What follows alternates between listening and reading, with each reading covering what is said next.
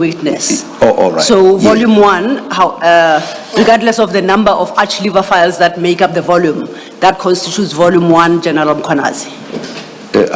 I think it doesn't matter if we have volume one in respect of each witness. Yes. So this one is just Mkhwanazi one. Okay. Another one down the line may be Masemula one. So we can have 100 ones.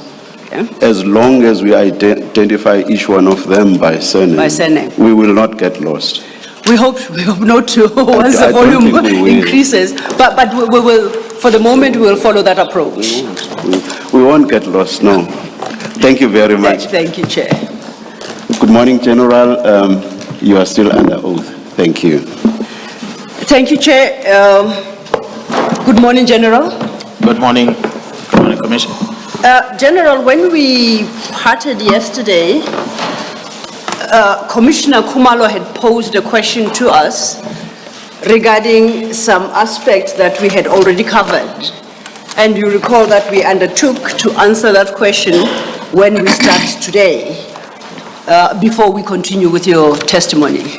And I propose that we do so now. And Commissioner Khumalo will correct me if I misquote him, but sorry, I got distracted. The gentleman behind me keeps talking, so it's distracting. If I understood his question correctly, Commissioner Khumalo wanted to understand, in respect to the 121 dockets, and I guess for lack of a better phrase, the ownership of those dockets. He wanted to understand whether the dockets that we reference as Eastern Cape dockets are owned by the TAS team or they are owned by, let's say, the Eastern Cape Police Service. If I understood the question. I understood the question differently. Okay. But yeah, let me let my colleague. Thank you. Thank you, Chair. The first question, good morning, General Mkhwanazi. Good morning, Commissioner. Yes. You will recall that, and then maybe while we are at it, Advocate Silo, we should just clarify the letter from the Minister. Yes. Containing the directive to disband the TAS team. Yes. We kept referring to it as the 2 January 2025 letter. It is in fact dated 31 December. Indeed, Commissioner, it's the 31st of Yes. December. 2 January is when he learnt of it. When General Yes. Mkhwanazi first learnt of the letter. Indeed. Yes, and what I tried to understand or establish, General Mkhwanazi, is your understanding of the instruction to disband the task team and what became of the task team. In other words, the members of the task team subsequent to the instruction to disband it. Did they all go back to their stations or to their provinces? What became after you became aware of of the instruction? Thank you, Commissioner. Commissioner, as I said yesterday, that the instruction was not officially given to me. It will have been sent to the National Commissioner, and National Commissioner did not communicate anything to me. But what I know of is that the team continued working. It never stopped. However, the numbers of members that were deployed in the team were reduced. Now, the reason of the perhaps reduction of the total number of personnel deployed might have been influenced by the budget. But I guess the National Commission is in a better position to explain what led into the reduction in terms of the number of personnel. So there's quite a lot of police officers that withdrew and went back to their stations, whereas others remained. All right. So if I understand you correctly, until there was official communication to you from the National Commissioner, you did not take steps to disband the TAS team. That's correct. I did not take steps to disband the TAS team to date. Thank you. And perhaps then, and thank you for the clarification, it is an aspect that we were going to cover, might as well then complete it, to give a sense of the timeline. As we understand things, The letter is dated the 31st of December 2024, and it is dispatched to the office of General Masemola as the National Commissioner on the same date. The General becomes aware of it on the 2nd of January. He thereafter contacted General Masemola, and General Masemola indicated that he did not participate or contribute to that letter, and that in fact he had been away until the 14th of January. In the interim, a letter is dispatched by General Sibia that we referred to of the 4th of February 2025. And we dealt with this letter. There are two of them, the 4th of February 2025 and then one for the 24th of April 2025. In that period, there were engagements, as the witness testified, regarding the possibility of possibly reversing the decision. So in the meantime, the work continues, and up until April, the task team still has its files. You will recall that the witness indicated yesterday that for this period, they were approved 3 months of budget, and that was to run in this unclear time, until recently. Then the budget for the entire year was approved. I'm not going to testify and answer whether it existed, and I would like to park it there because we are going to lead into other evidence where we demonstrate the confusion that then reigned as to whether is the task team in existence, is the task team not in existence. You will recall in his evidence yesterday, General Mkhwanazi indicated that from his perspective, he didn't believe the minister had the authority to disband. So everything is up in the air, but I think by lunchtime we'll have successfully demonstrated what confusion reigned, and whether or not it was disbanded, I believe at the end of the day becomes a legal question for us to argue. Thank you. Maybe if I check with the commissioners, last night in our preparation, we had understood that perhaps we rushed through the question of the dockets. And I don't know if you would like us to, we're thinking to recap on that before we move to the next point. We are in your hands. Oh, okay. You know best what you want to do and what you want to achieve. It would be for your benefit, but it is important then, I think, that the commissioners understand the whole issue of dockets, the impact of the removal of dockets, which in turn feeds into the very question that the Commissioner Khumalo has posed, that being the latter being the bigger question. For this purpose, I would like to project what was put up, yes, during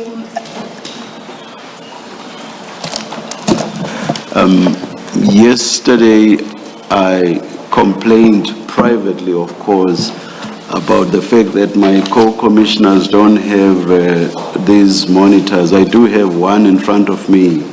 My co-commissioners should have those as well. They should not be expected Indeed. to turn and look across there.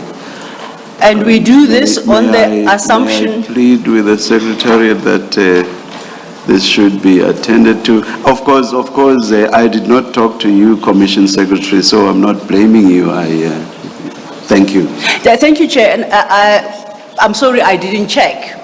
Following discussion after the first hearing, the assumption was that the equipment has since been provided, and therefore they will have. And I do apologize that we are here, but I think this is the only slide that we'll have to project for today. Yes.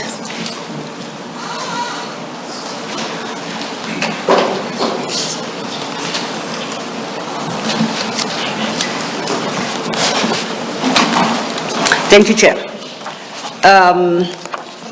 And I was giving the Chair the assurance that I think it's the only slide that we'd have to project. The next one would be tomorrow, and I hope the problem would be resolved by tomorrow. General, if I may ask you to refer to your statement in volume 1, and in particular to paragraph 87. We dealt with the contents of paragraph 87 yesterday, and there you give a breakdown of the dockets as you classify them, 90 parallel cases, and you talk of ad hoc cases, University of Fort Hare, and traditional leaders' investigations. Yesterday, when the evidence leader, the chief evidence leader, made his opening address, he put up this slide. And on this slide, he indicated, he made a point under the date of the 26th of March 2025, that on that date, 118 dockets were handed over on the instruction of General Sibia, and on the 10th of April, an additional 3 were handed over, and bringing the total to 121. So I want us to start the conversation from there, and you explain in the context of what's on the screen, whether or not what is happening there, why we ended up handing them over in 2 batches, and what is the ownership, quote unquote, of what you term the Eastern Cape dockets. Thank you. Thank you, Commissioner. It's a limitation from me to explain in details as to the movement of these dockets to the head office, because I was not the one that moved them. I believe that the investigating team who handed the dockets to the head office will perhaps come before the commission so that they can explain the whole process that they followed, including the scanning of the document prior to handing over and the audit that they conducted when they received them going back. My involvement, commissioners, is when I first received a briefing in May that the docket are already in Pretoria. And the briefing I received, which I referred to in my statement, is that 121 dockets are in Pretoria. So it was not necessarily explained that they went in patches. So it was said 121 dockets are already in Pretoria. And when I asked as to who directed that, and the response was from Kellen Matlow was that Gerald Kumalo is the one who ordered that those dockets must come up. So the people that facilitated that move, I think they are better positioned to explain. My involvement only is limited to the briefing I get and the inquiry started making thereafter. Thank you for that, General, and I appreciate Your microphone is off. I apologize. Thank you for that clarification, and your limitations are appreciated. Perhaps then we could turn to the question of the Eastern Cape dockets. We tend to refer to them as the Eastern Cape dockets. We appreciated from your evidence yesterday that the mandate of the task team was extended by the President to include investigations into the Fort Hare killings. Am I correct? That's correct. So can you at least explain to the Commission, insofar as the task team is concerned, what is the status of the Eastern Cape dockets? Are they the task team dockets, quote unquote, or what is the real situation there? As I explained again yesterday, Commissioner, in terms of the ownership of a case docket, it is a police station where the docket was registered. So in this instance, those dockets belong to police stations in the Eastern Cape. Therefore, they fall under the jurisdiction of the Provincial Commission Eastern Cape. However, because there is a directive that a team must conduct that investigations, which means, therefore, the team have to account for those dockets.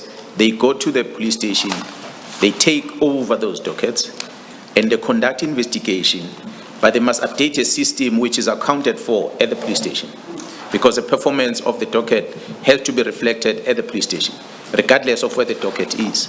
So the team, they are responsible for the docket for the period of the investigation. Until the investigation is complete, then they give the docket back. So in terms of the role that the team then plays in this regard is a temporal ownership of the docket in as far as the work they are busy doing. But as soon as they complete the work, then they transfer the docket back so that it gets to be filed and it's accounted for at that particular station. Thank you.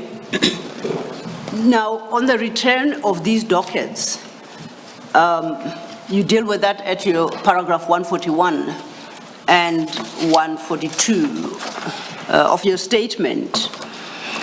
You referenced yesterday an analysis that was conducted on those dockets when they were received back from head office.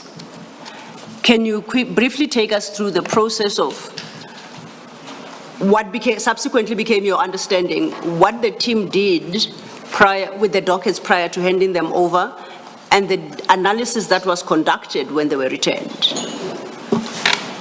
Commissioner, as I indicated, the movement of the docket to Pretoria did not involve me. But through my inquiry from the team, I was informed that they had scanned every single docket before handing it over, so that they keep record of the status of those dockets when they handed them over. I get involved when the docket has to come back to KZN. And my involvement is started with a meeting that was held between myself, the acting divisional commissioner of detective services, as well as General Kumalo, and my deputy provincial commissioner, acting Major General Gopal. So we had a meeting, all of us, where we discussed how we're going to handle the process of receiving the dockets back. So from that meeting, the agreement that we reached is what we did thereafter, which was to have the very same team responsible from the political clearance task team to hand over the docket, those that has a database of the status of the docket as they handed them over, to come over to Pretoria and meet up with detective services.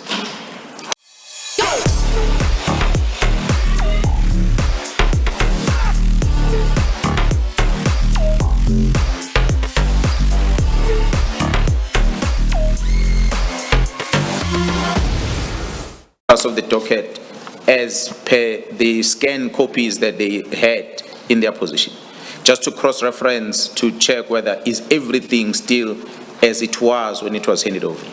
So that is a process that was followed thereafter, and upon agreement, then the dockets were signed off back to the task team as in the same form as they were handed over.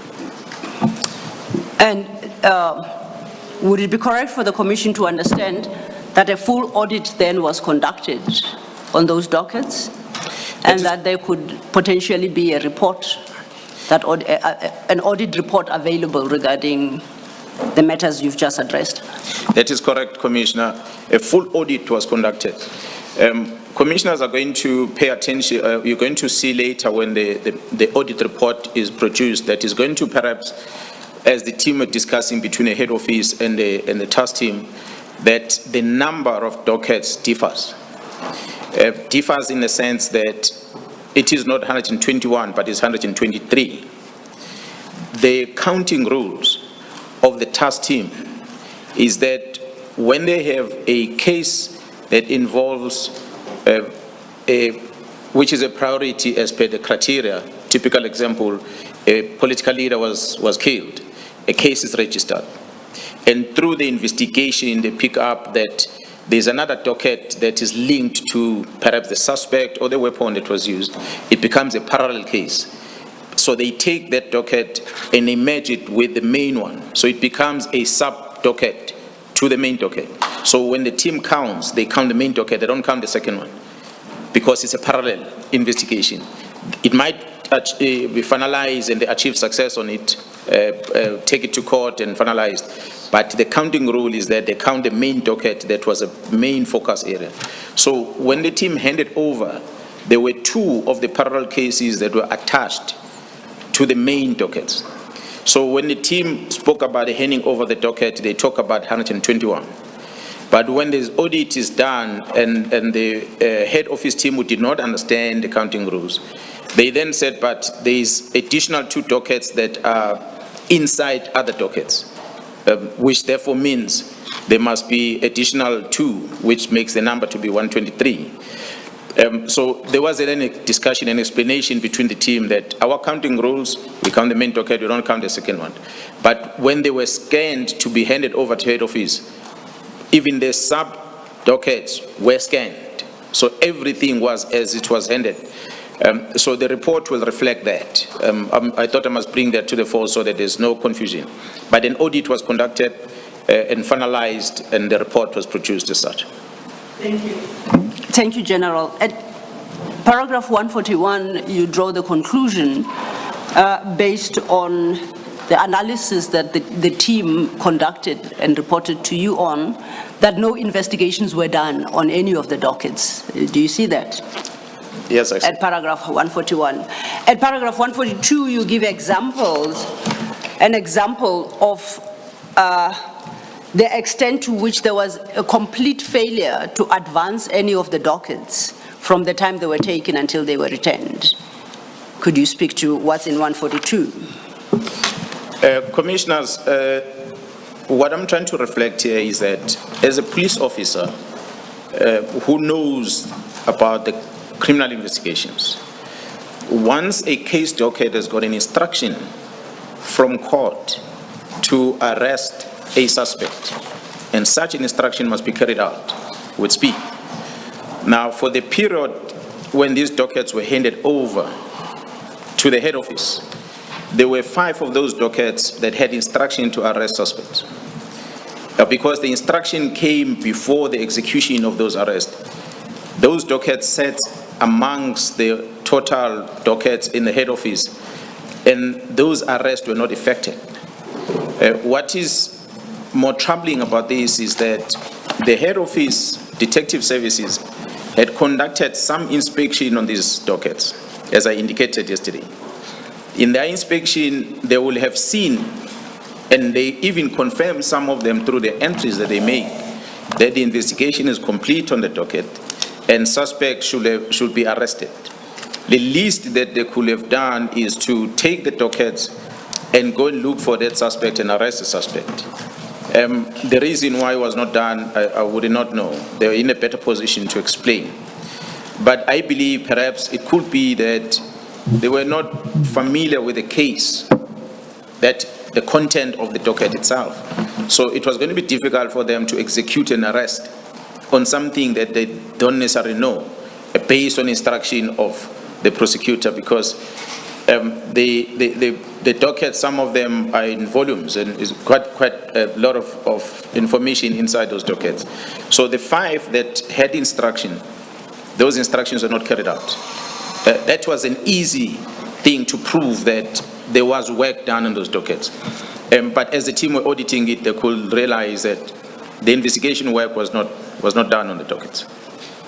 I think you've clarified something I wanted to get clarity on. You referred to an instruction to arrest coming from the court, and I wanted to just get clarity on that, because I cannot see a court giving that kind of instruction.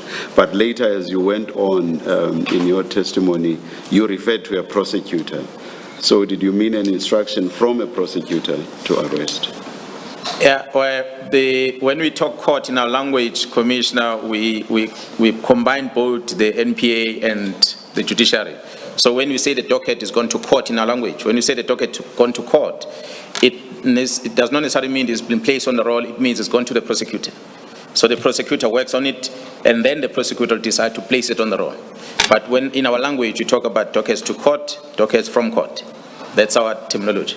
But we mean that NPA. And indeed, in previous years, prosecutors were closely connected to courts and were even housed in court buildings. So maybe that's something historical. But you've clarified it. Thank you very much, General. Thank you, sir. Thank you, Chair. Thank you, General. And that you were dealing then with your paragraph 142. What's in 143's, I think is a point you raised yesterday, that in this intervening period, you were receiving inquiries from families, concerned members, who want to know what is happening with the investigations.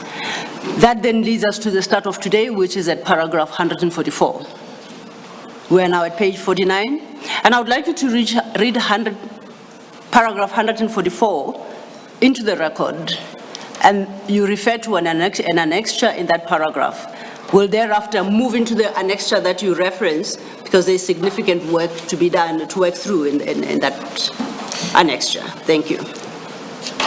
Thank you, Commissioner. Paragraph 144 on my statement reads, the immediate and adverse impact of the dissolution of the task team cannot be overstated. This is amply and succinctly set out by the Director of Public Prosecution, Advocate E. Harrison, in her letter that was written to me on the 10th of June 2025. Advocate Harrison points out that the benefit of case coordination efforts under the auspice of the task team, of which the NPA is a part, which have led to numerous successful prosecution, will be lost as the individual dockets will have to be returned to their respective areas where the crimes were committed.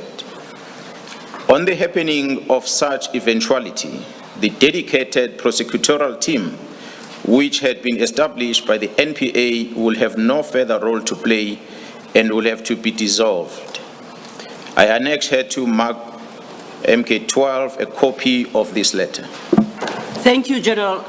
Commissioners, that letter starts at page 194, MK12. And also, General, if you could turn to that annexure, 194.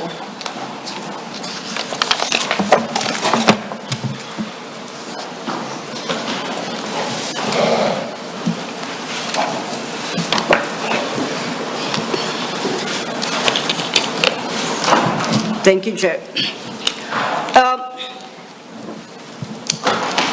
Perhaps I should warn that this is going to be the main annexure we work with. But as we deal with the issues reflected in this letter, which are many and varied, we'll be cross-referring to other annexures.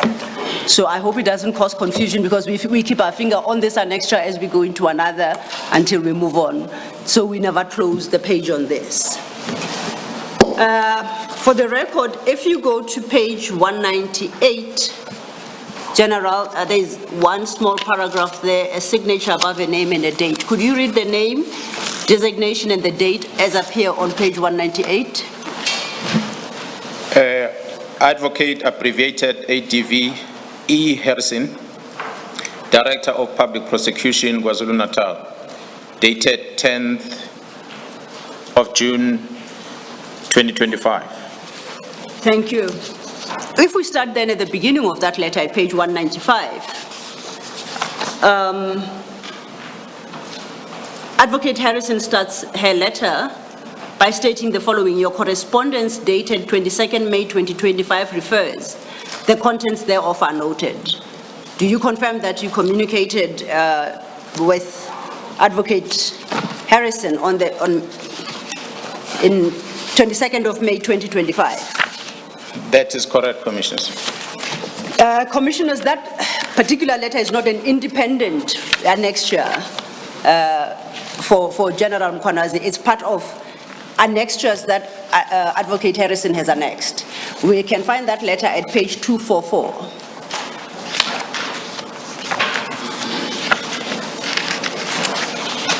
In order to... Have you found the letter, General? 244, thank you. Yes, ma'am. In order to appreciate then the response that follows in Advocate Harrison's letter, your letter is very short, could you please read your letter into the record and we understand what issues you had raised with her that invite a response, this lengthy response she's about to give? Commissioner, on the date on the 22nd, I wrote a letter, 22nd of May, I wrote a letter addressed to the Director of Public Prosecution with the heading Political Task Team Prosecution Guided Investigation, Failure to Execute the J50 warrants. In the letter, first paragraph reads, "This office wishes to apologize for the failure in executing the J50 warrants in dockets amongst 121 case dockets that this office has discovered to have been delivered to Pretoria due to a telephonic instruction received by the political task team leader. It is an unfortunate situation that this office became alerted to on the 20th of May in a docket accountable session to the fact that all prosecution guided since 2025-03-26 has not been addressed.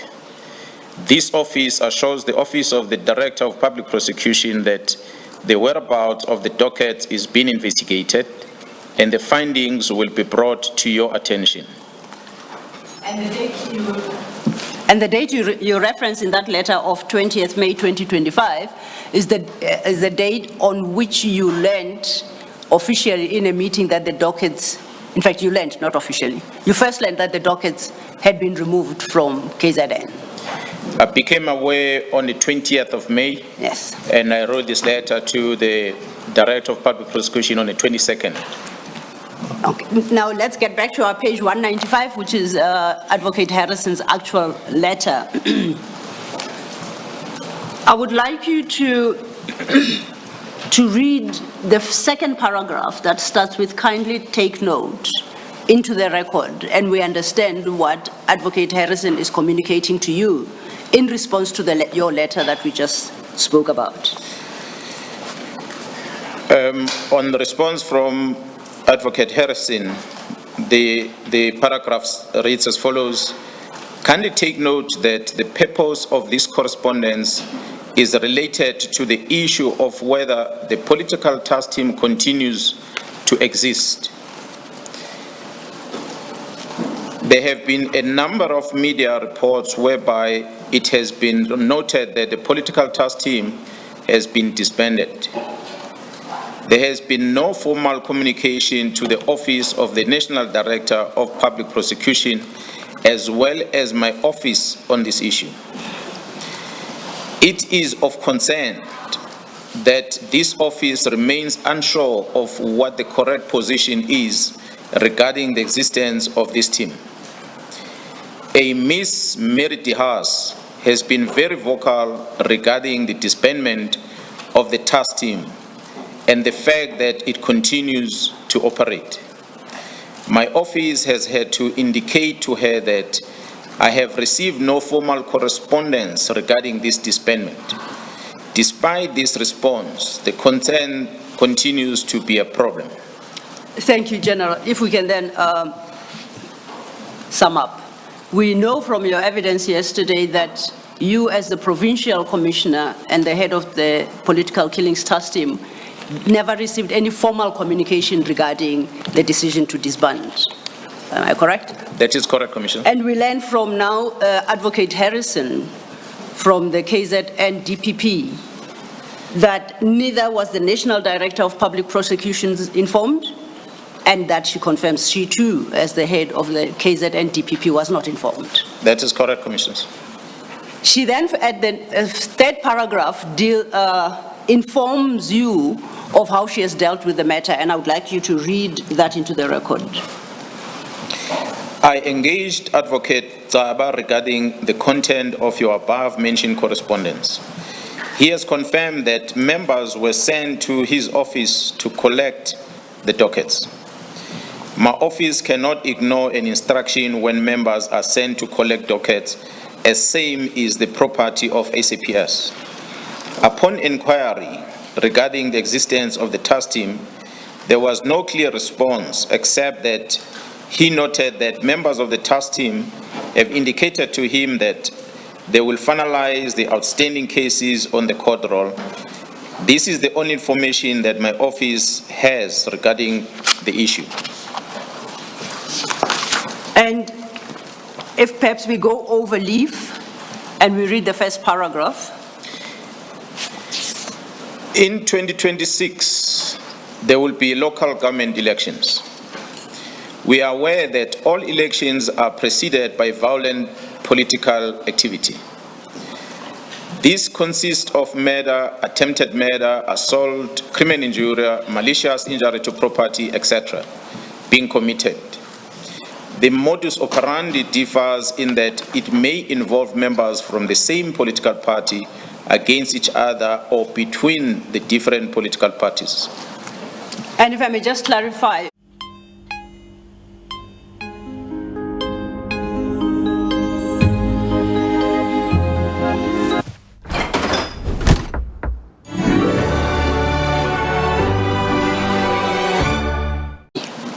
and this is what she references when she says killings involving members of the same political party.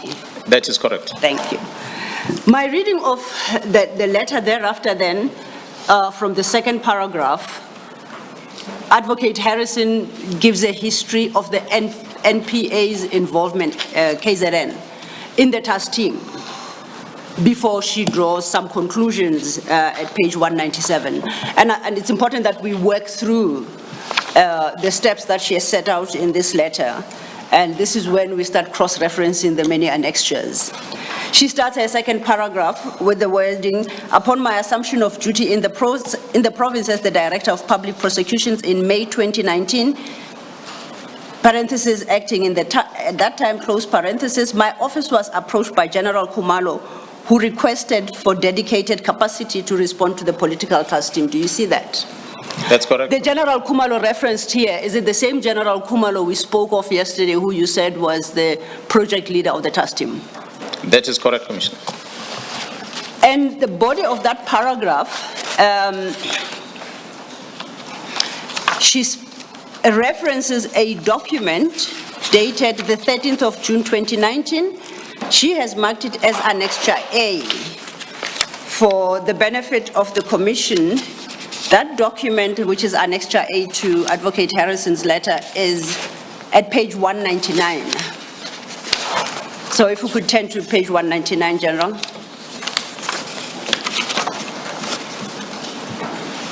I'm there. The top right-hand corner of that document is dated the 13th of June 2019. It's on the letterhead of the Director of Public Prosecutions, KwaZulu-Natal, and it's dated all DPP, KZN members of staff. In respect of that document, she says at page 198, we don't have to go there, I'll just remind, because of the increased workload and the demand for prosecutions, this led to my office, Advocate Harrison's office, issuing a directive to the KZN prosecutors dated 13 June 2019, and that is the document we are now looking at page 199. The document at page 199 highlights the issues that I think you testified to yesterday. In particular, from paragraph 2, it notes the high levels of violence, particularly linked to political persons or perpetrated by persons linked to political parties. That was then in 29. At item 3, she references the establishment of the interministerial task team by the President in the same terms that you testified to yesterday. Overleaf at 200, that's a background to the directives that follow from item 5 at page 200. I would like you to read paragraph 5 so we can understand what the instruction by the KwaZulu-Natal Deputy Public Protector was to all prosecutors in the province. Maybe just to correct, is the Director of Public Prosecutions. Director of Public Prosecutions. There are too many acronyms and I mixed them up. I'm sorry for the confusion, and thank you, General, for pointing it out. Okay, on paragraph 5, it reads as follows: all cases involving offences either perpetrated by persons linked to political party or against a person's links to a political party must be considered by the Chief Prosecutor before the matter being enrolled. In potential High Court matters, the provision of Circular 3 of 2000 still apply. Each cluster and unit or office must ensure that a complete copy of the docket is forwarded to my office in the most expeditious manner in compliance with 3-day rule. And the correspondence must indicate political related cases in the subject line. So, if I understand that correctly, and I want to test if that is your understanding as well, she is prescribing a process that must be followed regarding these political killings cases. That is correct, Commissioners. And that those cases require consideration by the Chief Prosecutor. That is correct, Commissioner. She then goes to, we jump to item, paragraph 8, listed 8, still on page 200, if you could read that. The decision not to prosecute a person, but to use such a person as a witness in terms of Section 204 of the Criminal Procedure Act must be made in consultation with the Chief Prosecutor and or the DOPP in potential High Court cases, or the DDPP, beg your pardon, in potential High Court cases. Section 204 should only be used in exceptional circumstances where it is in the interest of justice to use the provision. A reference must be made to Part 4 of the NPA Policy Manual, Section D, headed Section 204 witnesses. So then, and once again, to test my understanding and to see if it accords with yours, that item 8 seeks to institute a process to manage the Section 204 witnesses process. That is correct, Commissioners. I then would like you to go to reach item 10 on the same page. No politically related cases may be withdrawn without detailed and cogent written notes in the C clip of the docket or office file. So there was a requirement that in respect of the cases that the task team was dealing with, should there be a decision to withdraw against a suspect, that must be done only after a detailed and cogent written report is filed in the docket. That is correct. Then we go back to 196, main letter. And we're at paragraph 2. At paragraph 2, it concludes, this directive set out the challenges which General Khumalo had raised. Despite this arrangement, there was a continued unhappiness regarding the task team not having dedicated capacity. So that was, it would sound like the DPP's attempt to address General Khumalo's concerns and challenges in the province. And she concludes here that even that was not enough. Is that your own understanding as well? That is correct. She then looks at a different issue at paragraph 3 and says, I also wish to bring to your attention a correspondence with the Minister of Police, Mr. B.H. Cele, or which the Minister of Police, Mr. B.H. Cele, had forwarded to our NDPP advocate Batoi. This correspondence is dated 24th of May, 2019, and she states that the purpose was to highlight the challenges regarding the successful prosecution of politically related cases allocated to the task team. In this regard, she refers to a document she calls Annexure B, and that, Commissioners, will be found at page 202. And General, if we could turn to page 202.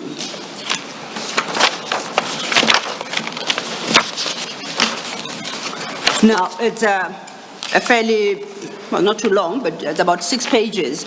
So if you could just quickly flip through that document and tell the Commissioners what that document is. Then we will work through the detail of the document. It's an NPA internal correspondence from the Director of Public Prosecution in KwaZulu-Natal, beg your pardon. It's addressed to the Advocate Batohi and is from the Minister of Police. If I had to check the signature part of it, which is at page 209, it was signed by Minister of Police, Mr. Cele, on the, I think the date is 24th of the 5th month, 2019. It's just written, it's not quite clear exactly the date, but it's a letter from the Police Ministry to the National Director of Public Prosecution. Yes. And this letter is shared with you by Advocate Harrison. That is correct. DPP. Let us consider the contents of the letter. And we start at page 203. And I take it that you would be familiar with the facts set out in this letter, in this document, because on my reading, this letter refers to politically related killings in your area of jurisdiction. Is that a fair assumption? Yeah, that's correct. Let's look at the challenges at page 203. The letter highlights challenges identified, and at item 3. At item 3.1, he references section 204, witnesses killed while in the witness protection program, and he gives an example below that. You confirm that? That's correct. At item 3.3, same page, the heading is section 204, witnesses turned against the state. And at subparagraph 3.3.1, witnesses who abandoned witness protection program. Can you shed light as to what he's talking about, the minister is talking about there? Commissioners, I must indicate that, as I've indicated before, that the IMC will be receiving briefing from the team. So part of the briefing to the IMC will be to indicate challenges that the team will experience. And some of these challenges are the ones that are listed in this letter. A typical example of a witness that will turn against the state will be a person that will have a first-hand information. It could be the person was part of the commission of a crime and turn witness, and a person who was involved, directly involved. But because of the delays and challenges, maybe that person is approached by the main suspect. In the hierarchy of this organized killing, you'll find a person who's controlling the purse, a person who's got the money, will coordinate this killing, will not do the job himself or herself, but will pay someone to find a hitman. So even if we arrest a hitman, the person who hired the hitman, who have received money, is the one that maybe turns out to be our witness. But if that person is compensated somehow or is persuaded somehow not to assist the police, and that's a person who then withdraws his services. But their reasons of withdrawal obviously differ. At times it could be through intimidation that leads into that person turning against the state. And on the same document, on the same page 204, on our, no same, overleaf 204, item 4, there is a table there that flows over to page 205, and that table is headed questionable withdrawal decisions by the NPA. And commissioners, we apologize for the poor quality, but to assist, the first column reads station and case number. The second column reads decision, and the third column reads prosecutor. So this table sets out the details of specific cases and the decisions. The second column? Decision. So it's a summary of the decision or the basis on which they put forward for the withdrawal of the case. And the last column indicates who the prosecutor was in that matter. So it's called prosecutor there. It's a list of of 11. And just to give the commissioners perhaps a flavor of the issues that are raised, which lead the drafter of this document to call them questionable withdrawal decisions by the NPA. We will not highlight the names of the prosecutors who were involved. We'll just concentrate on some of the reasons advanced for the withdrawal. So I will ask you to read the reason in respect of case 1. On case 1, the reason suspect placed on the roll and later withdrawn. And that was a case, that was a murder case, according to this document, column 1. That is correct. The next 2 cases were for intimidation. They too were withdrawn, and please read into the record the reasons advanced for the withdrawal there. The reasons advanced by the prosecutor here, I quote, "You will feel the heat does not amount to intimidation, which resulted in all 3 cases being declined to prosecute." Then I will turn over to page 205. Again, I pick a different one. Item 9, that was a case of unlawful possession of a firearm. Please read that reason, the reason advanced for withdrawing that one. The owner of the security company does not cooperate to rectify the queries regarding the investigation. And lastly then, item number 11. This is in respect of possession of unlicensed firearm and ammunition. Unreasonable demanding additional evidence to enroll the case despite overwhelming evidence which link the suspect to the case. Yesterday you testified to the novelty of the task team approach in investigation. Sorry, before you do that. Yes, yes, ma'am. Ms. Lo, just so that I make sure I understand, the reasons where it says decision in that column, Yes. are these the notes of the prosecutor, or this is Minister Cele saying it's unreasonable to demand additional evidence? I'm looking at your example 11, right, where it says unreasonable demanding additional evidence to enroll the case despite overwhelming evidence which links the suspect to the case. Yes. Is this the prosecutor saying that, or it is Minister Cele raising his concern about the decision not to prosecute? No, my understanding of the table we've gone through, as if we consider it in the context of the heading, questionable withdrawal decisions by the NPA. So the decision to withdraw has been taken by the NPA, and the issue is that the reasons advanced for the withdrawal are questionable. So that column that is headed decision seeks, as I understand it, to highlight the reason that was advanced at the time of withdrawal.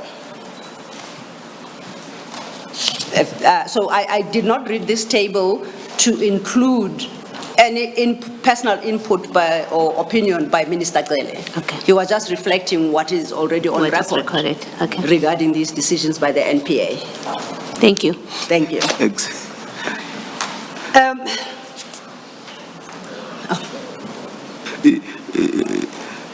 This is still confusing. As time goes by, aging, illness, and recovery can impact your quality of life. LifeGain fills your cup of life, scientifically formulated with 50 quality nutrients, including a unique triple protein blend. Fill your cup with LifeGain. His own view, and maybe what happened is that it was the prosecutor who was insisting on additional evidence, and so the minister is expressing his view that that was unreasonable because there was sufficient evidence. So this one sounds to be an exception to what you are saying, which is what's in that column is the decision, as was recorded. But I would perhaps ask that we park the issue for the moment. As we work through the document, we will realize that the minister technically is quoting the information that became available to him regarding all these issues, because sometimes it gets so specific that is information he simply could not have. So clearly the source of the information he is reflecting the situation on the ground. He concludes at page 209 with the findings and recommendations.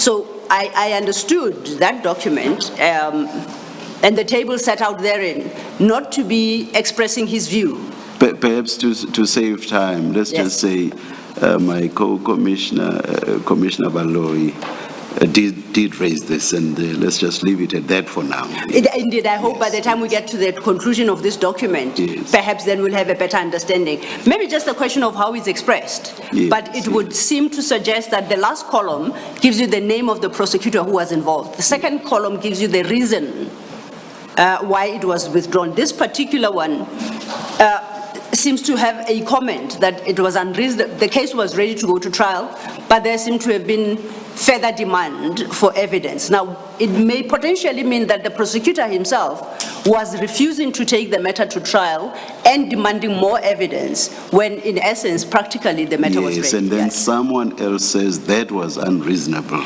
And because this is the minister's document, it's on that basis that we think that it might be is him. is the minister expressing that opinion. But as I We said, can flag in it. the interest of time, We'll find out exactly where that comes from. yes, let's move on.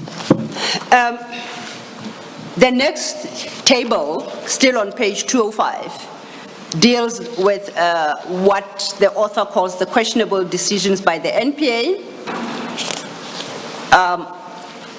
And the headings there are, once again, case number and the charge, and the second column should read decisions. Here, there are two cases, two meta cases, and if you could just quickly highlight what under the column decision advanced in respect of each, General. The first case is in Tuzuma case 242 of 10/2012.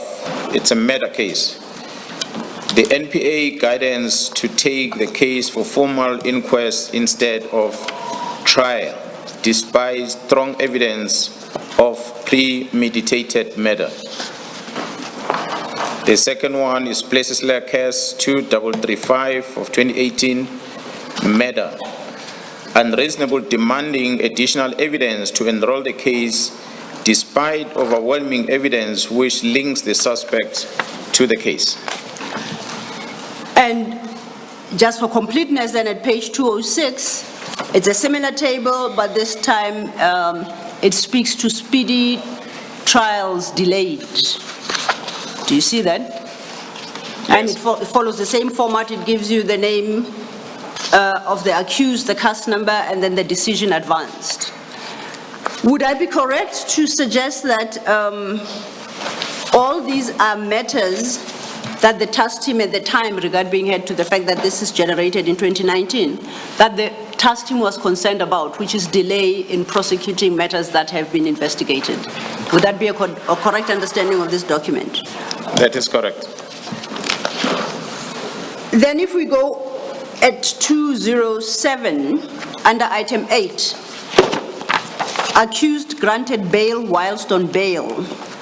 Now that goes over till 208, starts at 207 into 208.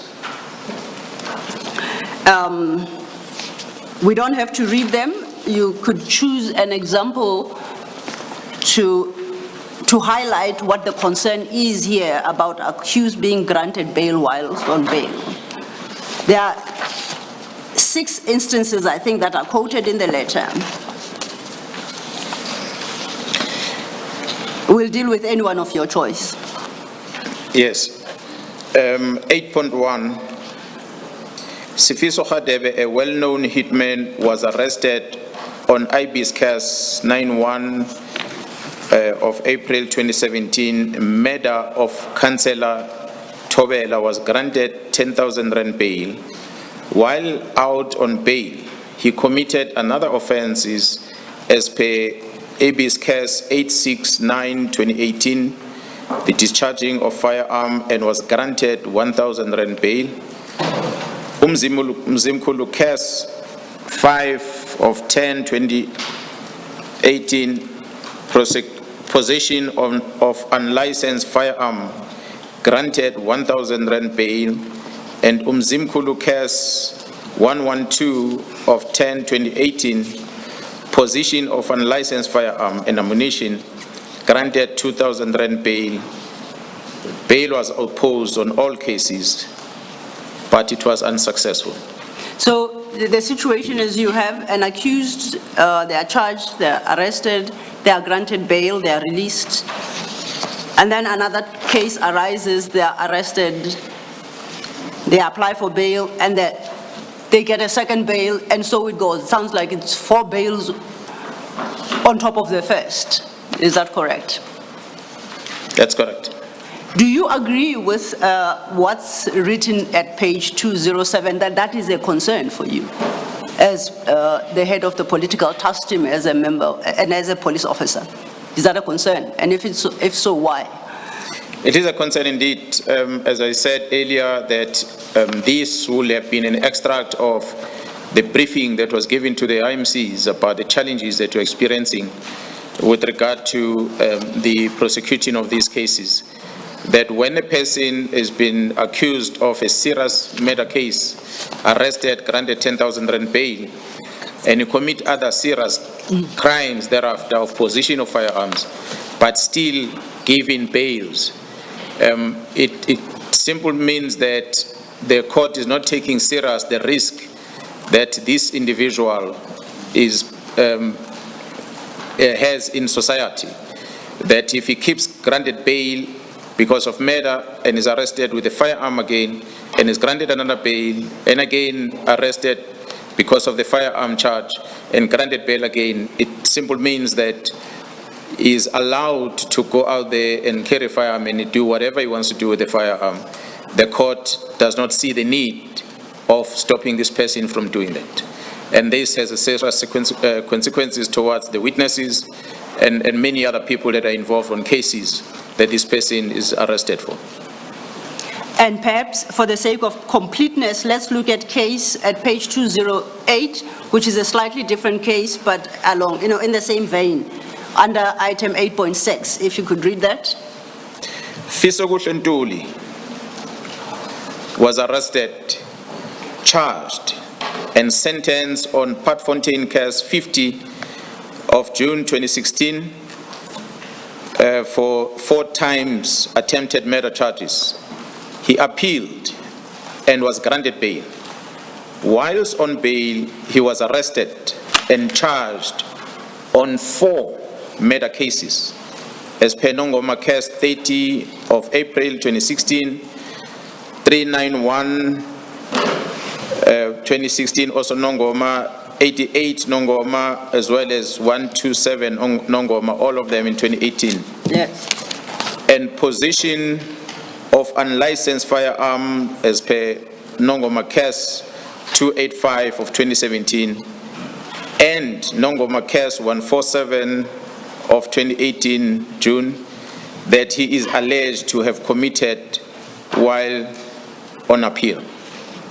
So this accused is actually charged, convicted, and sentenced, then he appeals. He's granted bail while he's awaiting his appeal. And in that period, manages to commit 4 more murders. That is correct. Okay. Now, Manages to be charged with a commission of... that's more precise, legally correct, yes, so manages to be charged. Then, I think what we have just worked through, which was what Minister Cele at the time communicated to Advocate Bagtoy, culminates in certain findings and then followed by recommendations, and that's set out at page 209. I think it is important to appreciate the findings made in 2019 because that gives a sense of the situation as it prevailed in 2019, appreciated even by the minister. So if you could read the findings under item 9 at 209. The findings reads as follows. The political related cases, especially murder, are organized in nature with different role players carefully identified, that is hitmen, spotters, coordinators, and individuals at the top who are ordering the hits. Bullet 2, most cases are dependent on Section 204 witnesses that were part of the syndicate, especially when the investigation has to be directed against individual on top, open bracket, politicians and entrepreneurs, close bracket. Bullet 3, the involvement of politicians and business people possess a threat of attempts to bribe the criminal justice system personnel. If it fails, then attempts to turn Section 204 against the state. If that fails, then they kill the state witness, which results in the case being withdrawn. Paragraph 4, bullet 4, the lack of dedicated prosecutors to guide and prosecute on allocated cases. Bullet 6, bullet 5, I beg your pardon, the trial-ready cases being postponed for a longer period due to unavailability of dedicated magistrates. The last bullet, the repetitive granting of bail to accused who are already on bail. Yes. So those were the findings that Minister Cele drew at the time. Did they accord with your experience and knowledge with the situation as was prevailing in KZN at the time? That is correct, Commissioners. And he turns then lastly at item 10 by making recommendations to Advocate Batoi. If you could just quickly read those into the record. Recommendations, 4 of them reads as follows. Bullet 1, a dedicated courtroom for the processing of the politically related cases. Bullet 2, dedicated preferable prosecutors and magistrates to deal with these cases. Bullet 3, appointment of a permanent KZN Director of Public Prosecution.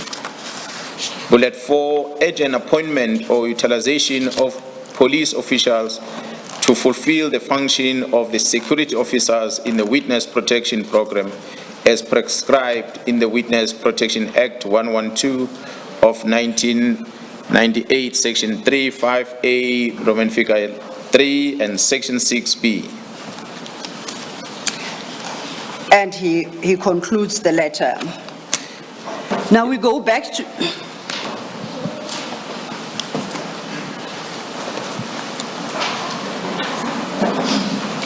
Mr. Law, Yes. before you leave this letter, you asked the General whether what is under the findings in those bullets Yes. accords with his knowledge and experience at the time. Indeed. And he's answered in the affirmative. I want to ask a question, but I don't want to anticipate where you're going to go. I would have done a follow-up of, as at the date of the letter which disbands or that seeks to disestablish the PKTT, which is what, in December, these factors in bullets 1, 2, 3 under findings, what the position was. I want to ask that, but if you are going to be dealing with it in your own way, I don't want to interfere with it. So Well, you stop me. There would have been, we were prepared to deal with it in another way, Okay. but it doesn't change the course of anything. Okay. It can be dealt with now. Now that the Commissioner has put it out there, perhaps the General You can respond deal to with it. Okay. No, the General can respond to it immediately. General, you've had in 2019, you say that you were aware of those factors in bullet 1, 2, 3, and these are the politically related cases, especially murder, are organized in that way described there. Most of the cases are dependent on Section 204 witnesses, and then bullet 3, the involvement of politicians and business people. Is as at 2024, when Minister Mkhunu sends the letter or the instruction to disband the political killing stars team, what in your impression and experience is the position? Is it still the same? Is it any different? It remains the same, Commissioner, that there is a lot of interference with these investigations in different forms, as is listed there, in order to try and close these cases by business people and politicians, and by and large, because they are political cases, the people on the higher level of the syndicates that are involved are the ones that are behind the closures of dockets. So they influence the docket. It still remains the case to date. Thank you, General. Thank you, Commissioner Baloyi. We go back then, General, to Advocate Harrison's letter, and we were at page 196. And we're looking at the last paragraph. I invite us to consider the last paragraph of that letter at page 196.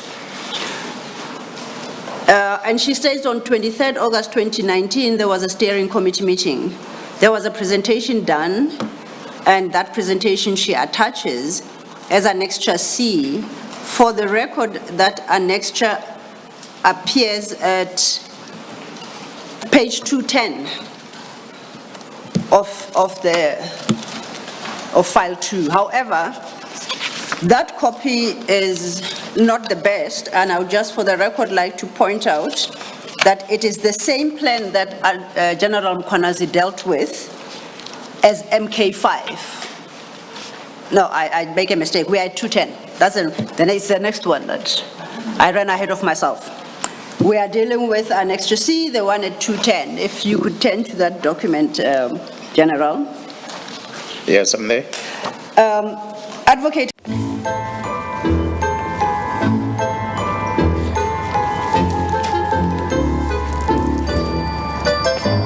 When you invest, you see the world differently. Satrix, own the market. Of political related cases, Steering Committee, 23 August 2019.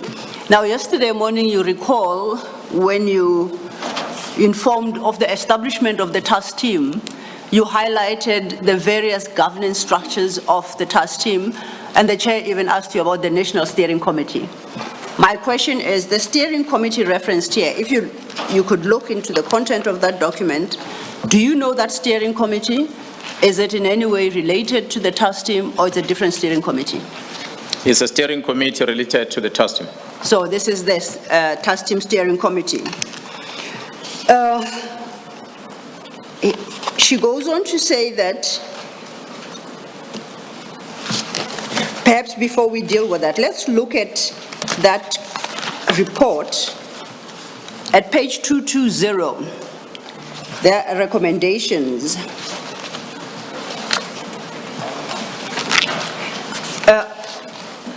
Is my understanding correct that this is what is being recommended by the NPA to the task team for adoption?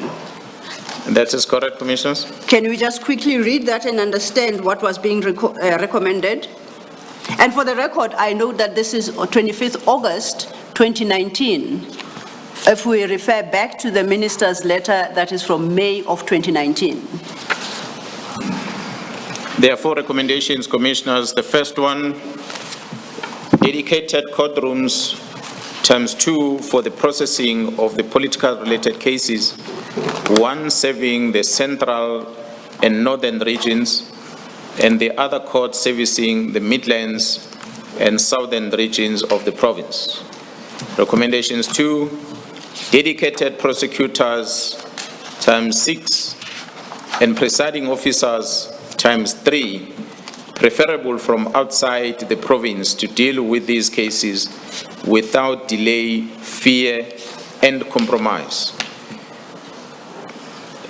Third recommendation, the use of dedicated correctional center, in bracket, Epongweni, Kokstad, super maximum prison, close bracket, already identified by the Minister of Justice and Correctional Service for accused of political related cases to minimize the risk of interferences.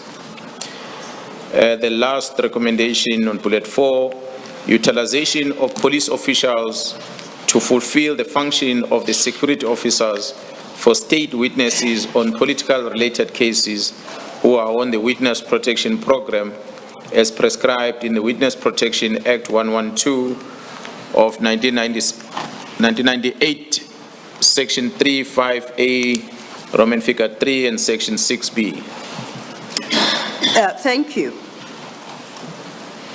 your knowledge, this being a presentation to the task team and the recommendations are being made to the task team, were these recommendations accepted by the task team?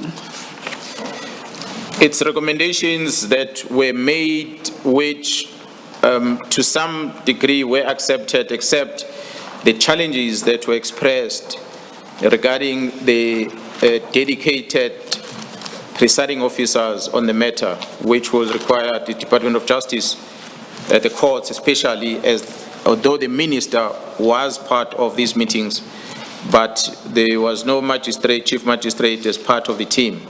So that is what then the NPA was going to escalate to the court. And before at least the 31st of December 2024, what was the prevailing position within KZN insofar as these recommendations are concerned? What had been implemented after the task team accepted some of these recommendations or were able to implement them? I must indicate, Commissioners, that when the team was working up until that period, there has been challenges in some of the presiding officers which led into one complaint against one presiding officer, magistrate, that was registered through the right channels for investigation. General, I apologize to interrupt. Can we give the commissioners a moment? You're not. Okay, thank you, Commissioner. You may proceed.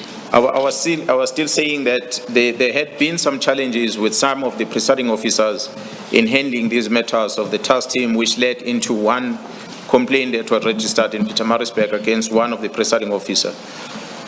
But by and large, the close working relationship between the SAPS and the prosecution team on these cases, the involvement of chief prosecutors as directed by the Director of Public Prosecution, of which I must say when we started she was acting and she became permanent. And when she was permanent, then the structure started functioning well, which happened after the letter of the minister's request to the NDPP.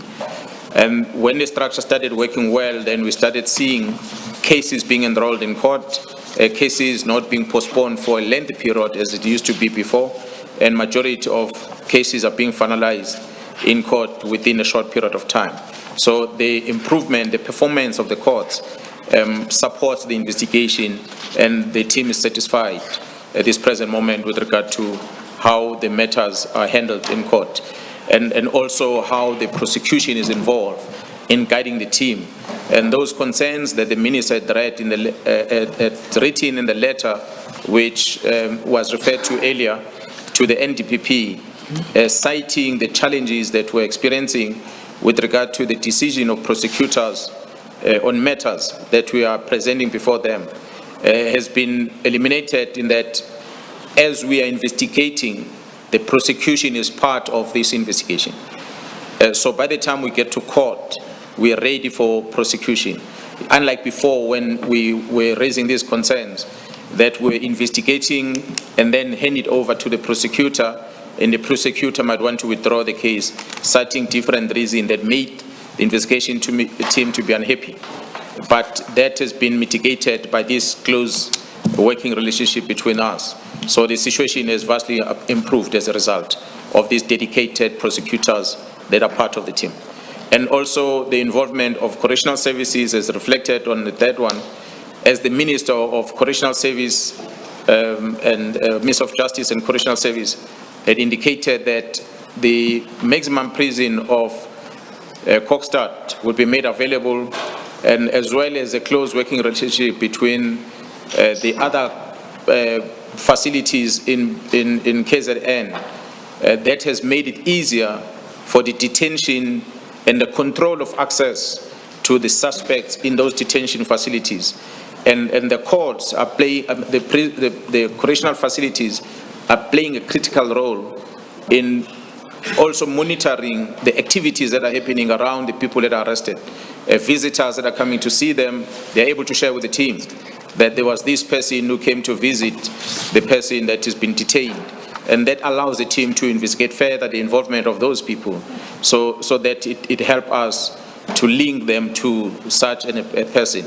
There's been a lot of success as a result of that, which we thank correctional services for playing that critical role to help with this investigation, not only just to detain the people, but to assist also with the interviews, making the facilities available for the team to have easy access to correctional facilities to allow the team to be able to investigate. Thank you, General. Before we move to the next point, Commissioners, at 196, when I confused myself because I ran ahead, please make a note for yourselves that the annexure D referred to there, it appears at page 223. It is in black and white, but it's the exact document that we have as MK5, which is in color and therefore more legible. If then we could turn over to page 197, General. And I invite you to read into the record paragraphs 2, 3, and the one-line paragraph, no, in fact, 4 and 5, before we get to conclusion. So you can skip the first paragraph on that page. I would like to draw attention to the second paragraph. If you could read from there to just the last paragraph before the heading conclusion. Thank you.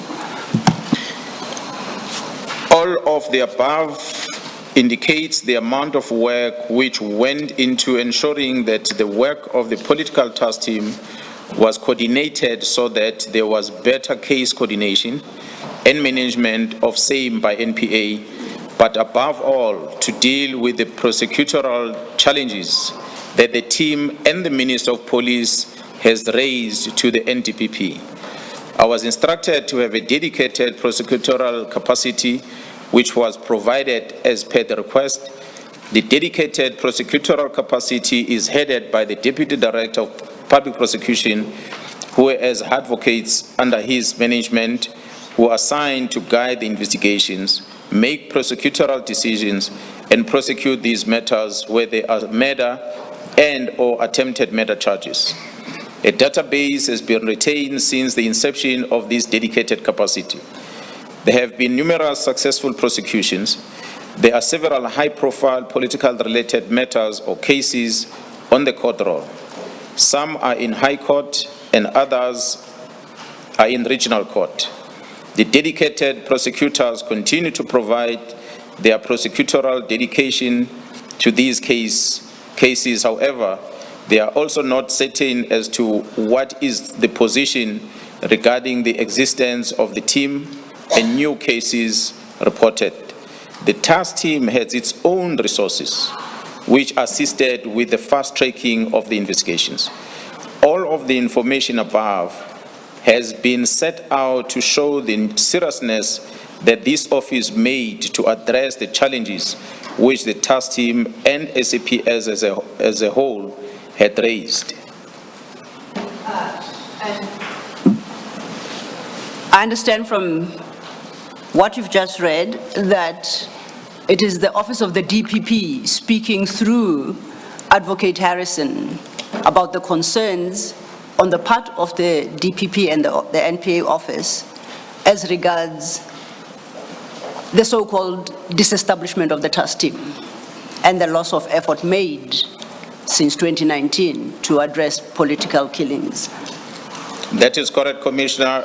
As the head of the prosecution in KwaZulu-Natal, she was expressing the concern that not only affects her only, but the prosecutors that are working with the team. And then she draws conclusions. And if you could just read that into the record, please. It is requested that you assist with providing my office with a response regarding whether the SAPS political task team still exists. The dedicated capacity needs to respond to the dedicated task team. If there is no dedicated task team, then the dedicated prosecutorial capacity will be dissolved, and all new cases will have to be reported to the chief prosecutors in the area where the crime is committed. This office cannot retain dedicated capacity where there is no dedicated SAPS task team. Your correspondence will assist as the unit has to plan for the year 2025-2026. It has its own priorities as per the NPS AOP. As we are all aware, organized crime has become the new focus or priority, and this office needs to plan. I am unfortunately not able to complete the planning because the issue regarding the existence of the task team has not been communicated. At this stage, the only information which one has is that in the media. Your urgent response to the above issue will be appreciated. Signed by Advocate Harrison, dated the 10th of June, 2025. And that the signature is as Director of Public Prosecutions, KwaZulu-Natal. That is correct.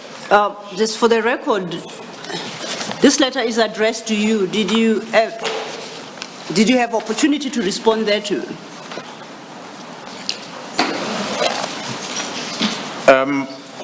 Beside a telephonic conversation that I had with her, I did not formally respond to the letter, commissioners, because it was a time when I was busy trying to intervene with regard to the decision of the minister to dissolve the team, trying to facilitate that this decision must be reversed in order to mitigate these challenges, which of course it had not happened, and I can safely say without jumping forward that the further engagement we've had with the DPP in relation to this and the decision of the team has led into the criminal case docket being registered, which we cannot discuss it now. It's subject to all this which has happened. Sorry, Advocate Stella. General, having regard to the content of this letter, can you just tell us whether you shared similar concerns as those expressed by Advocate Harrison in the letter? That is correct, Commissioner. Commissioner will recall that when she starts her letter, she refers to my letter to her.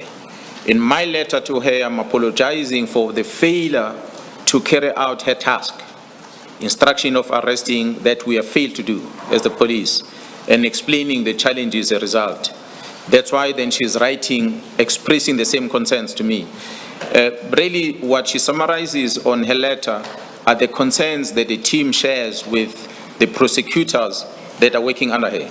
So she's just elevating that to bring it to my attention so that I can, when I engage with my principal, be able to show what the prosecutors are saying with regard to this decision of the minister.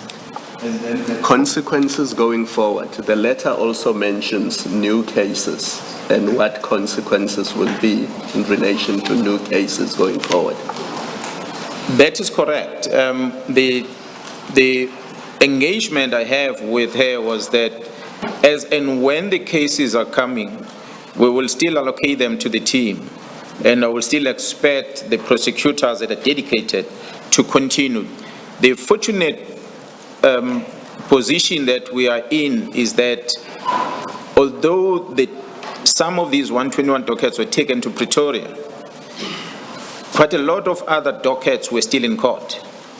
And the very same prosecution team was involved in those dockets. So they are still engaged with the team on that level. Not necessarily taking new dockets, but they are still engaged with the team in as far as the courts, dockets that are in court.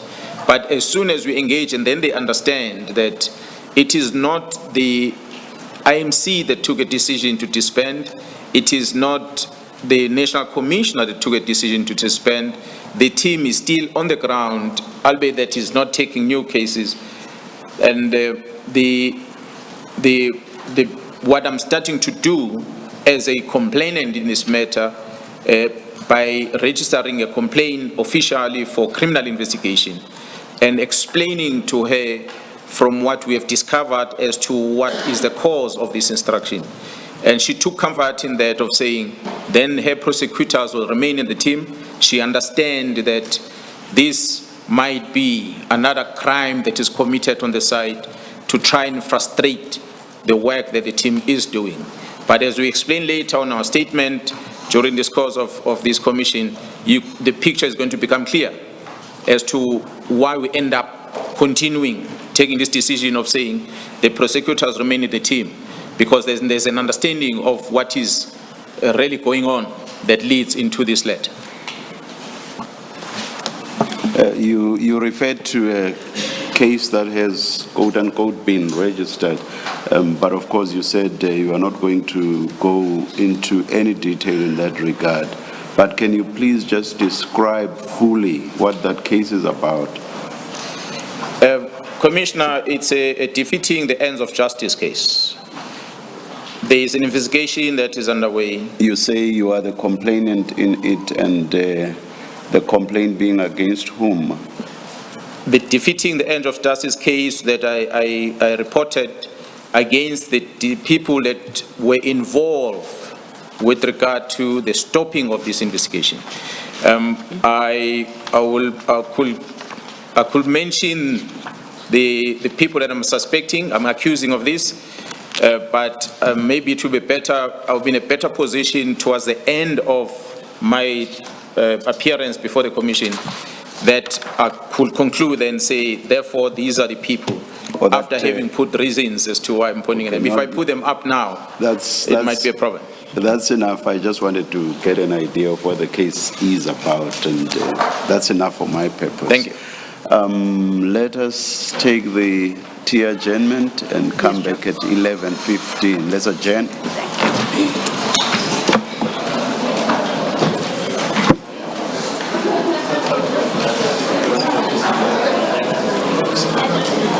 Do you see why we couldn't? Urinda. Ukar ubitsa.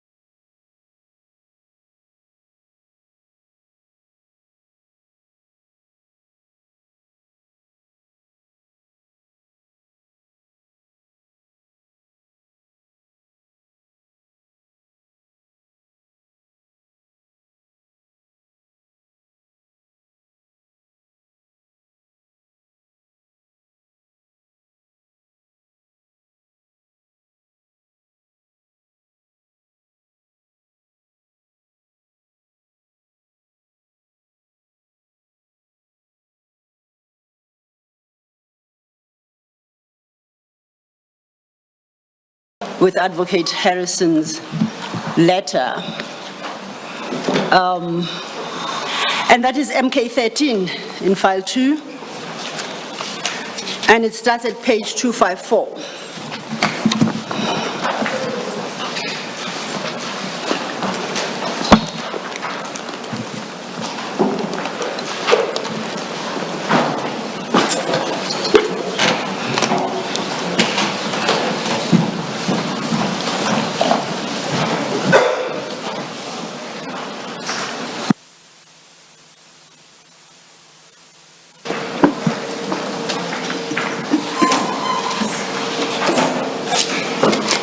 Ms. Silla, Yes, Commissioner.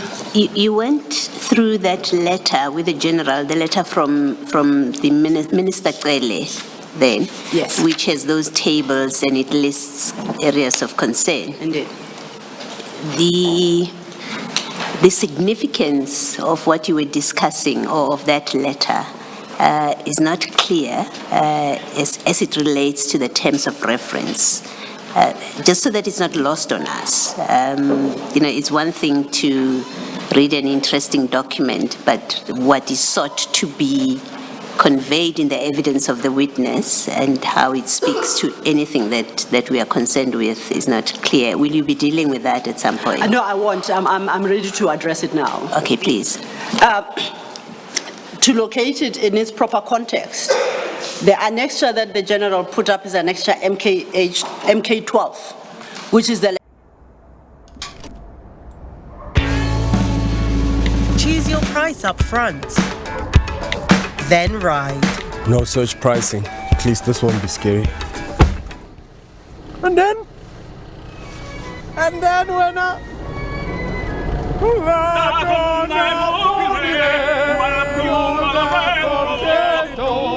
You can't choose your taste in music, but you can choose your price for a ride. And the response to those challenges. So Minister Cele's letter technically captures the challenges as were communicated to the NPA. And thereafter then we deal with the next document, which was the DPP's response in KwaZulu-Natal to those challenges, culminating in their participation in the task team to find a solution to the very challenges that were highlighted. I understand its significance. Thank you. Thank you. Sorry, can I just follow up? So it's Yes. all about the coordination It's all about the coordination. between the task team and the NPA. Yes. And in fact, read in the context of Advocate Harrison's letter, it gives a perspective from the NPA standpoint as to the logic and justification for the very coordination you reference. Up until we dealt with Advocate Harrison, we considered that coordination from SAP's perspective, from the police perspective. And Advocate Harrison gives us the same view, but from the NPA's perspective. Thank you. So then, General, I'd invited us to go to annexure MK13, starts at page 254.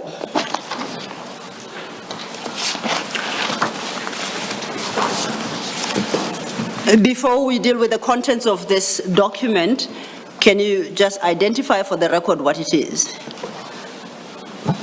Commissioners, this is a memorandum between the South African Police Service, KwaZulu-Natal, as well as the NPA in KwaZulu-Natal, with the intention to improve the working arrangements and the performance between the two entities or two departments.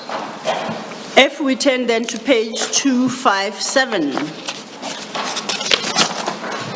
Before you do that, Ms. Silla? Yes. At page 255, General, is where the very last line, it says NPA/SAPS KZN. What is PEOF, REOF, and DEOF? Commissioners, the EOF stands for Efficiency Optimization Forum. The letters that are preceding those EOFs really refers to the area of operation. The P stands for province, the R stands for region, and the D stands for district. Thank you, General. I thought I was interrupting. Commissioner Baloyi, I would like to refer you to page 264 of that same document. 264, and that the list of the acronyms used in this document, and that includes the acronyms you referenced at page 255. Thank you.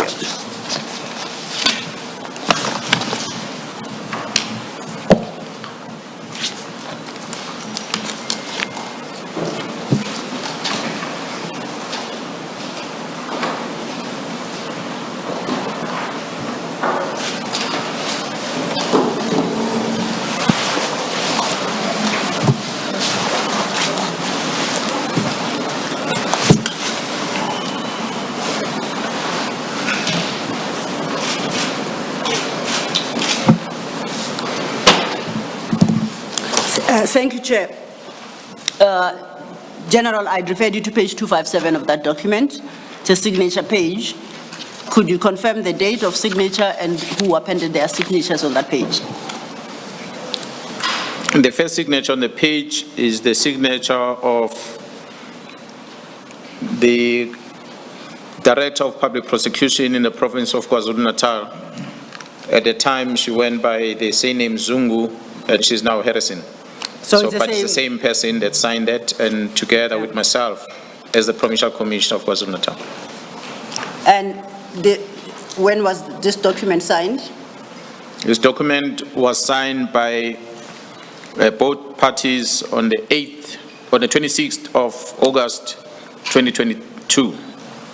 There is a paragraph there preceding these signatures. It reads, the signatories hereof being duly authorized thereto, determine an issue hereby the official terms of reference for successful coordination of NPA and SAPS operations outcomes. That's Confirm correct. that. That's correct. I then would like you to, we work briefly through this document, and for this purpose, I would like you to turn to page 259.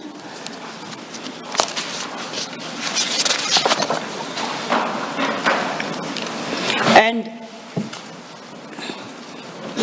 just to read into the record item 1, this is under the heading Establishment and Responsibility of Efficiency Optimization Forums. This is item 1.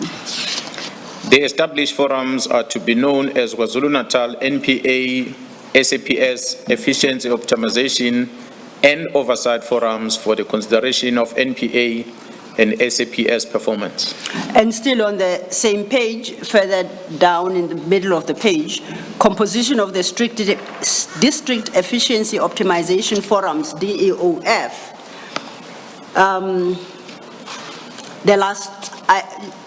That paragraph sets up the composition of the forums and highlights that the NPA, under item F, the NPA will retain chairmanship of the forum. Is that correct? That is correct. My question is, that was as at the date of signature, which was, you said, in 2022. That is correct. Up until the attempt at disestablishment, was that situation prevailing? Was it still the NPA that retained the chairmanship? The situation still prevails up to that date and beyond. And if we turn over, leaf at page 260, under the objectives of the forums, if you could read those objectives into the record. The objectives of the forum are to A, ensure that all courts achieve the targets in terms of outcome 3, outputs, and operational objectives. B, monitor progress with regard to the achievement of joint targets. C, identify and address challenges encountered in meeting targets. D, identify and address specific crime types, modus operandi, crime trends in hotspots. E, optimize performance of the NPA and SAPS in the KZN province with the end result of the people of this province being and feel safe. those objectives as were established in 2022, are they still applicable to the forums as we speak, whether or not legally the task team has been disestablished? These objectives are still applicable to date, Commissioners. And lastly, on this document, page 261, under the heading, Meeting of the District Efficiency Optimization Forums, I just want to highlight items 1 and 2, if you could read those. The meetings of the forum shall take place monthly. If any urgent matter arises, the chairperson may convene a special meeting to discuss such a matter. So it was anticipated at the time that the meeting will take place at least once a month, and could be more. That's correct. If the need arose. That's as far as I want to engage with this document, General, but before we move on, is there anything you want to highlight to the Commissioner regarding this particular document, this Memorandum of Understanding? Commissioners, as you'll see on the signature on this document, as I had read on the record, or indicated on the record, as it's reflected on page 257, that is dated the 26th of August 2022. I had indicated yesterday that I was appointed as a provincial commissioner in the province of KwaZulu-Natal in April 2021. So, on top of the challenges that we experienced with regard to the workings of the task team, we also had challenges in general with regard to the cooperation between the police and prosecution in order to achieve the same objective in the province. That's why we felt it's important for us to have a formal structure of working between us and the NPA, which is not only applicable at the provincial level, which is not only focused on the task team work alone, but on the working arrangement from the local level to the regional level, as well as the provincial level, between the South African Police Service and the NPA. So this is what led into the development of this document, using both legal teams of the SAPS as well as the prosecution. That allows us to have this better understanding and a good working relationship between the two of these departments in the province of KwaZulu-Natal. Now, Commissioner Balo. Yes. At that page 261, where you read item 1 and 2, item 10 states that minutes are to be forwarded monthly to the DPP, the SAPS Provincial Commissioner, and the Deputy Provincial Commissioner Crime Detection. Why was this considered necessary? What was the purpose of having that? The Commissioner will notice that there is a district, there is a region, and there's a province EOF. So what is happening in the lower forums, whatever they're discussing in the lower forums, it is important for the higher structures to get to know, meaning they will have sat and engaged and deliberated on matters at the district level. Whatever the meetings that they've held and the discussions that they had amongst them, it must be elevated to the higher structure, which is myself and the DPP, because we have to monitor whether there is any compliance with the directive and this MOU that we've put together, so that when we meet in our forum, we take into consideration matters that already came from the bottom, and we can also intervene early enough if there are challenges in those structures at the bottom. That's why what you just read, Commissioner, is the lower level. When it says these minutes must be forwarded to the higher structures, you'll see the higher structures is reflected on the same document. The following page is 262, the Provincial Optimal Forum. So that's where whatever minutes discussed on these two lower structures will end up in that forum. And that forum, the chairmanship will rotate between myself and the DPP as we are managing this process. Thank you, Commissioner. General, that we've now dealt with The facts as they stood on the ground regarding the functioning of the task team, the coordination with the NPA, and basically the establishment of a formal structure to govern that relationship. Yesterday, we dealt with a number of reports that you stated the task team had filed. Are there any comments you want to make before we move to the next topic as regards all the information you have provided about the task team and its efficiency? Commissioner, I think for me, as the head of the police in the province of KwaZulu-Natal, I felt it's important to demonstrate that my efforts, starting from the day I became aware of the letter of the minister, leading up to the 6th of July, were all aimed at making sure that I protect this working arrangement of ours to administer justice to the communities out there. That when we try by all means to make the system work between the South African Police Service, the prosecution, the courts, and the correctional facilities, that entire value chain does not get disturbed. So we must understand the challenges in between, and we put measures in place to try and mitigate those challenges. But if you have another superpower structure coming from outside and want to disturb this process, or there are players within this system that are in cahoot with the people that are supposed to be our clients outside, that want to disrupt the working of this justice system, it is therefore important for us to do something about it. So that's basically what I was trying to communicate in all what we have discussed thus far with regard to the team's formation and how it's been working, and what is the general arrangements, working arrangements between us as the police together with the NPA, the courts, and correctional facilities in the province of KwaZulu-Natal. Thank you, General. General, if we can just go back to page 186.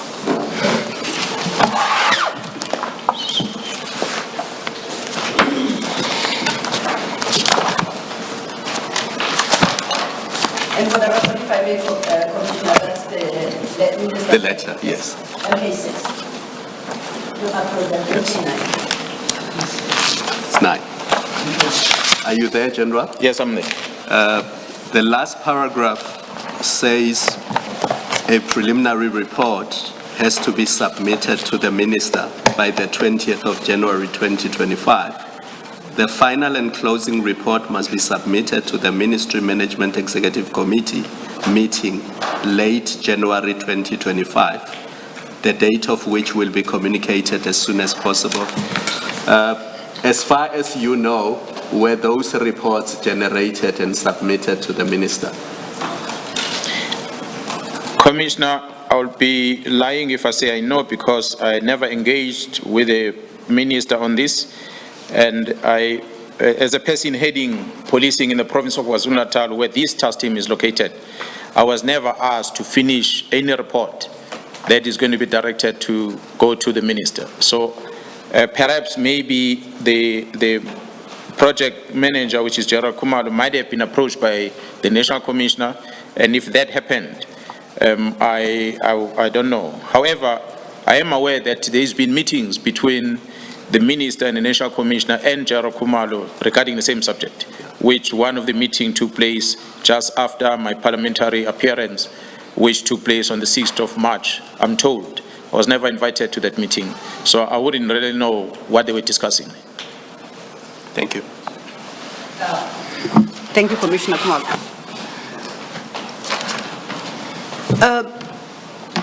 We are now at, technically, page 50 of your statement, General, if we could turn to that. And we have dealt with up to and including paragraph 145. We turn to a new topic now, and it's the efforts to stop the disbandment. With regard to what you set out in paragraphs 146 to 150, can you make some comments? deal with, which I became aware of on the 2nd of January, regarding the letter of the minister and the task team, and this up until the 6th of July. My efforts have been made to stop the eventual disbandment of the task team, which has a direct impact in how we administer justice in the province of KwaZulu-Natal, which will have a negative impact if it's not addressed. So I have indicated in the past, last week, yesterday and previously this morning, that I had engaged the National Commissioner upon becoming aware of the existence of this letter, and the National Commissioner, who indicated that he was not aware about the directive, where the directive come from. Sorry to interrupt you, General.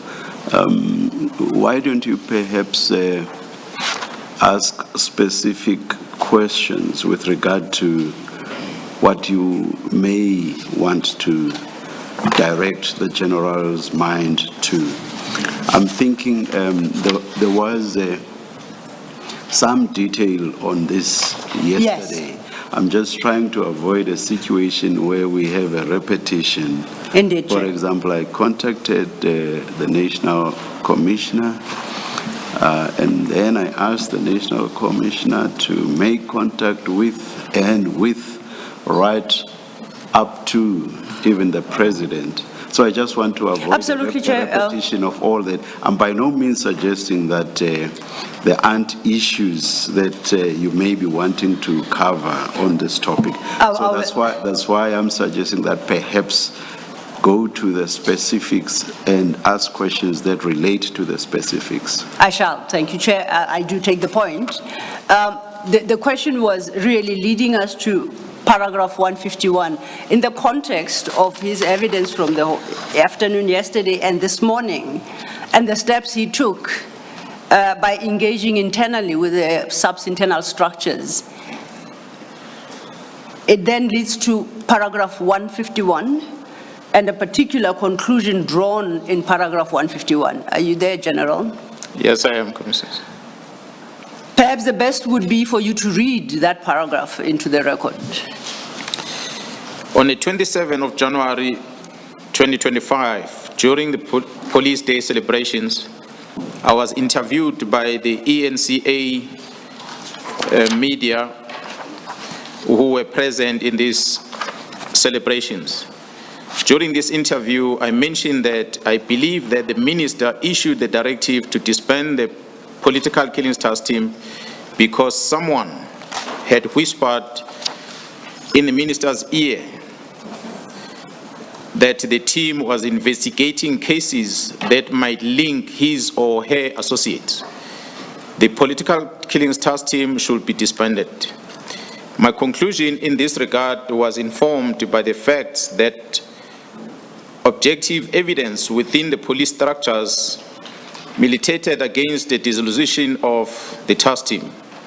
I concluded, therefore, that the decision was influenced by information other than that at the disposal of the police and serve the interest of those impacted by the ongoing investigations. And perhaps I should ask you to read 152 and 153, because that will conclude this chapter. In that interview, I also stated that there should not be someone from head office influencing the minister to destroy or attempt to halt investigations. In other words, the PKTT was now fighting criminal syndicates involved in the political killings on the other hand, and at the same time had to contend with forces within the state apparatus indirectly fighting the PKTT through the executive, the minister, and highly placed members of SAPS with a view to sabotage critical investigation. I was aware that after this interview, the target on my back had grown exponentially.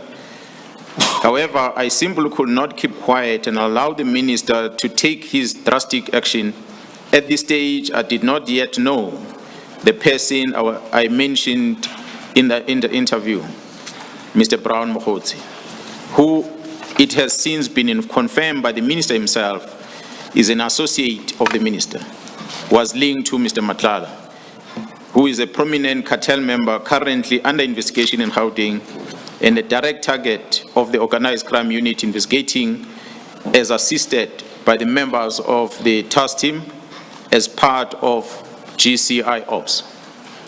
So if we understand you correctly, the point you make in those 3 paragraphs is that based on the information you have now shared with the Commission regarding the political task team, that the minister's decision to disband in the light of that, all that information, or the minister's decision is inconsistent with the weight and the value of the workings of the task team as you have shared with the commissioners. Is that correct? That is correct. We turn then to your briefing of the 6th of July. And we start that conversation from page 52.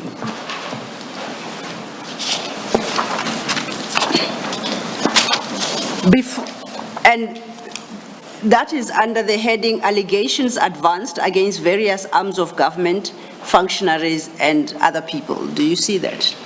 Yep. At paragraphs 154 to 158, you make some preliminary comments before you engage with the specific allegations. And I would like you to highlight those key comments which, in my understanding, invite the Commission and the listeners to consider the allegations that you will now be addressing in a particular context. You don't have to read everything that is there, if you could just highlight. On the 6th of July, I made these allegations of impropriety and criminality on the part of some against a person serving in the different arms of government and within the entire law enforcement. And that includes some members of business communities and perhaps some politicians. So these allegations I made after the careful consideration of the facts that were in my disposal. And those facts were supported by the investigations that were ongoing and the reports that were in those investigations, which then suggested that indeed there are some people that are involved in trying to frustrate the police work that will involve politicians, and evidence that shows police officers that are involved, as well as some people within the higher office of our justice system which are in courts, that include prosecutors that are involved with these criminal syndicates operating in South Africa. From page 56, you deal then with the allegations as they relate to politicians. And just to give us context, at 56, you break up politicians into 2 groups. The one is headed Parliament at page 56, and then at page 61, there is a subheading, the executive. You confirm that? That's correct. And so far as Parliament is concerned, you raise concerns regarding 2 members specifically in this. That's correct. You had stated that in your paragraph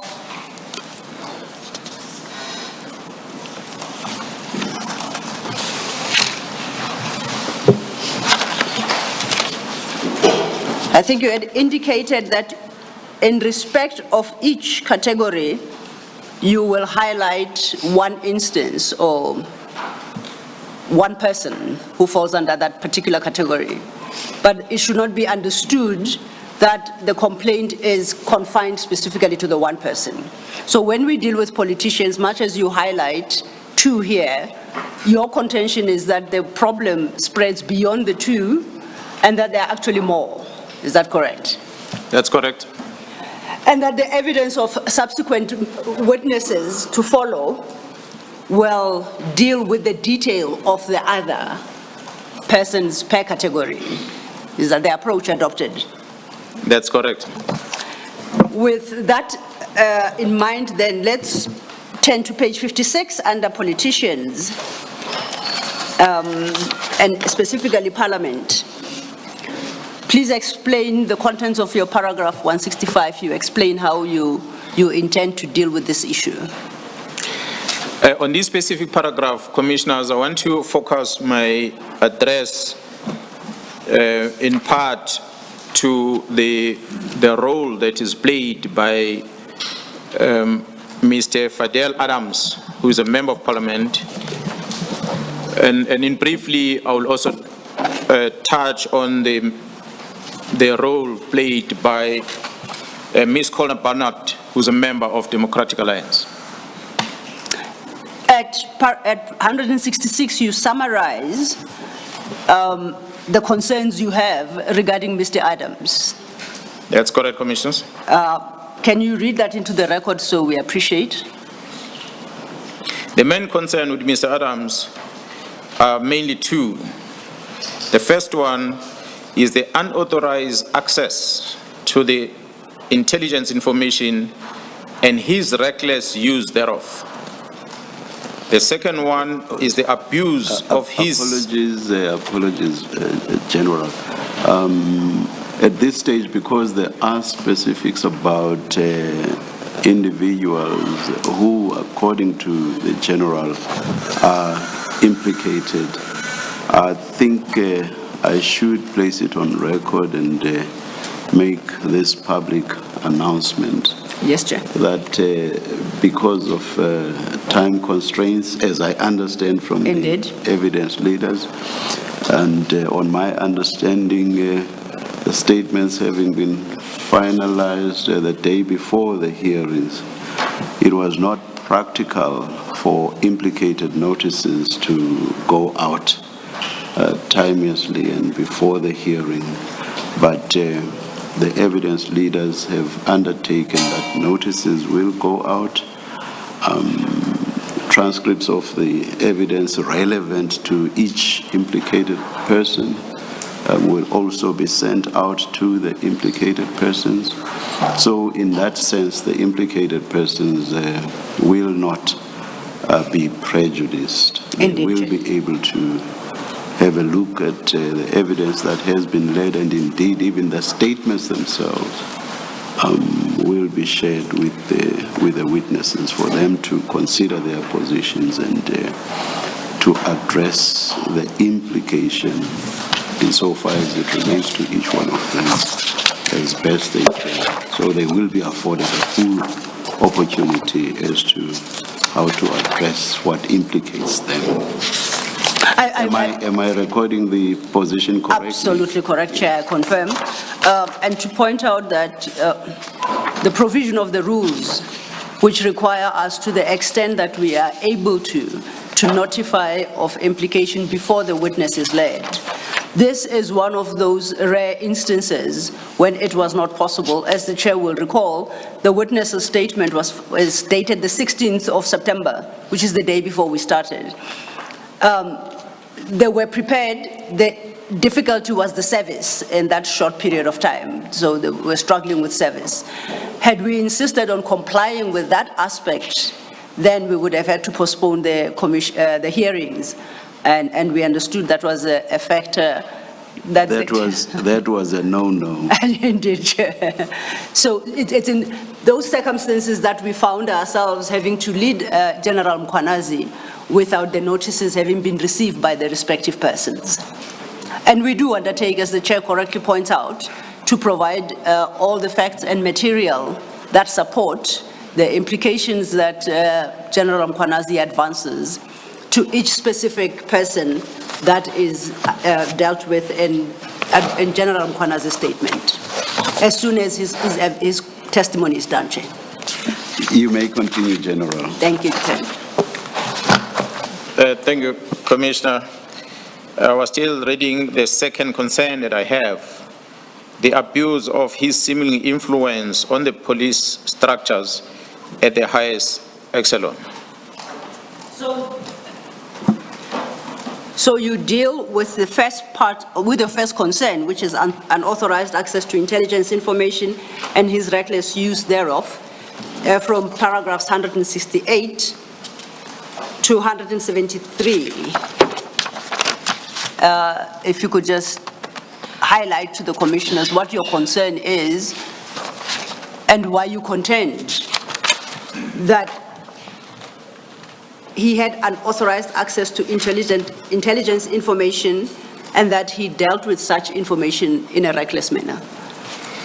Thank you, Commissioner. Maybe before I continue this, I think it's important to remind the Commission and the public in general on my opening comment yesterday, which is on my statement, I think it's on page 6, where I indicated that as the police are investigating crime and we analyze information that is presented and evidence before us, a certain picture or a particular trend emerges.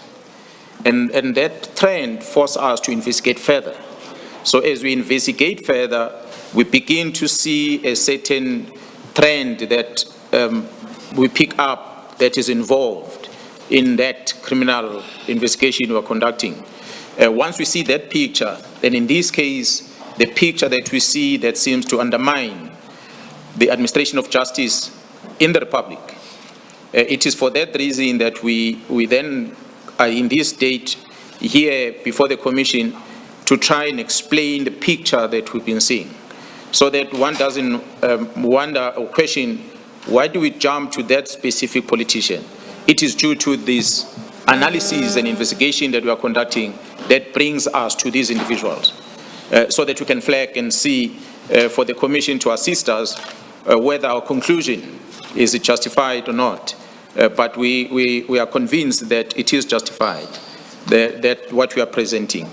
So Mr. Adams appeared to have came into the position of an intelligence information.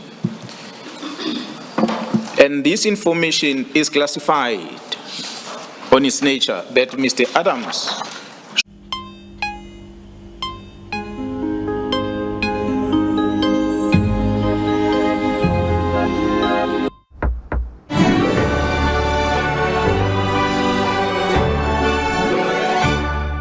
who is serving in Parliament, he ought to know that when I'm in position of information from crime intelligence that is classified, it must be handed over to the Joint Standing Committee of Intelligence so that it can be interrogated, regardless of the status of that information. So that is expectation that one has towards a lawmaker, such as Mr. Fazel Adams, who is currently serving in Parliament. Because this classified information we are referring to here, it's involving personal information of individuals that is deposited at crime intelligence or extracted by crime intelligence when the crime intelligence is conducting the vetting process for security clearance for individuals. It's a very sensitive information because it digs deeper to your personal information, your relatives, your criminal records, and everything that the state wants to test in order to confirm whether you qualify to be given a security clearance certificate or not. Such a clearance will then allow you to be in position of sensitive material. The same applies to the members of the Joint Standing Committee in Parliament. It is only those members of Joint Standing Committee in Parliament that are vetted, and their information is in the disposal of this intelligence structure. And once they pass that vetting, certificates are issued to them. And that is the entry for those politicians to become members of the Joint Standing Committee. It is not open for everyone. So Mr. Adam, unfortunately, does not serve in that Joint Standing Committee. I do not know what is the reason that he is not part of the Joint Standing Committee. Perhaps that he might be able to answer himself. But in this regard, we know that he serves in the Portfolio Committee of Police. which is an oversight structure of government, and he's there as a public representative that holds us accountable on how we perform our function as the police on an open account of this that is allocated to the South African Police Service. But on the use of any funds on a secret account, the accounting role for that is within the Joint Standing Committee of Intelligence as regulated by the National Strategic Act of Intelligence that regulates how matters of state secrets must be handled, including the budget, resources, and otherwise. So Mr. Adams is not part of it, but recklessly he handles intelligence information not only within Parliament, but he takes it out to the public. Understanding your concern then, and you pointed out that he does not sit on the Intelligence Committee within Parliament. May I ask this of you, Ms. Sillo, to what term of reference does this testimony relate? It relates to the second part of what he'll be dealing with, which speaks to the concern about, it's basically access to unauthorized information, and as a parliamentarian, dealing with that information in a manner inconsistent with the position he holds. But then it leads to the second aspect at 166.2, which is the use of that same information to abuse his seeming influence on the police structures at the highest echelons. That will then lead to, quote unquote, triggering a process through the Minister of Police to take certain steps that the general believes it's abuse of office and it interferes with the workings of the police. The chair will recall that when General Mkhwanazi started and explaining the various arms of government, of the police, he referenced crime intelligence, which though is located within the police, it is regulated in terms of the Intelligence Act.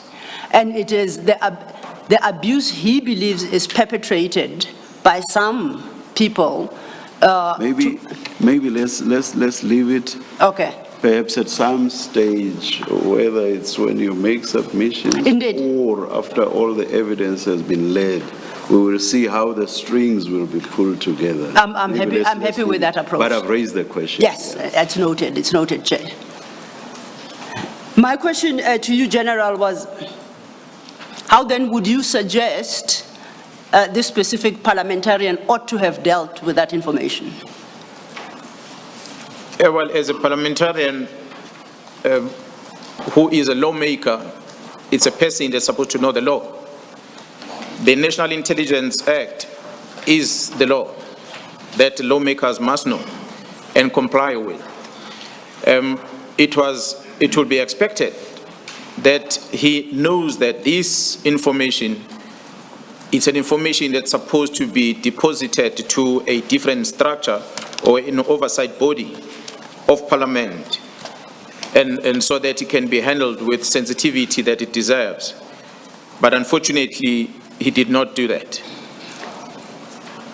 And from paragraph 173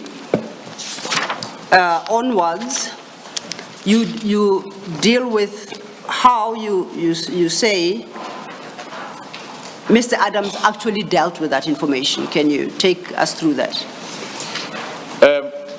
Commissioners, as I'm outlining again here, I've said when I started, we investigate the picture emerge that calls for further investigation. So this commission is here to help us answer the question of how involved are the politicians and other private people, including police officers, how are they involved in interrupting the work of the security cluster in administering this criminal justice system. This is part one that you're going to see at the end, how Mr. Adams' action is impacting to the work that the team is doing. And again, posed to say this with respect, I had indicated that when we were discussing in length, we were talking about the political killings task team. We mentioned that Khumalo is the project manager there. Khumalo, who is a divisional commissioner of crime intelligence. We presented that Khumalo at crime intelligence becomes aware about what's happening in Gauteng province, and he registers a case internal within crime intelligence that is running as a project inside crime intelligence that is in charge of. It is that case that links to these high profile, the Mulifes, the Matlalas that get arrested. As you're going to see the picture late, it is an operation within crime intelligence, the GCI Ops, not the PKTT.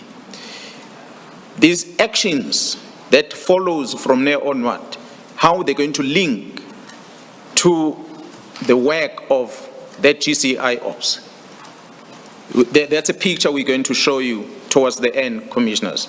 So, but what we know here is that we're tracing steps back as when an incident happens. We go back and we ask, we investigate what led into this, going backward. So, although we are explaining it here where it started, but not how we investigated. We investigated by starting at the result of something, and we backtrack to establish, like a crime scene. We're going to come to court and say, so and so killed that person. But we start by attending the crime scene.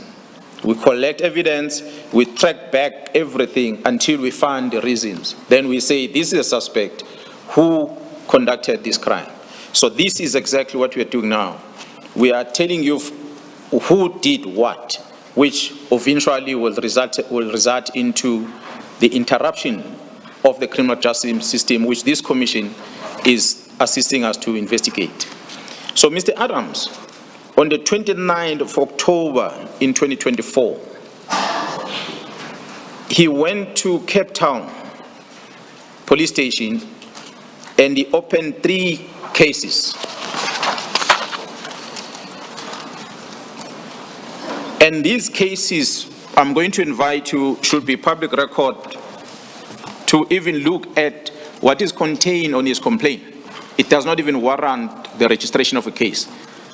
There's no elements of crime on his complaint. But nonetheless, he opened the complaint. And the complaint is really about the vetting procedures within crime intelligence, a space that he ought not to play in. So he takes this sensitive information and he goes to the police station, and he goes and opens a case at the police station, which therefore means he has access to the records within crime intelligence of the secret information that he should not be in possession of. But he takes that information, he goes to a police station, he opens the case about that. And this information, as I said, the vetting procedures of the South African Police Service, where the allegations that the police is manipulating systems within the vetting process. This is a person that, as I said, Commissioner, is not within the Joint Standing Committee of Intelligence in Parliament. He's in an open committee. But he speaks, he opens a criminal case about the matters of crime intelligence. Mr. Adams further claims that there's an abuse of the secret fund account. He does not have an oversight. He doesn't even know the budget allocated because he's not part of that committee. But he claims here that there's an abuse of the secret fund account at crime intelligence.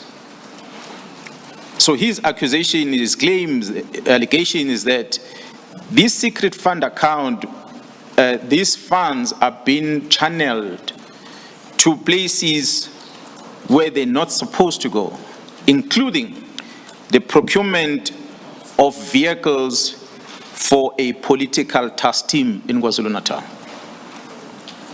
We demonstrated yesterday about the budgetary expenditure and everything from the team, where it comes from. But he claims here that this money from the secret fund account is used to purchase vehicles of the political task team.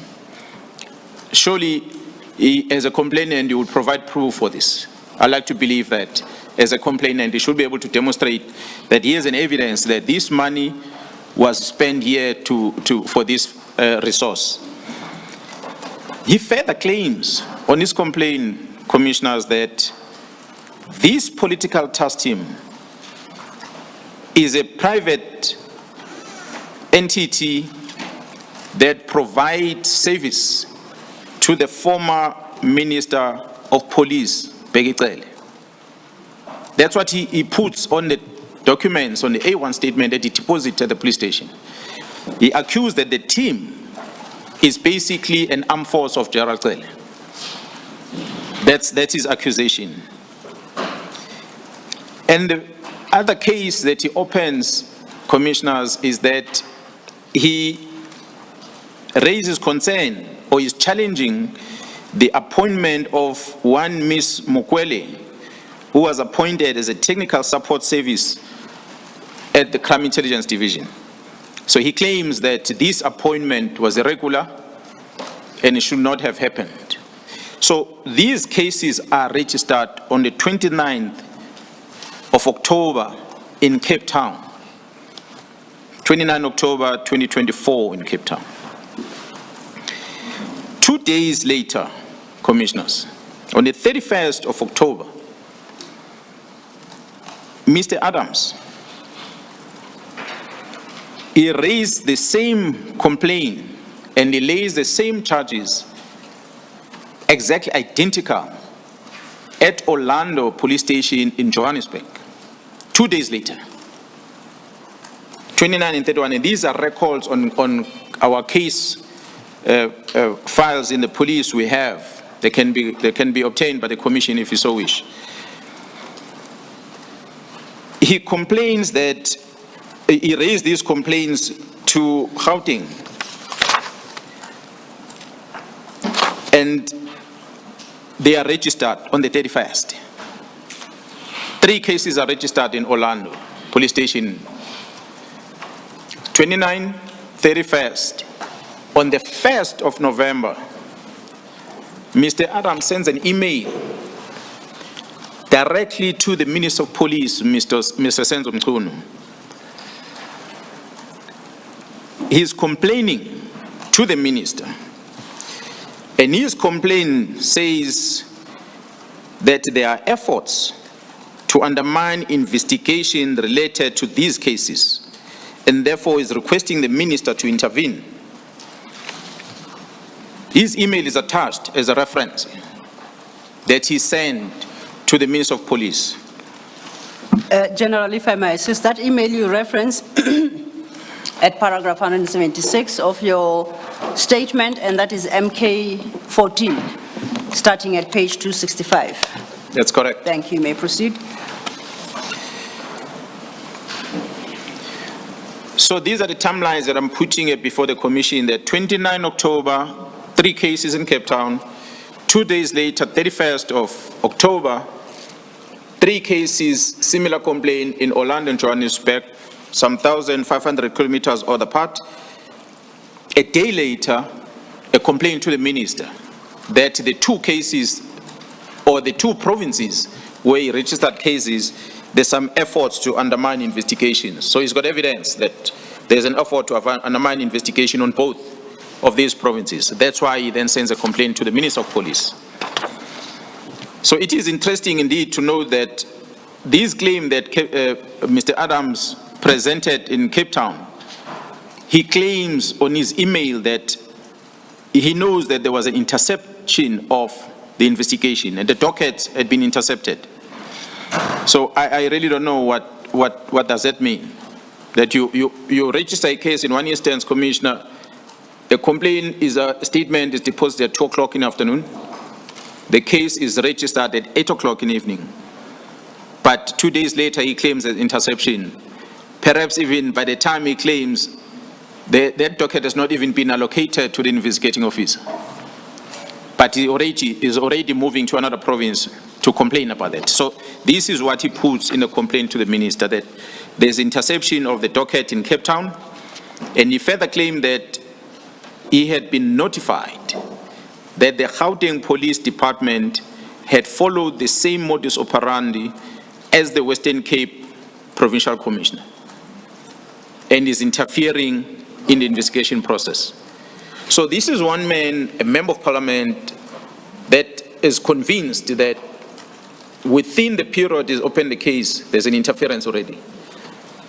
And he leaves the one province, he goes to another one, he opens a case, 24 hours later he reaches a complaint that they are following the same modus operandi as Cape Town.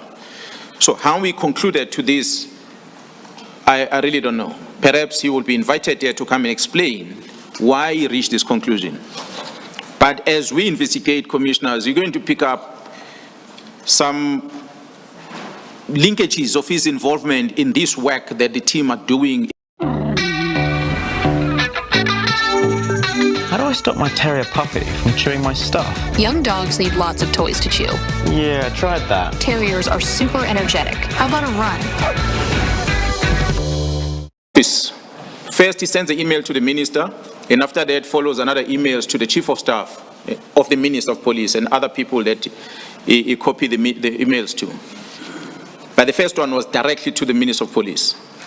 Subsequent to that, the Minister's office directed this complaint to the Office of the National Commissioner. This is a complaint that comes on the 1st of November. The National Commissioner directs, the Minister's office directs this to the National Commissioner's office, and they request the National Commissioner to respond by the latest, the 4th, which is 3 days later. They must give a response into these allegations of Mr. Adams. The National Commissioner's office acted on that complaint by directing a division in the police that is responsible for dealing with complaints, which is a division inspectorate. The report from the divisional commissioner, Lieutenant General Jacobs, is attached and marked MK15 in this regard. This General Jacobs and the team, upon receiving this complaint, they acted upon by trying to reach out to the complainant, Mr. Adams. They were not successful in trying to get him to come and elaborate on this complaint.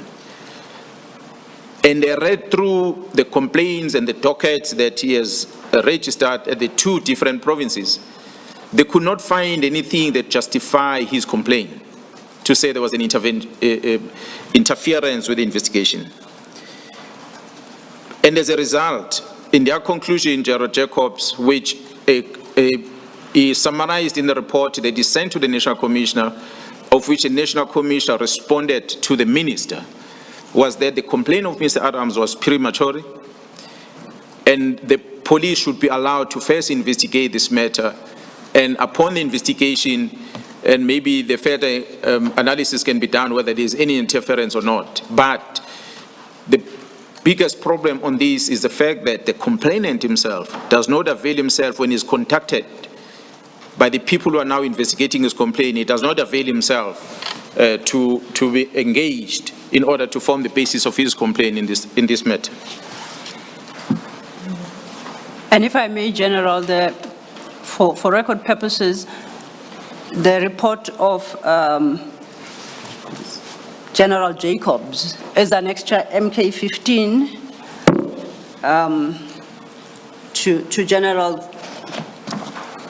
Mkwana's statement, and that starts at page 270, Commissioners. Thank you.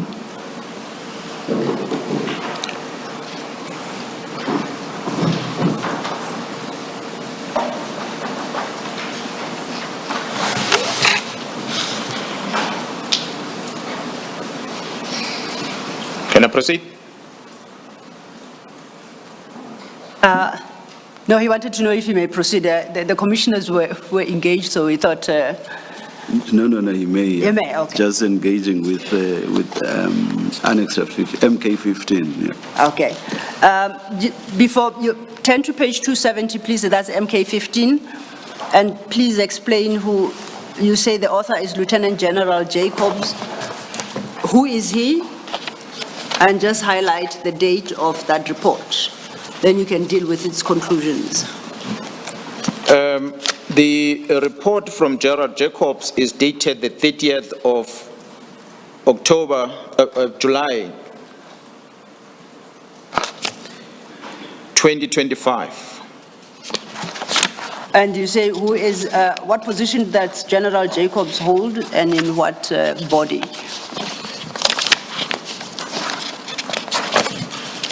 Commissioners, if you allow me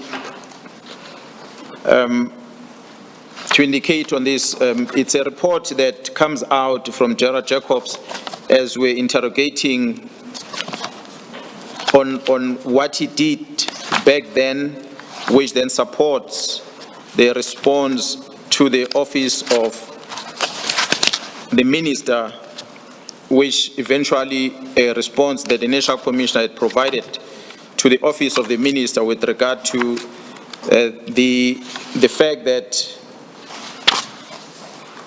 they were struggling to get hold of Mr. Adams, and they could not therefore finalize their report. In the same reference, because I want to answer this question of the date of the report. There is on page, in the same annexure, on page 285,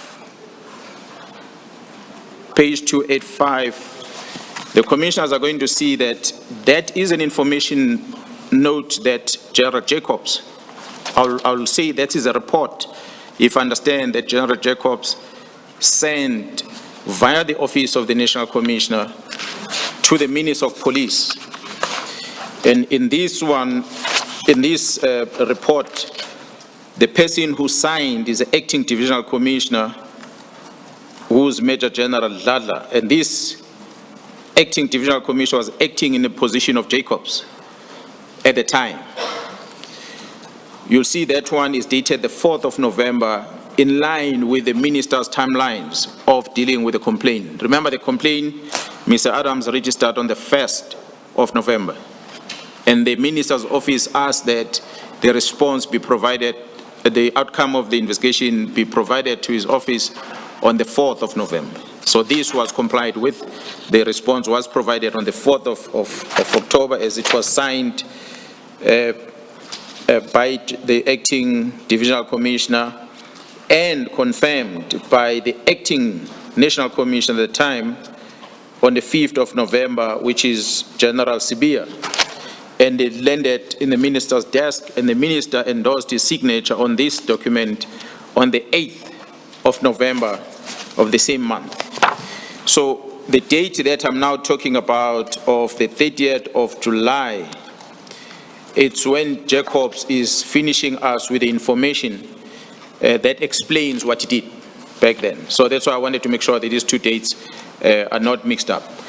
The question is, who is General Jacobs? General Jacobs is a divisional commissioner of inspectorate in the South African Police Service. The South African Police Service, being an old department of government, back in the days, it was not the culture within government to have auditors. The culture of auditors is new. So an oversight entities that were available at the time within the police was the inspectorate that was doing an oversight, conducting compliance with policies and directives, standing orders within the police, and the failure thereof will come with consequences. So that's how the division was born. And of course, nowadays we then adopted the King's reports, the recommendations that introduce the audits, and that's why we even have an internal audit in the police that help us to audit the work we do in compliance with both the Act and policies and directives that are issued in the organization. But inspectorate remains within the structure of the police. So that is what General Jacobs is responsible for. So the complaints, when they come into the police, they get directed to the very same structure. So it's basically like in terms of education, I will say it's I don't know whether the inspectors are still there in education, who goes around different schools and check the compliance. That's what inspectorate does. It's like a school principal that checks on everyone in the police. So that is basically the profile of General Jacobs. The good thing about this advantage we have is that Gerald Jacobs was once a divisional commissioner at Crime Intelligence. So the complaints that talks about crime intelligence, he's in a better position to even understand what's going on. Besides the fact that he worked there, the inspectorate have access to all the departments, all the divisions in the police. So therefore, he had access to dockets, he has access to intelligence, although limited within crime intelligence in terms of secret fund account, but in general, he has access to many places within the police. Can I find out, if I understand your testimony correctly, so the function of the inspectorate is to act on complaints received against the police and triggers an interrogation and investigation into the alleged conduct. That is correct. And subjects the police to scrutiny, the level of which I guess will be determined by the nature of the complaint. That is correct. And you pointed out that, and you state in your statement, that General Jacobs in his report indicates that he failed despite numerous attempts to engage with Mr. Adams. That is correct. Now, I want to turn you to page 280, please, and that is the end of the conclusion of General Jacobs' report, and to read item 8, which is the conclusion, his conclusion in regard to the complaint.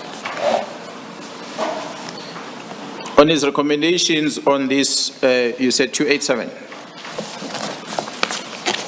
Am I right? I was reading the report of the 30th of July, Annexure MK 15, that is the report from General Jacobs. Yes. Do you have it? It starts at 270. Yes. And I referred you to the conclusion that he draws under 8 at page 280.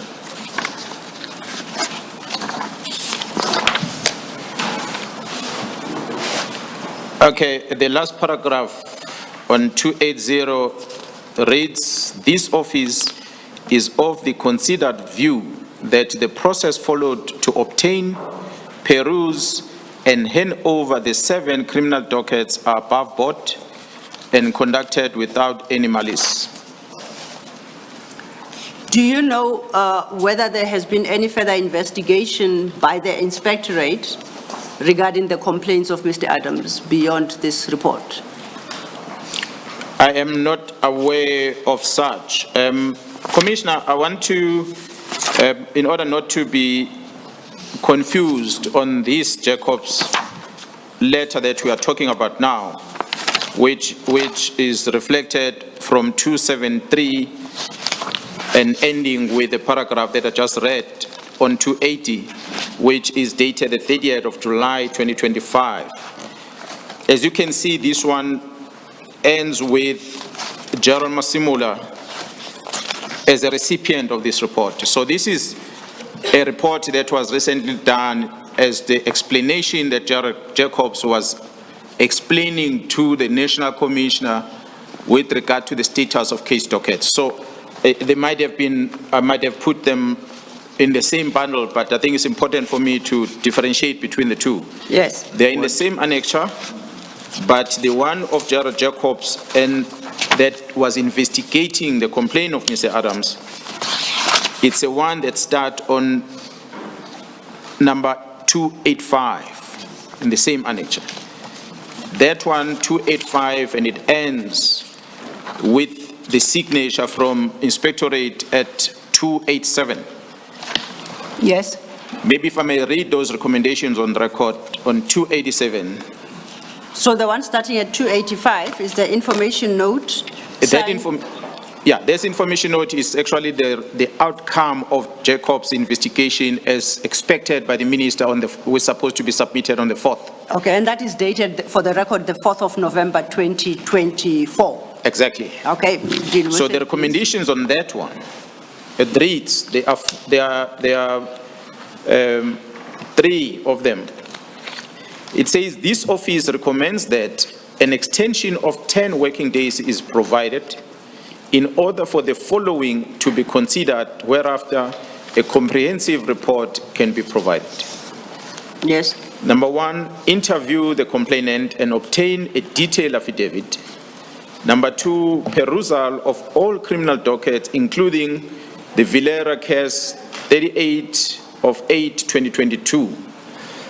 Determine if any other government department is investigating the same allegations. That is the recommendations from Gerald Jacobs. You'll notice, Commissioners, that in paragraph 3.2 on the same letter at number 286, I'm going to read on record this paragraph, if I'm allowed. Yes, please proceed. An officer from Division Inspectorate who was in Cape Town on other official business made several attempts to conduct an interview with the complainant, but due to other commitments, the complainant had to cancel the proposed meetings. The complainant indicated that he could travel to Gauteng if required.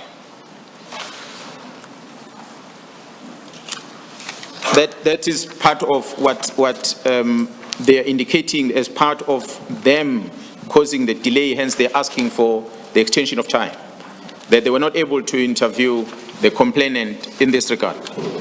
So that is what Jacobs has done. Now, if I go back into what the SC is asking me in relation to the letter 273, yes, up to the end of that letter. This letter is providing an explanation, Commissioners, with regard to the incident that occurred as we are investigating, as I said, the issue of what has happened, and we are going backward. And we discover that the dockets open in Cape Town, and these dockets in Cape Town and in Johannesburg are then transferred or taken by inspectorate. So we wanted to establish how do inspectorate get hold of these dockets? And then inspectorate explained we got hold of these dockets because of the complaint from Ms. Adams. That's why we are going backward. Because we started with what is a complaint, the dockets, where do they come from? They come from here. Let's go and check these dockets. We found in those stations the dockets are not there. Where are they? They are taken by inspectorate. So we go to inspectorate. Inspectorate, what's happening with this docket? And inspectorate then explains that, no, we got hold of these dockets because we're investigating a complaint. And what thereafter happened to this complaint that we're investigating? What happened to these dockets? And then you're going to see another department coming in that while we're in possession of these dockets, investigating the complaint of Ms. Adams, then suddenly IDEC, which is an independent body within the NPA, newly established, comes to inspectorate to demand the dockets.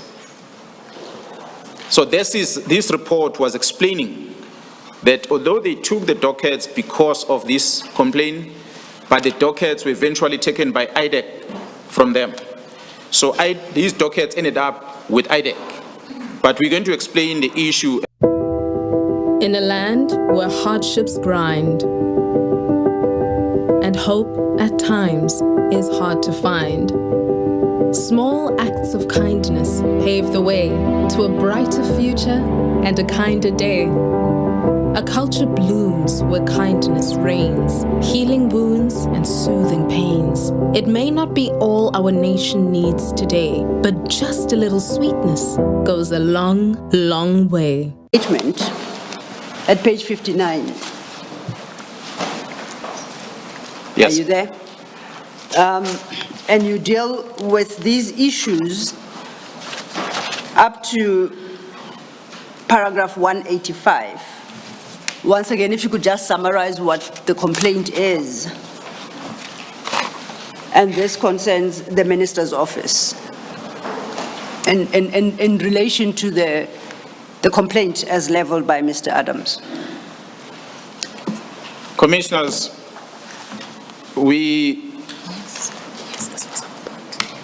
are aware that the National Commissioner, through Gerald Jacobs, through the Office of the National Commissioner, had responded on the complaint of Mr. Adams and requested those 10 days, of which the Minister has acknowledgement of that, although he doesn't comment, and that he does on the 8th of November. On the 11th of November, the Minister's Office, Chief of Staff, specifically Mr. Nkabinde, directed a letter which he signed personally. He directed a letter to IDEC, which is an independent directorate against corruption. And it directs this letter to IDEC in respect of the case dockets that were both open in Cape Town and in Orlando. The copy of the letter is attached and on this statement and marked MK16. That's at page 309 of 5.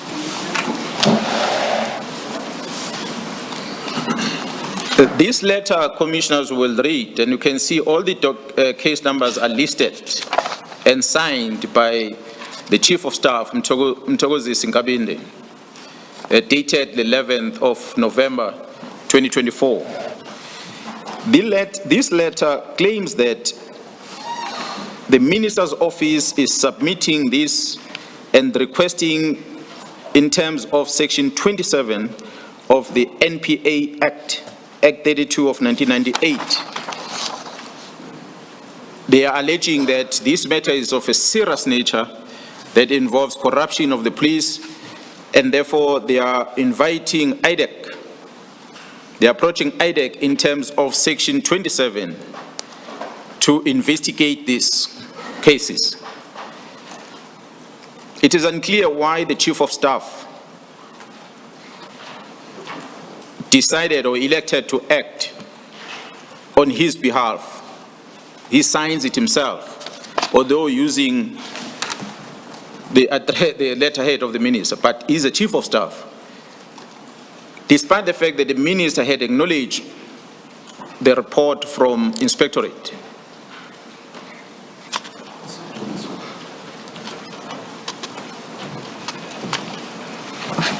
Despite the fact that on the 8th, the minister acknowledged the report from the Inspectorate about the same complaint, but the Chief of Staff personally signs this letter, and he invites IDEC to conduct investigation in terms of Section 27 complaint.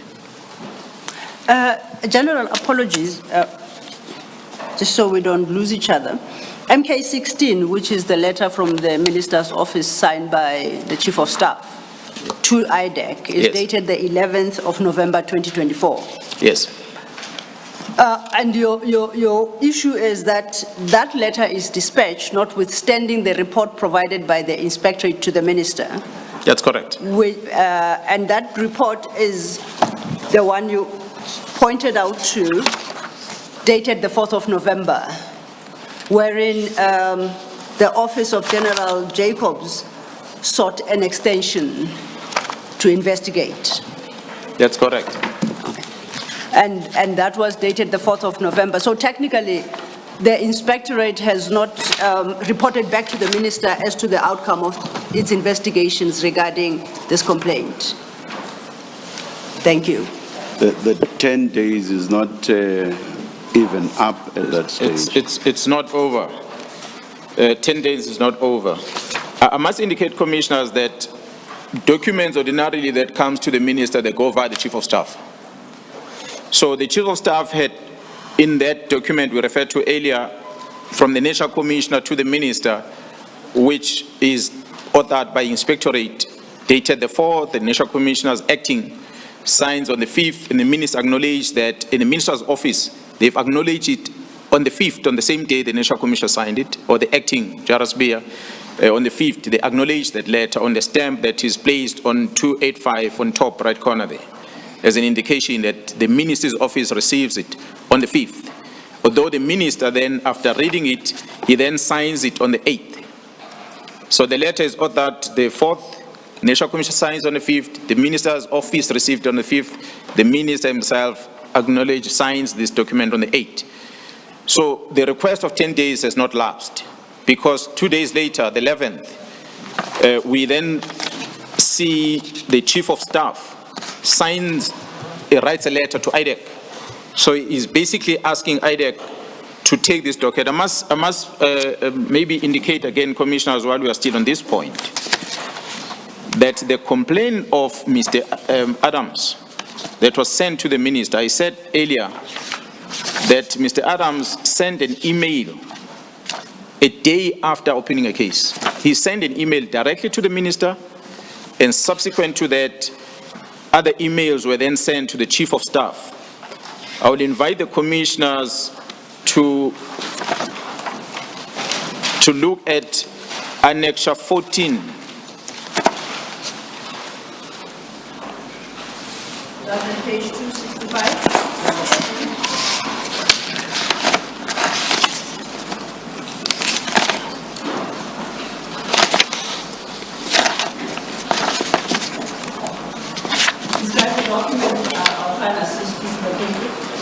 These are emails, reference of emails that Mr. Adams forwarded to the office of the Minister of Police. Apologies. You're correct. It starts at page 265. The actual email is at 266. Is that the email you are looking for? And on top of that, now this is emails from Mr. Adams. As you can see, I'll just read one of them. The very first one on 266. It is from Sakiana Frenchman Parliament, and is dated the 1st of November at 8:25 in the morning, 2024. It's addressed to Nkabinde CM at scps.gov.za. That is the Chief of Staff of the Minister.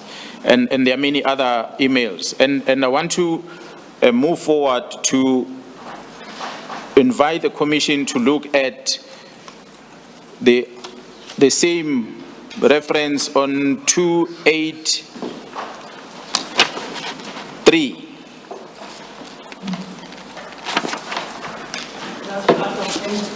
That's part of an extra MK15. Yes. Yes. 283. Yes, and it's a series of emails as well. Yeah, those are the trailing emails. The one on top, which I want to indicate to the Commissioners, that Mr. Nkabinde, who is the Chief of Staff, you will remember that what I showed you earlier was the email that came from Mr. Adams' office, dated the 1st of November, around 8 in the morning. Yes. At 9:04, the same morning, the Chief of Staff, on the same date, the Chief of Staff sent this complaint directly to the Office of the National Commissioner. The recipients, the Sibula FM Major General and Letogo GH Brigadier, they are both administrators at the Office of the National Commissioner. So this just to show the sequence, that the Chief of Staff received it within an hour on the receipt of the email. He already directed this complaint to the Office of the National Commissioner. I'm looking, sorry to interrupt you, General. I'm looking at the email of 8:25 on the 1st of November 2024. It says in paragraph 2, I was told that the dockets were intercepted. This comes after the dockets have been itemized. And then it refers to another set of dockets. And then it says that the same modus operandi was followed. I'm just trying to place myself, in the place of the recipient of this email. I would have gone back to the sender and said, what on earth are you talking about? To just say, I have learned that the dockets have been intercepted, and then you refer to another set of dockets and you say the same thing was done. What exactly was the interception, by whom, at what point, and when you say the same was done, what exactly is the same? I would, if I was the recipient, I would have gone back to the sender and said, what on earth are you talking about, and asked for some specificity instead of then forwarding this to someone else to respond or to make a follow-up. Looking at this, I'm totally lost as to what Mr. Adams was talking about, or MP Adams was talking about. Do you want to comment on that? Exactly, Commissioners. It is part of what we uncover as we investigate. All these strange things that are happening, that takes us to us reaching the conclusion that is part of a bigger plan of things. So these are puzzles that we are trying to put together as we're investigating. Because on the same page, Commissioner 283, you have both emails that are reflected there. The one at the bottom comes from Mr. Adams, and look specifically at the time. It is 8:21:01 in the morning of the 1st of November 2024. It is directed specifically to the minister himself, not to Nkabinde, this one. The one I referred to earlier was directed to Nkabinde. This one is strictly to Edward Senzo Mchunu. His email address, the minister directly. I said earlier there were other emails that followed thereafter to Nkabinde, but this one was specific. It went straight to the minister at 8:21 in the morning. On the same date, on the 1st of November, a couple of minutes later, less than an hour, the chief of staff at 9:04 in the morning, the chief of staff forwarded this complaint to the National Commissioner's office. So I would have expected the very same minister to ask those questions, Commissioner. And because the logic tells you, you open a case the day before and you're complaining today in the morning. So it means overnight there was an interception in your conclusion. I don't think it's a fair process, conclusion that Mr. Adams will have reached. But nonetheless, the minister did not ask Mr. Adams a question, neither the chief of staff. But what's interesting here, Commissioners, is that this email from the chief of staff to the National Commissioner's office reads, and I want to quote it on record. Good morning, Major General Sebola. As I said, Sebola is at the office of the National Commissioner. But the chief of staff says, the ministry has received this complaint from the member of parliament. In order for the ministry to respond accordingly, please finish this office with a report in responding to this complaint and the details of the investigating officer who was assigned to investigate these cases. Your report is expected on Monday, the 4th of November at 1500 hours. So this is the timelines that are given by the chief of staff who says the ministry. I'd like to believe perhaps the chief of staff will have received directive from his boss, which is a minister in this regard. But then we come back into what we're talking about, then becomes strange that after the 4th of November, the timeline has been met by inspectorate, although the minister received it on the 5th. The very same chief of staff then writes a letter under the minister's signature, heading ministry, cover letter, and he sends this thing to IDEC. Now, you referenced the report from the inspectorate dated the 4th of November, and we understand from that report that a request for an extension was, there was a request for an extension, correct? That's correct. And then you say the chief of staff directed a request for investigation to IDEC on the 8th of November. The 11th. On the 11th of November, I apologize. If I could refer you to Annexure MK15, it's part of that pack.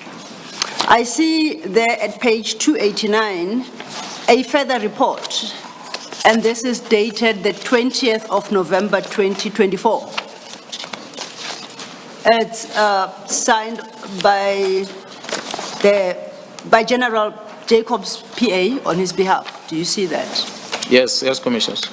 I would like you to, it would appear that this report is in response to the complaint originally received, specifically regarding the Cape Town files and the Orlando files. That's captured at 2.1.1 and 2.1.2. And 2.2, they deal with the inspector deals with the instruction received from the National Commissioner. I would like you to have regard and read into the record the conclusion drawn at 2.2.1. The 2.2.1 of the information note Yes. that is annexed on 289. That's correct. 2.2.1, you said? 2.2.1. Yeah, a report was compiled wherein the allegations that there was interference from both the provincial offices were reported to be unfounded. And this was in relation to the question the chairperson posed to you about what interference was being referenced. And am I reading the document correctly that General Jacobs, by the 20th of November, had concluded that the allegation of interference was unfounded? That's correct. Now, just to close on that, if I refer you to, in the same document, to page 290, it's item 3.3, if you could read that into the... As part of the protocols to address service complaints and From Italy to your kitchen, Spain to your bathroom, the Union Tiles world of tiles is here. Union Tiles brings the world to your home with exclusive global and local designs. Wall tiles, floor tiles, slabs, bathroomware, taps, all on special. See it, feel it, style it your way with tiles that tell your story. Hurry to Union Tiles or visit uniontiles.co.za today. Your dream space awaits. The Union Tiles world of tiles, only till 2nd October. Is in part based on the fact that the inspectorate could not obtain an affidavit as required from the complainant to substantiate the claim. That is correct. At paragraph 180, you have dealt with this letter already, that the Chief of Staff refers the same complaint to IDEC. Do you know the status of that complaint within IDEC as we speak? I'm not privy to the status of the complaint since the dockets were taken to IDEC. Okay. They operate outside the police. And there, as far as you know, there have been no engagements. Do you know whether or not there have been any engagements with the police from the affected police stations, which is Cape Town and Orlando, in respect of these case numbers? What I am privy to, Commissioners, is that Gerald Jacobs' office, after receiving this docket as part of the investigation, they were approached by IDEC requesting that they hand over those case dockets of Gauteng in the main, and Gerald Jacobs refused to hand over the dockets. And they then, IDEC wrote to a head of crime detection in the police, it is Lieutenant General Sentumuli. They wrote to her requesting the dockets. And she then contacted Gerald Jacobs and asked Gerald Jacobs to release the dockets to IDEC. Now, IDEC is led by an individual, and it is an entity of the NPA as a prosecution. The inspectorate, the service as a department which is led by the National Commissioner. But the correspondence from the NPA to the police does not include the people in charge of the two entities. It includes the head of IDEC and the head of investigation. So the correspondence between the two and the authority is granted by the police detectives and instructing inspectorate to release the docket, and then dockets were then taken by IDEC. To date, those dockets are sitting with IDEC. I see in your state. I'm just surprised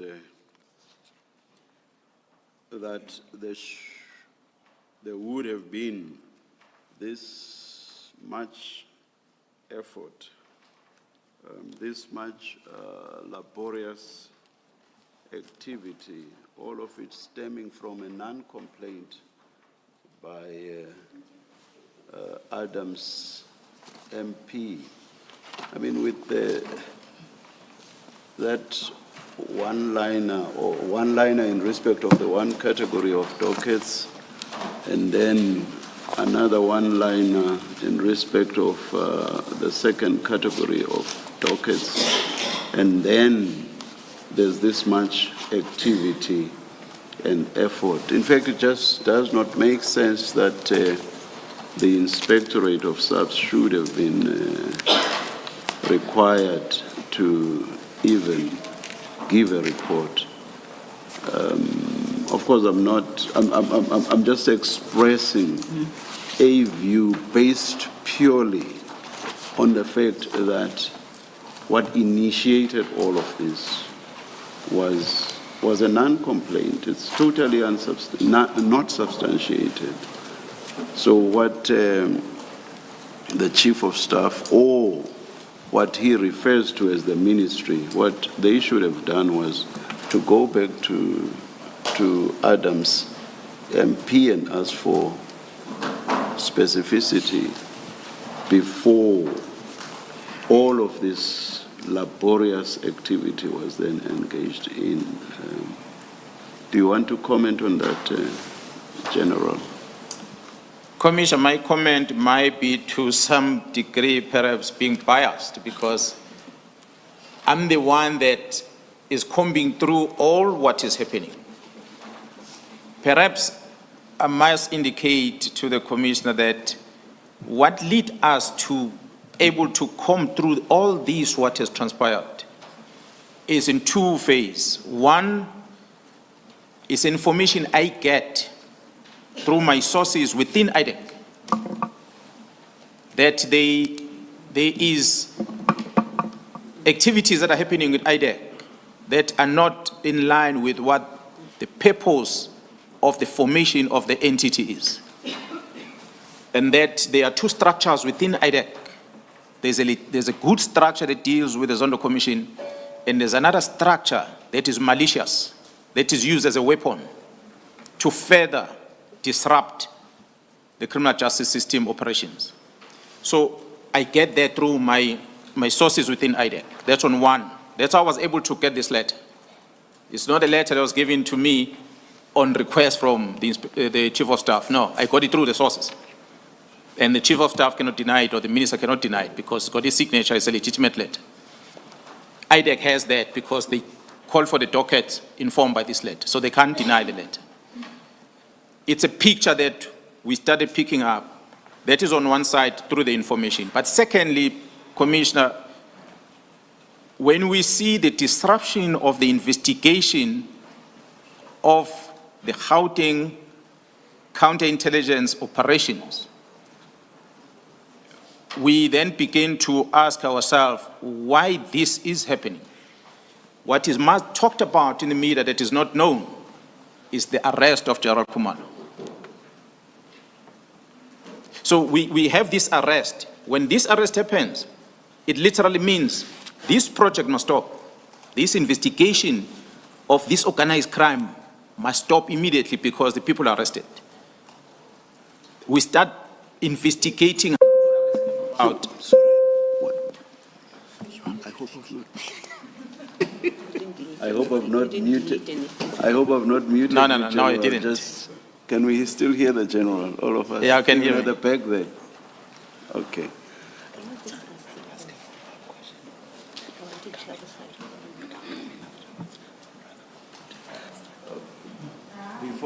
Before you continue, General, I just want to say that, of course, it's early days. Yes. And my comment about a non-complaint should not be taken as final. I do not know whether the Chief of Staff of the Minister will be called as a witness, nor do I know whether Adams MP will be called as a witness. Maybe the MP will be able to explain why his complaint was indeed a complaint. And also, the Chief of Staff may be able to explain why he considered what I've referred to as a non-complaint to be a complaint. So it is early days, but as presently advised, I just see it as a non-complaint. So until and unless it does get explained, to me it looks like a non-complaint at this stage. My co-commissioner wants to say something. Sure. Thank you. Ms. Silla, maybe I should have asked this some steps back. Yes. Just to clarify my confusion. The complaint we are talking about, I just want to make sure we're not speaking at cross purposes.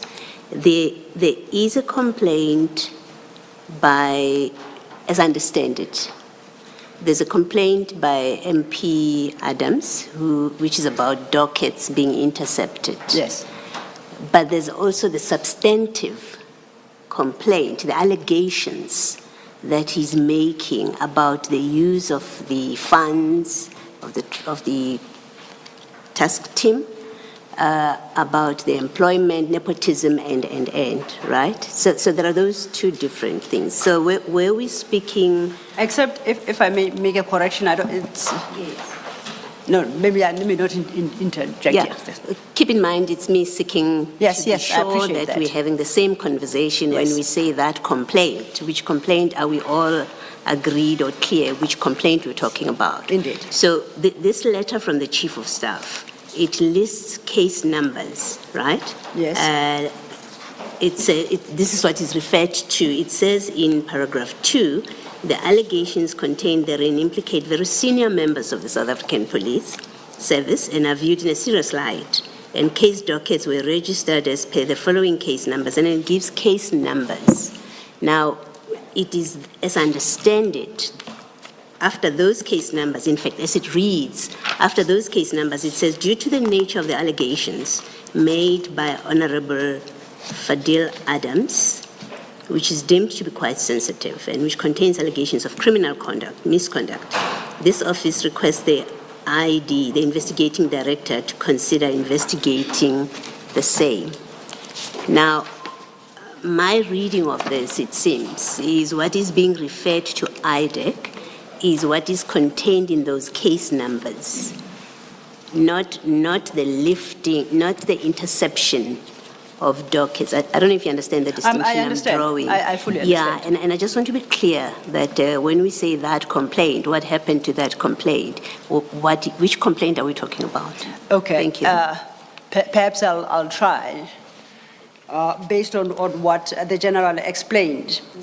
And perhaps the logical place to start is with the letter of the Chief of Staff, because that letter at page 310. Perhaps because it's what, maybe a minute or even half a minute. Okay. It's going to take more than a minute. Lunchtime. It is actually 1 o'clock now. Perhaps let's take the lunch adjournment now, resume at 2 o'clock, and then you may respond to my co-commissioner. Can I suggest, Ms. Silla, what you may want to do during the... Please, not yet, please. May I suggest, Ms. Silla, that perhaps during the break, you may want to look at this and get the witness to clarify his evidence on this issue. We are ready to clarify. I had understood the witness to clarify, and I intend to deal with it with reference to the documents. Thank you. Thank you, Chair. So that you want to get someone here to prepare. Advocate Silla, for my benefit. Yes. The evidence we have heard for the last hour, how do we link it to the interference of the GCI ops? Because it seems to me that there's a complaint by an MP. GCI Ops. Yes, it may or may not have merit, but I heard the general said it showed a pattern leading up to, and that's what I wanted clarity Well, on. we will address it because I think the general, there's a comment he made before he stated that, which is that perhaps he's rushing ahead of himself. Yes. So, but we will park it and address both the issues at 2 o'clock when we So that you reconvene. have time to consider Yes, it. no, wait, we will. May we now adjourn?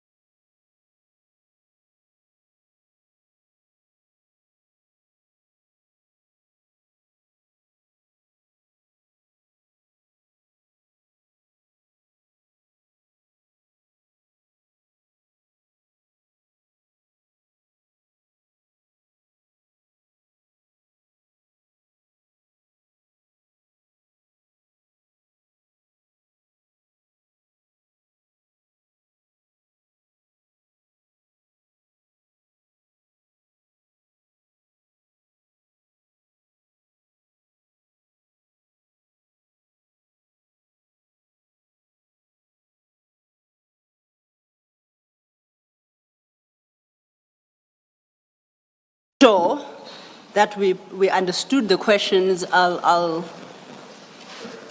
express my understanding of each before I proffer an answer.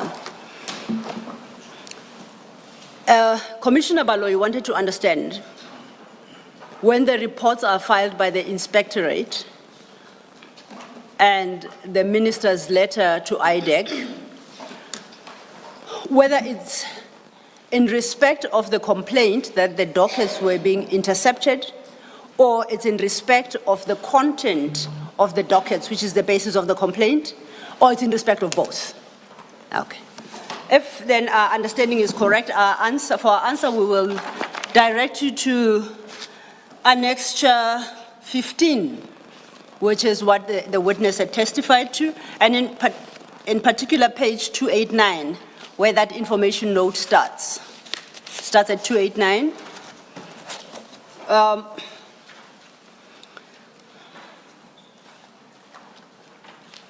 And just for reference, that particular document concludes at page 291, and you will note below the signature the date, that is the report of the 20th of November 2024. Once again, for context, there had been a previous report of the 4th of November 2024, and the commissioners will recall in that particular report an extension was requested. So this follows up on that. So I would like to refer the commissioners to page 290 of the bundle, which is the second page of that report.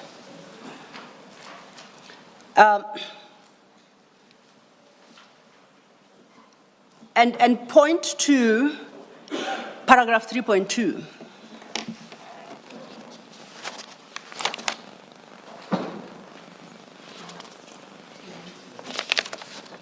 Two nine zero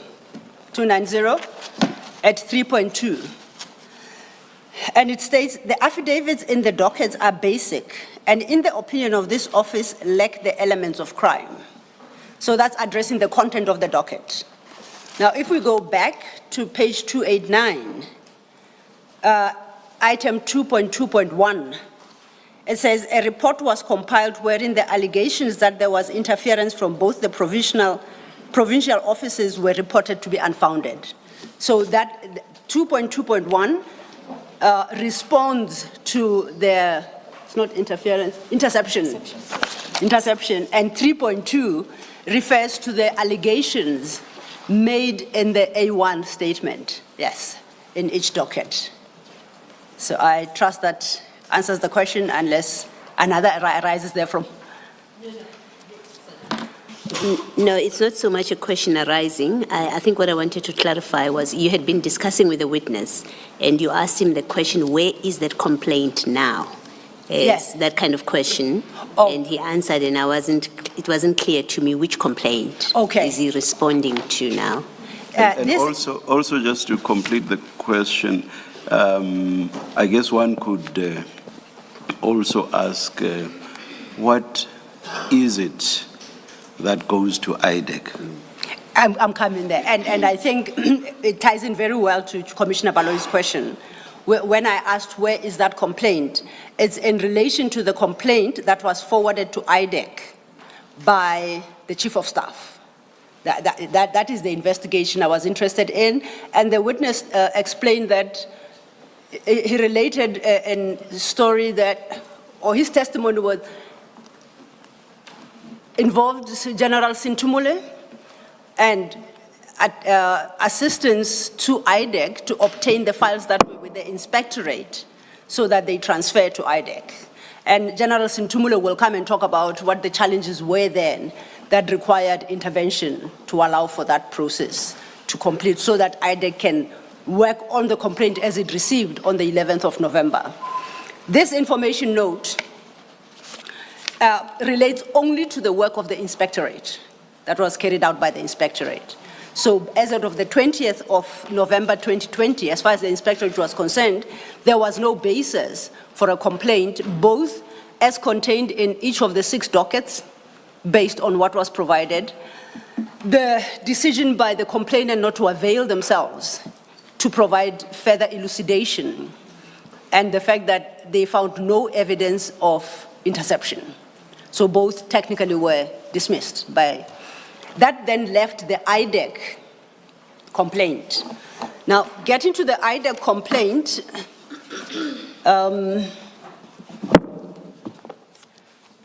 that is the one that is referred on the 11th of November. He deals with it, paragraph 180 of his statement. And the complaint is forwarded to IDEC in terms of section 27 of the NPA Act 32 of 1998. And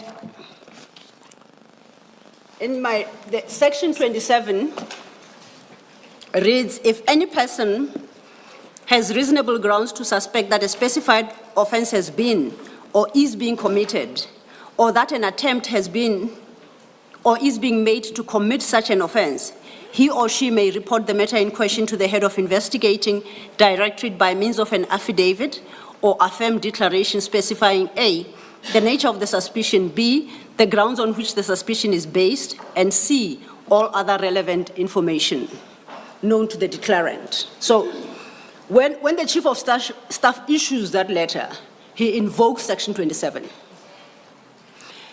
And Section 27 is intended to trigger the investigative process by IDEC into the commission of an offense. So now the color is slightly different because it implies some level of criminality. It is that process that I was inquiring as to the status thereof. And you've just referred to an affidavit. This is a letter, not an affidavit. And indeed, that letter is wholly non-compliant with the very sections 27 that it purports to invoke. This leads me to the question posed by Commissioner Khumalo regarding, if I did not misunderstand him, regarding General Khumalo, if I had understood well. Can I maybe rephrase my question? Yes.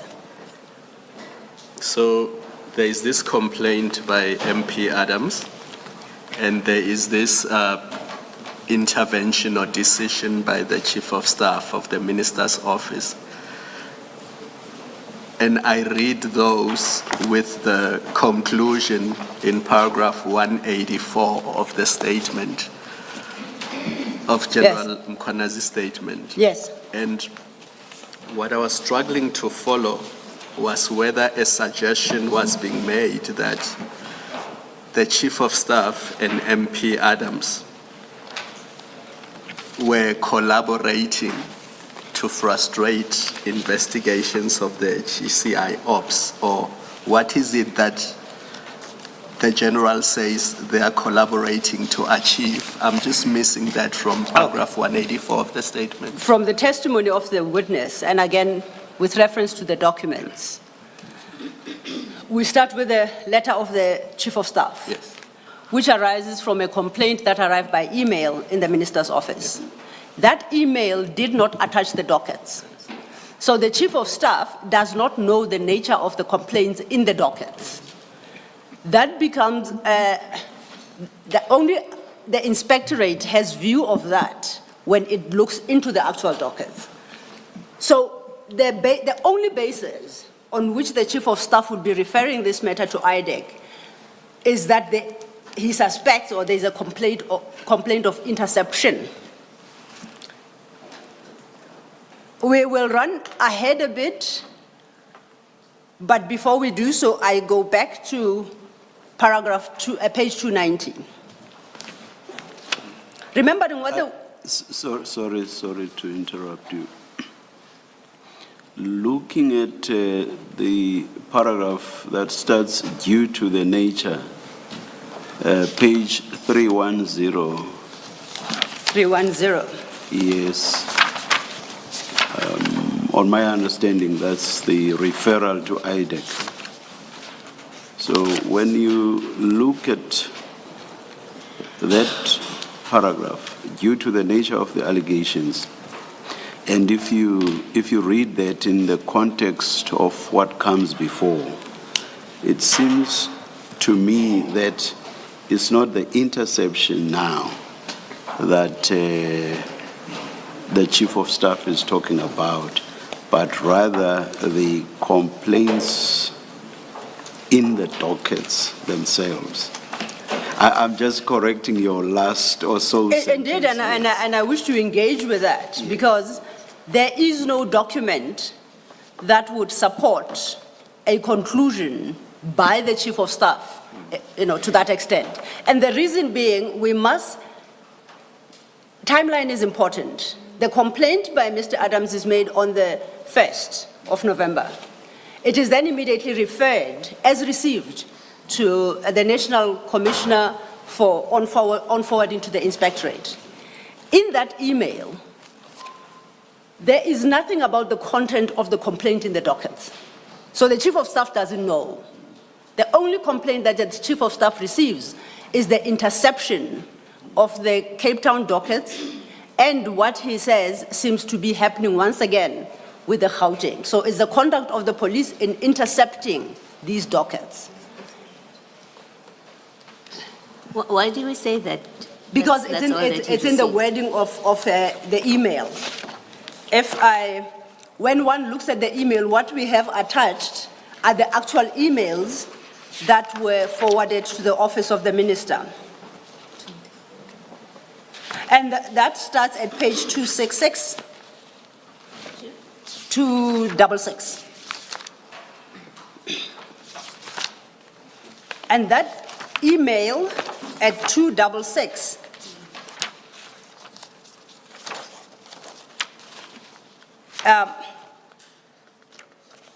speaks to the two sets of dockets, speaks to I was told the dockets were intercepted, and at 4 it says, I have been notified that the Gauteng Police Department had followed the same modus operandi. That is what gets referred to the Inspectorate. The only issue that goes beyond the interception is at page 268.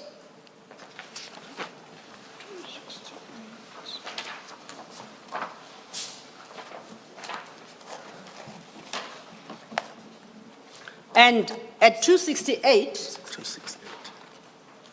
it's once again, it's an email to Mr. Ngabinde of the 10th of November, the subsequent one. And it reads, we hereby request that an independent officer or body be appointed, as we are concerned that General Masemola may have erred in his statement that the allegations pertaining to Major General Khumalo's security clearance. In this case, the National Commissioner has misled the nation, which in our view is a very serious issue. So now this is a complaint against General Masemola. The dockets themselves, the 6 of them, relate to a complaint about General Khumalo. And hence the conclusion that even as at the 10th of November, the Chief of Staff did not have knowledge on the content of the actual dockets themselves, and therefore the nature of the complaint in there must be correct. And we say that our interpretation has to be correct regarding being held to how he phrases the referrals to IDEC.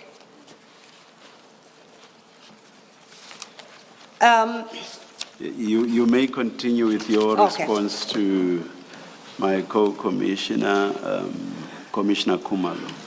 To do that, I will have to perhaps once again back to page 290, and that's annexure MK15. Is that information note from the Inspectorate, which we say dismiss the true complaint. At item 3, under discussion.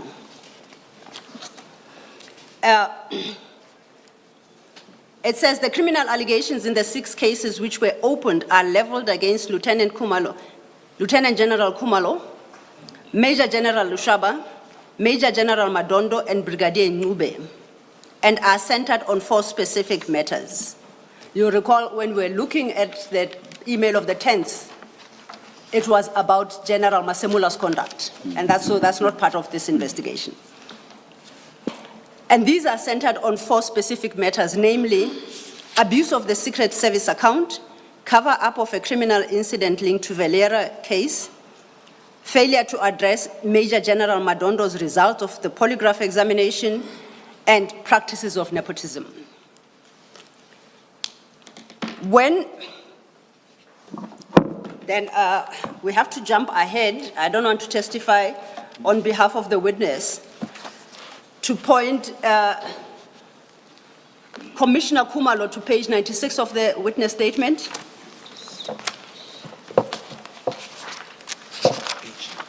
And from paragraphs 3 to 5.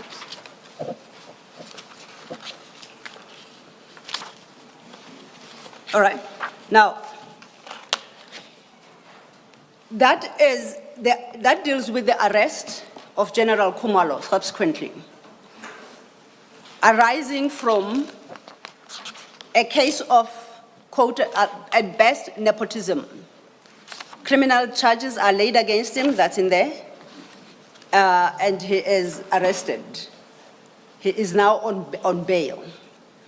So when the witness said in his statement that they follow patterns, this is the pattern that they are speaking to, and I'm going to hand over to him now to explain the pattern issue. But before I do so, I would like to draw your attention to a qualifier he put forward before dealing with specific allegations.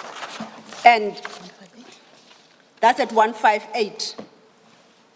And it states, I request that each of the facts I articulate below be taken into proper context, being the developing pattern of cartel infiltration of policing and the criminal justice system in general in the country that is being established by available intelligence.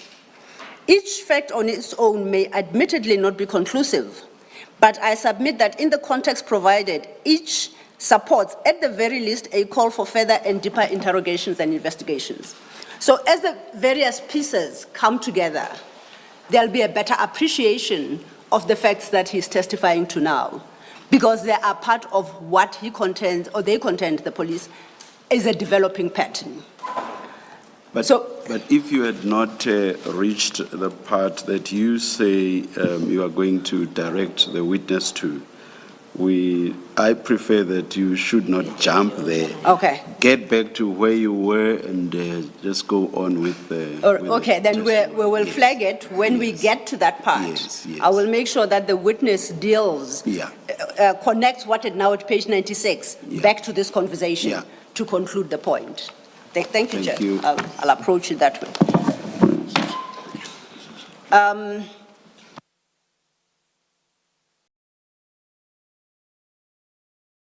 In light of the answers provided, I don't want us to rehash. I just want to make sure that the witness had not completed the point that he sought to make, insofar as the complaint to Inspectorate and IDEC are concerned. General, therefore, to test my understanding, and please listen carefully, and I will pick up on what the chair said, and I do so quite mindful of the fact that the chair did qualify his comment to say it's early days, with reference to quote unquote and non-complaint. So I want to inquire from the witness the nature of the actual complaint insofar as what we've been discussing is concerned. We know that Mr. Adams' complaint, or non-complaint, however it can be defined, triggered 2 separate investigative processes into the conduct of the police. Is that your case? That is correct. What is wrong That's with correct. that? What is wrong with that?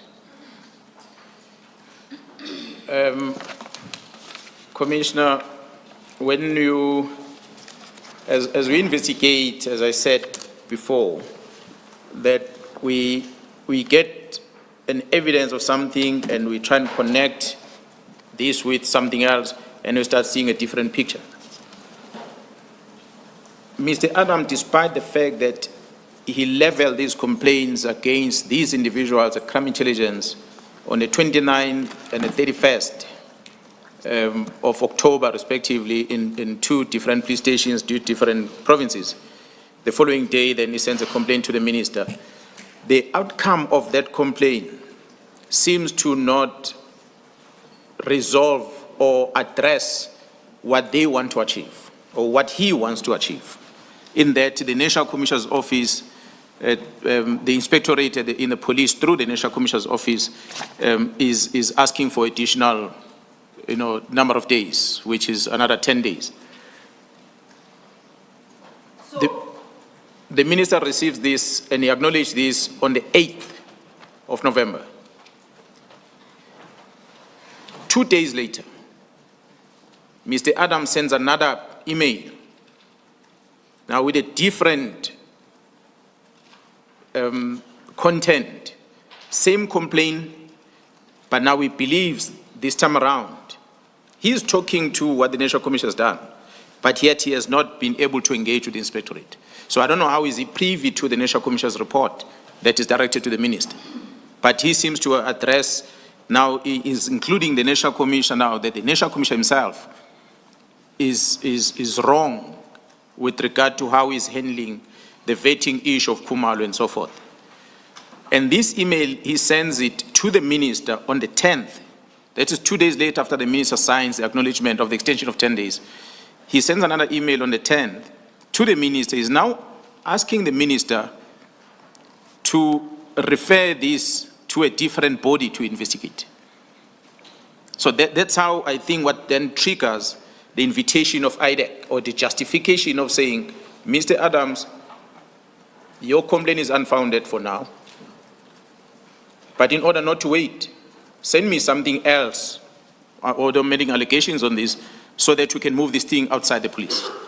So that's the only conclusion that one can draw from looking at the pattern that the inspectorate is trying to engage you, you are not availing yourself, they produce a report, the minister receives it on the 8th, on the 10th, you are now sending an email talking about almost the same report that you did not participate on.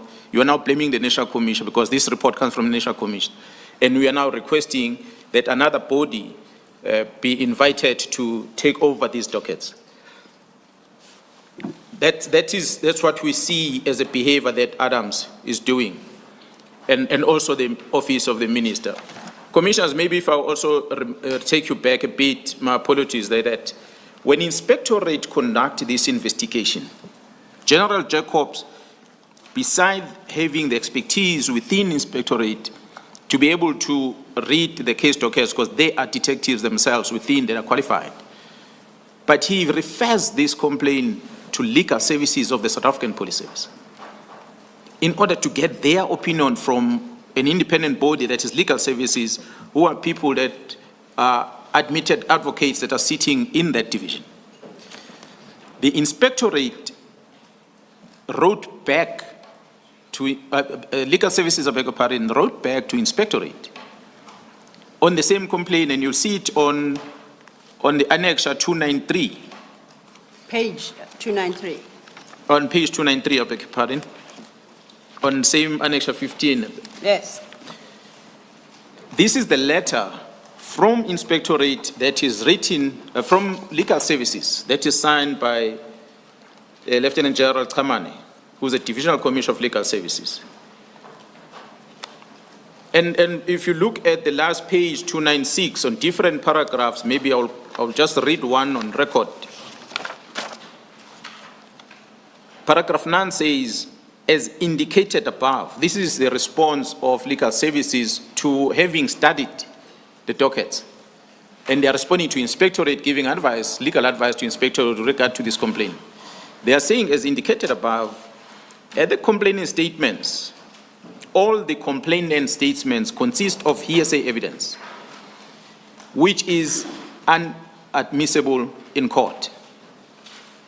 The identity of witnesses who may have personal knowledge of the allegations are also not mentioned in the statement. This information is critical to ensure a proper investigation. There's just one quotation of what the legal services is saying. And perhaps you might want then, on that vein, to continue to point 11. 2.11 reads, Commissioners, whilst the allegations made by the complainant are serious in nature, they are unsubstantiated at this stage. The complainant's statement can be described as vague in accusation rather than account of factual details that fall within the complainant's personal knowledge. So this is what I thought, let me just reflect on, that Inspectorate, in reaching the conclusion on their letter to say there's no basis, there's no element of crime on this complaint that warrants even the registration of the docket, but nonetheless, the dockets were registered. So coming back into this, Commissioner, what I want to also draw attention is that in my statement on page 58, number 17174.3 on my statement. Paragraph 174.3, right? Yes. Yes. On this page, I'm just indicating the complaints that Mr. Adams have put on his statement when he registered these dockets. And one of those complaints that I want to draw the attention of the commissioners on is 17.3, which reads, the third case concerned the appointment of Ms. Mukwele as head of the technical support service at Crime Intelligence. This is an individual that was appointed at Crime Intelligence, which formed the basis of one of the cases registered both in Cape Town and in Orlando.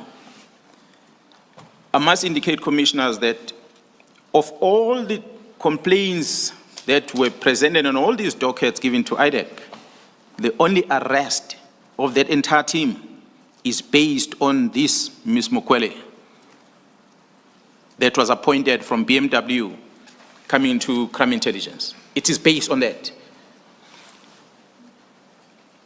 It is not about this case of Adams, but it is about a new case that was later registered. The complainant, the very same Mr. Adams, on a different statements that he now deposited to IDEC in January of 2025, not part to these ones of October. Same facts on this, and these dockets are with IDEC, but the arrest is effected on a new complaint by Mr. Adams, now specifically to this person. So it is why we are saying this is a strategy employed to make sure, Special Commissioner Khumalo, that as I kept on referencing, there's one central figure here, or there's one problem that needs to be fixed. And this problem is to stop the investigation of this drug cartel. And that is in Gauteng province. And the common person in this thing, it's Khumalo in the center. My question has been answered now. It has been answered. That's really what I wanted to get to. Then just to say, we will come back to that. You had the witness speak to new information, new affidavit. Those relate to the matters that are dealt with at page 96, when we specifically deal with what is termed the General Khumalo case. Can I just confirm? General, you say 174.3 is the basis on which General Khumalo was arrested. Is it the only charge that he's facing presently? I mean, it's a matter of public knowledge that there are criminal proceedings. Is that the only charge? Before he answers, General, if I may, because I fear the witness might misunderstand as to, is it the only charge? Because the charge sheet may contain a number of charges. I understand the commissioner to want to know whether the charges for which, the charges leveled against him arise from that one incident. Yes. As opposed to it there being only one charge. Yeah. So. Yes, and I just need a yes or no answer. You don't have to give me detail of what it is. The answer is yes. This forms the basis of the arrest of General Khumalo and the team at Crime Intelligence by IDEC. if I may qualify. Thank you, Mr. Thank you, General. Okay, now to find my place again. General, I think that in large part has dealt with your complaint as regards the conduct of Mr. Adams. You, beyond that, then moved to another issue from paragraph 186, and this relates to what you say is the conduct of Ms. Cola Barnard as a member of parliament. And you have attached, or you have reproduced a start of a statement. In dealing with that particular complaint, please have regard to the question that the chair had posed at the beginning of your evidence about Mr. Adams, or no, I think it was Commissioner Baloyi, which is the relevance of this evidence, this complaint, to the terms of reference. So you deal with your complaint regarding Ms. Barnard, but please try and locate it to the extent that you can in its proper context. Not that I'm claiming credit, I raised that question. Oh, I do. The chair definitely raised it. Yes. If you are able to, if you are not, and you explain it away as part of the pattern that you reference, then we will deal with it in due course. Actually, in my marginal comments on my statement, I have the same question in respect of this MP as well. Okay. Yeah. So I think I've preempted the chairperson's question, asking the same question twice. So yes, it's in that context that I would like you to summarize what your complaint is and how you suggest that it is relevant to the Commission's terms of reference. Commissioners, Ms. Cola Barnard is a long-serving member of Parliament. Maybe you might, beg your pardon, Ms. Cola Barnard, maybe you might excuse to some degree, not that I agree with it, Mr. Adams, of being new in that Parliament. But Ms. Cola Barnard is a veteran in Parliament as a lawmaker who ought to understand what belongs where in Parliament. And I can confirm, Commissioners, that she is appointed by her own political party, which is a Democratic Alliance, to be a member of both the Portfolio Committee on Police that deals with the open account, as well as being a member of the Joint Standing Committee of Intelligence, which deals with the covert funds. So she's better positioned to call the department to come and account at the right platform. But we have seen, and I said when I started, I'm going to throw one example of each. I'm not going to go into details with many. There are many examples. But she's one of the leaders in our legislature that is participating in both breaking the law as well as fueling these malicious attacks that are happening within crime intelligence, and ultimately directed at Khumalo as the head of that intelligence. I said she is a member of Joint Standing Committee of Intelligence. So what I put here on as an example on page 61 under paragraph 186 is a statement that she released in her capacity as a member of the Democratic Alliance, which I'm going to quote these two paragraphs, Commissioners, on record. The Democratic Alliance is calling for an immediate and thorough investigation into the recent purchase of a multi-million rand commercial property by the Crime Intelligence Division of the South African Police Service in Bria in Durban. The second paragraph, this purchase, approved by high-ranking officials within crime intelligence, raises serious concern due to the vast amount of taxpayers' money involved, especially as it follows a previous highly questionable property acquisition in Pretoria to the tune of 22.7 million rand, a matter that the Inspector General of Intelligence confirmed is now being investigated. The full statement is available on internet. You can go and throw it. It comes from Ms. Cora Barnard. Now, she's introducing an Inspector General. We know, and we're going to demonstrate that later, that the intelligence community, they operate separately from a normal account. There are 3 entities established in the country. One is within defense. Another one is state security. The third one is crime intelligence. And both of them are supervised by the Inspector General of Intelligence. That is the only individual that has got access to all the classified and the work that they do at crime intelligence. And whatever reports this Inspector General of Intelligence discover must communicate with the Joint Standing Committee of Intelligence. Later in our presentation, Commissioners, I will demonstrate in some of the incidents that happen at crime intelligence that involve the Office of the Inspector General of Intelligence being used by politicians, which I had an experience on as I read my portfolio, my profile, the experience I had when I was the acting National Commissioner at the time. We will indicate that because in trying to address the issues at crime intelligence and the political involvement, back in 2011, I deposited an affidavit at the Zondo Commission. That affidavit is available. Unfortunately, I was never invited to come and testify at the Zondo Commission.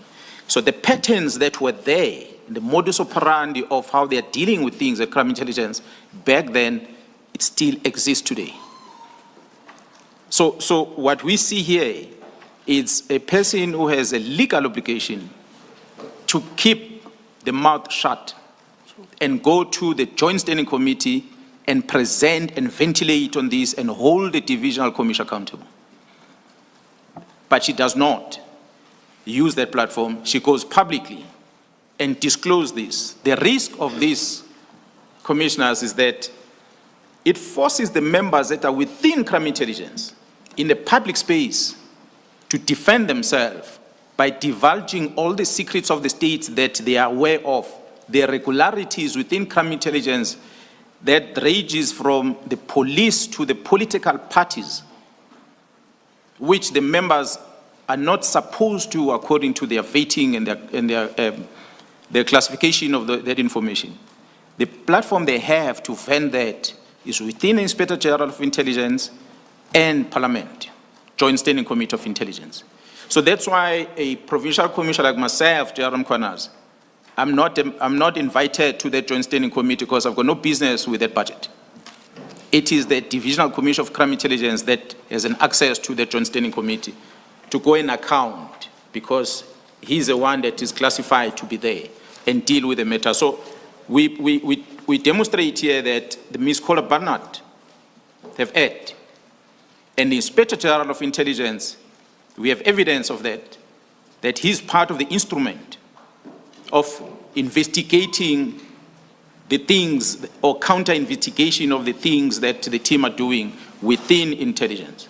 So that's what I thought maybe I must bring forward without going more into details. As I said earlier, these are some of the things that J.R. Kumal is going to come here and is going to elaborate more of what actually is contained on this counterintelligence investigation, who is involved, and how the what is the role that the Inspector General of Intelligence is playing in trying to frustrate this project.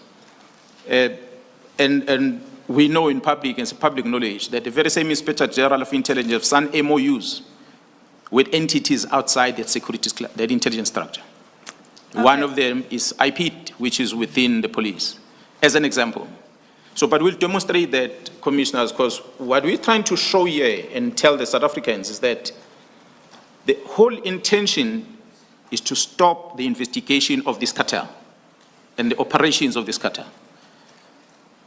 And all the efforts that we are seeing as we are presenting this today is that there is a concerted effort of making sure that Khumalo and whoever he works with are frustrated in making this to end in court.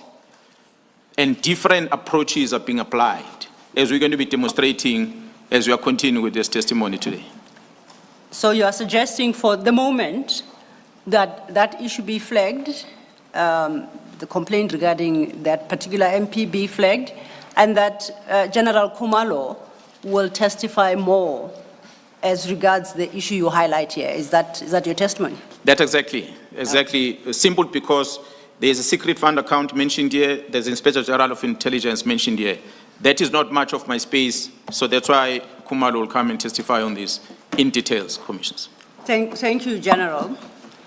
So those were the two complaints you leveled against the politicians in Parliament. That's correct. Now, from page 61, we now concentrate on the executive, and you start that conversation at paragraph 187, all the way to paragraph 213. So let's take it in bite sizes. And we start at paragraph 187. You may read some aspects of it into the record, or you may speak to it as is most comfortable for you. Commissioners, I had said previously when EWN Media asked me questions, I conducted an interview in my office, and I repeated again in Parliament on the 5th of March, and I repeated the same thing on the 6th of July this year, that there is a gentleman, Mr. Brown Mokhotsi, who is an associate of the Minister of Police, Mr. Senzo Mchunu. I spoke about Brown Mokhotsi as an associate of Senzo Mchunu, Minister Senzo Mchunu, simple because what confirmed that is that when I received a WhatsApp communication from a number that I do not know, with the information that we're going to talk about later on the statement, it made me ask a question because the person who's communicating with me seems to suggest that he is close to the minister, he is with the minister. But for me to confirm that, I had to first engage the person that I said earlier, I knew very well, the Chief of Staff, Mr. Nkabende. I called him to confirm this fellow, whether does he know a person called Brown Mokhotsi. General, if I may, and I'm Yes. sorry I do apologize for having to interject. Perhaps if we follow the narrative as you set out in the statement, paragraph by paragraph, summarize, because you have set out the steps with reference to when what event occurred and culminating in your conclusion, lest we lose the commissioners. If that's workable with you, if you may. No, Commissioners, I was just introducing Brown Mokhotsi, that there is this gentleman who made contact with me, and the Chief of Staff confirmed that this person is a close associate with the minister. So that's how I got a confirmation, also with the exchange of messages between me and the Chief of Staff. So that's when I got to be comfortable that this person is speaking because he knows things that are happening at the office of the minister. When Commissioners, on the same paragraph 187, but second page 62, I had raised issues because upon further engagement, and I discovered that this Brown Mokhotsi is linked to the underworld figures, people that are subject to investigation that are involved in criminality within the country. And this person is close to the minister. So when we appeared before the portfolio committee and I mentioned this Brown Mokhotsi, the minister on the record in Parliament, he denied knowing this person on record. But later in a private conversation that the minister had on the 30th of March, he acknowledged that he knows this person as his comrade. Commissioners, I'm not good in English. I don't know what's the definition of comrade and what's the definition of associate. I use the word associate, and they deny the associate, but they confirm a comrade. I'm not an associate, but I'm a comrade. So, and this was a private conversation between whom? Between the minister and one lady on X that goes with a hand-lawn care.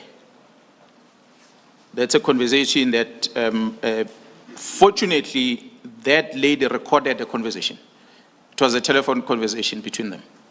And if I may, General, I know you're getting there, but because the chairperson has posed the question, is that conversation? I apologize. I switch it off because the paper tends to make noise. To the chair, we will get to that point, but perhaps the chair might want to make a note that recording that the general references is dealt with at paragraph 201 of his statement, and that's where the detail of that recording is provided. Thank you. Thank you. Okay, thanks, Commissioner. Commissioner, the communication between me and this Mr. Brown Mohotsi started on the 30th of September 2024. This is when I had received a WhatsApp message from Mr. Brown Mohotsi, where in his own writing, in that WhatsApp message, he was warning me in a way of saying that there is attempts of discrediting me by means of a case of the allegations of the defeating the end of justice case that was going to be registered in relation to an incident that had happened in KZN at Correctional Services at Timpangeni. General, if I may, I know that in the next succeeding I do apologize. I hope I tend to bump into it so it makes noise, but I'll keep it on. From here on, you deal with a series of communication, and you only attach the actual communication at the end of your narrative. May I request, as you walk through the commissioners through what you say here, that perhaps we invite them to your annexure MK17, and you read both what you state in your statement in relation to any single event with reference to any part of MK17. Thank you. Thank you, Commissioners. Commissioners, I said the communication started on the 30th of September when Mr. Brown Mohotsi made his allegations. Now, obviously, I don't know where he got my number from, but he made contact with me, cell phone contact. Sorry, is it the one on page 315? 313, that's where it starts, Commissioners. It starts from 313, 314, and it runs up until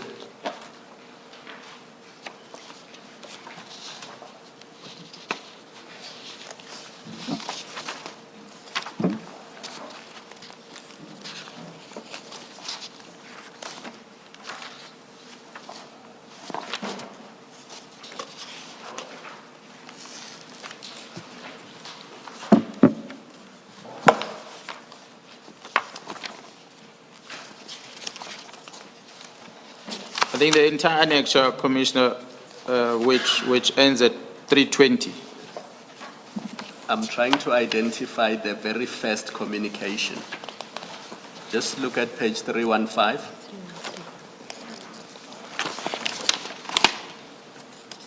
Yes, Commissioner. Is that the very first WhatsApp you received from? Yeah, that's the first one. Yeah, I'm sorry with the order because it got dates. Yes, it's on 315. That's correct. Yes.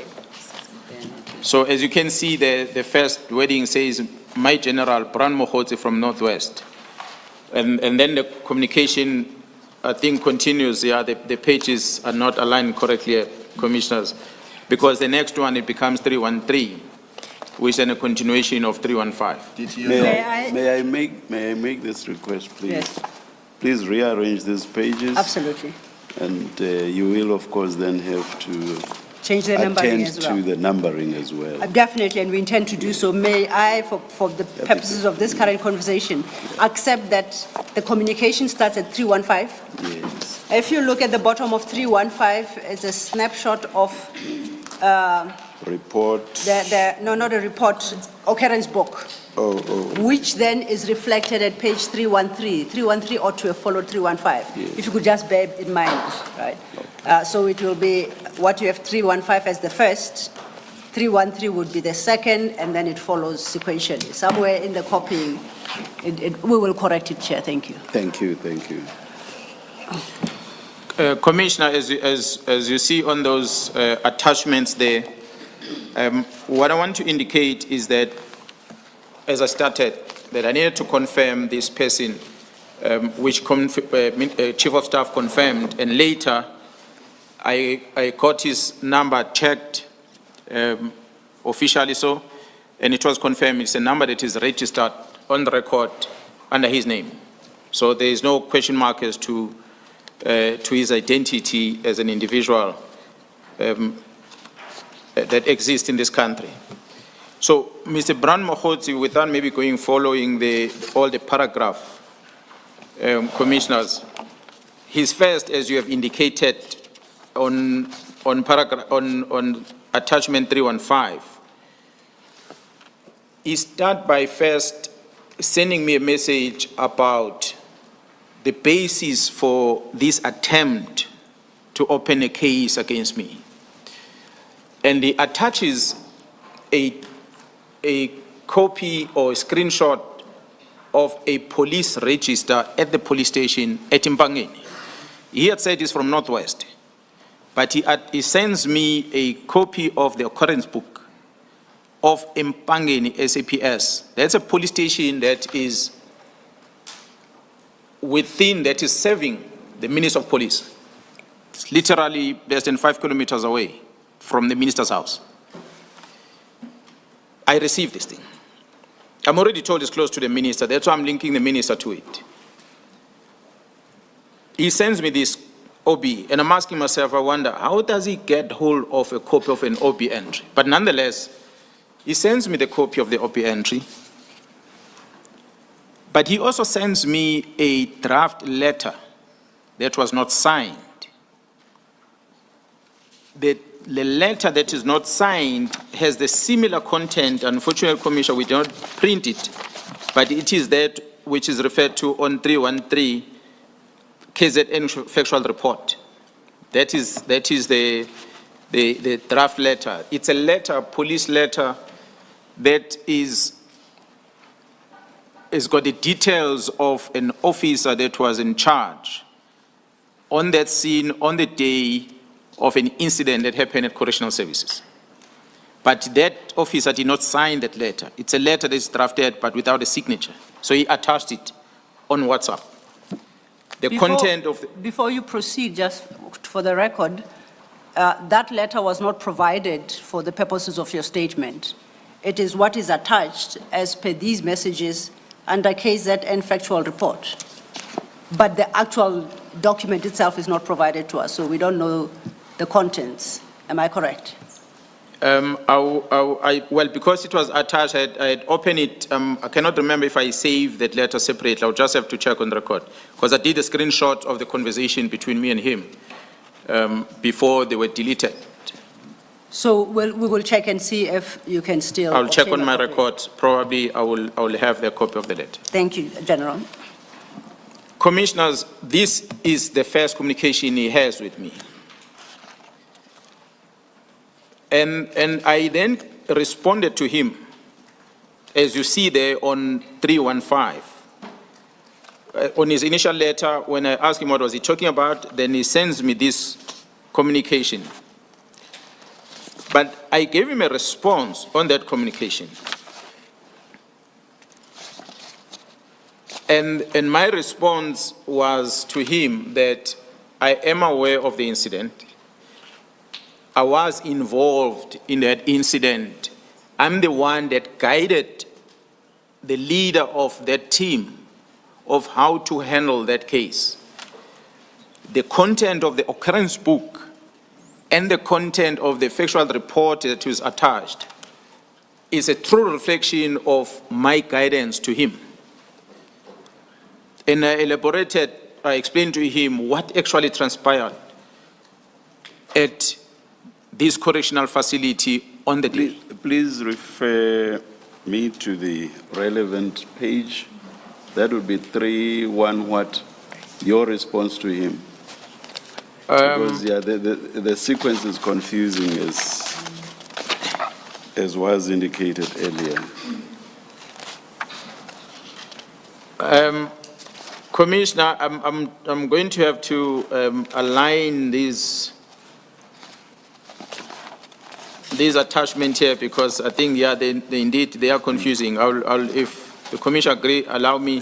Can't we take a 3 or 5 minutes and then you just rearrange this? We just rearrange and we'll renumber. Because, for example, I'm looking, that was a State House, blah, blah, and I have no idea We shall do so. Thank you, Chair. Thanks for the opportunity. how that comes into the picture. Well, not unless Commissioner wants to break, but it doesn't take me long to get to the right page on my response. It's just the sequence of them, because I know that. That's why I was asking you to take me to the relevant page, because I didn't see where your response is, for example.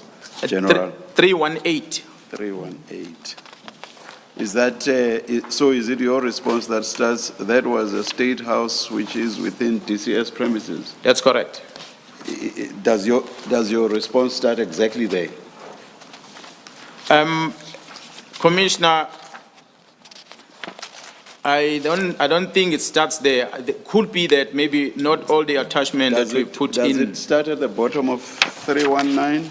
I know that matter very well, which was an illegal operation that was conducted at the premises of a high-ranking DCS officer without a search warrant. That was a State House, which, is that how it flows? That is correct. That's correct, Commissioner. Maybe we should take that break, then we can align. Let's take the opportunity granted, right? Thank you. Let us, Jenny, indicate we'll stand somewhere here. We shall. Thank you, Chair.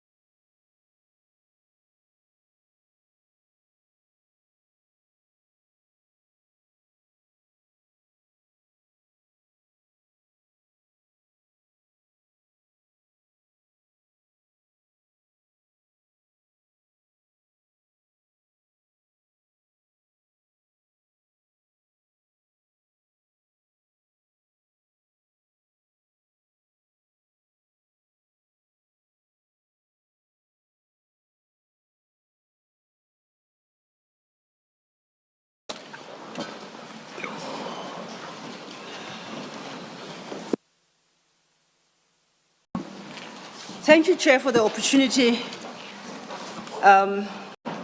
We have rearranged your files in the order that they follow, based on the timestamps. Please, for the moment, ignore the pagination at the top right. We shall replace the pages accordingly. So as things stand, because of the pagination, we can't risk them falling because they get all mixed up again. So both the general and us have got the same order as has been corrected in your files. So perhaps the proper place to start is with the question that Commissioner Khumalo had posed, which is the start of this communication chain. So, General, what we now know to be the start, as rearranged in your file, starts with the date of the 30th of September. Commissioners, I must first apologize, Senior Counsel, I must also apologize to you because what I noticed is that Commissioners, or what I have as a screenshot of the conversation between me and Mr. Brown, I did not print everything. Even after the rearrangement, there are some missing 2 or 3. No, I'll share with Commissioner Khumalo. Mine is still wrong. Doesn't matter. Let's go on. The Secretary. He can do it for tomorrow morning. Sorry, General. Yeah, we can continue. We will share. Thank you, Chair. Quite distressing, but do apologize. So General, you say the pack as you provided us is missing some. That is correct, Commissioners. There's at least 1, 2, 3, and 4 pages I should have made, which is a continuation of communication between me and Mr. Brown. It might have cut off in October and it started again in April, and again the last one being a telecommunication on the 3rd of July, just before the press briefing. Okay. May I propose, if it might work, because then it means we still have to get the copies from you. That's correct. We still have to update the files. Perhaps we leave the issue of Mr. Mokgotsi in its entirety for now, because it hangs on the communication that was had. No, we can share. Let's go ahead. The point the General makes is even rearranged. Okay. He didn't give us everything. So there's some communication that is missing from the packs that we all have. Now the question is whether or not his evidence will follow sequentially when he has what he has on the screen that we don't have on the file. So I was suggesting that because he's dealing with different people, that we perhaps file the Mr. Mokgotsi issue till tomorrow morning, and overnight we correct this, but then we deal with the next one. Thank you. Would that disrupt the flow of your testimony, Mr. Mokgotsi?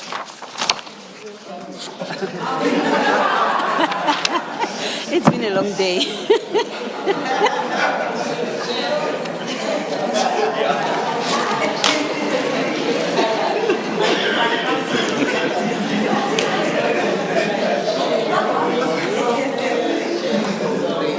Apologies, Chair, and apologies to Mr. Mokgotsi. Apologies, General, for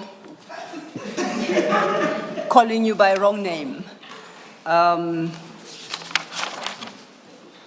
But I think the Chair, you had confirmed that we can park this issue.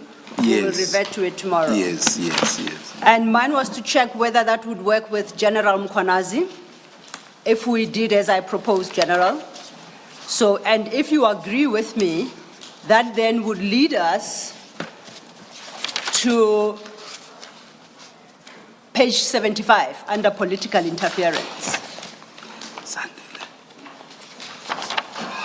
Would it be okay if we jumped this part regarding Mr. Mokgotsi and we update all your communication with him?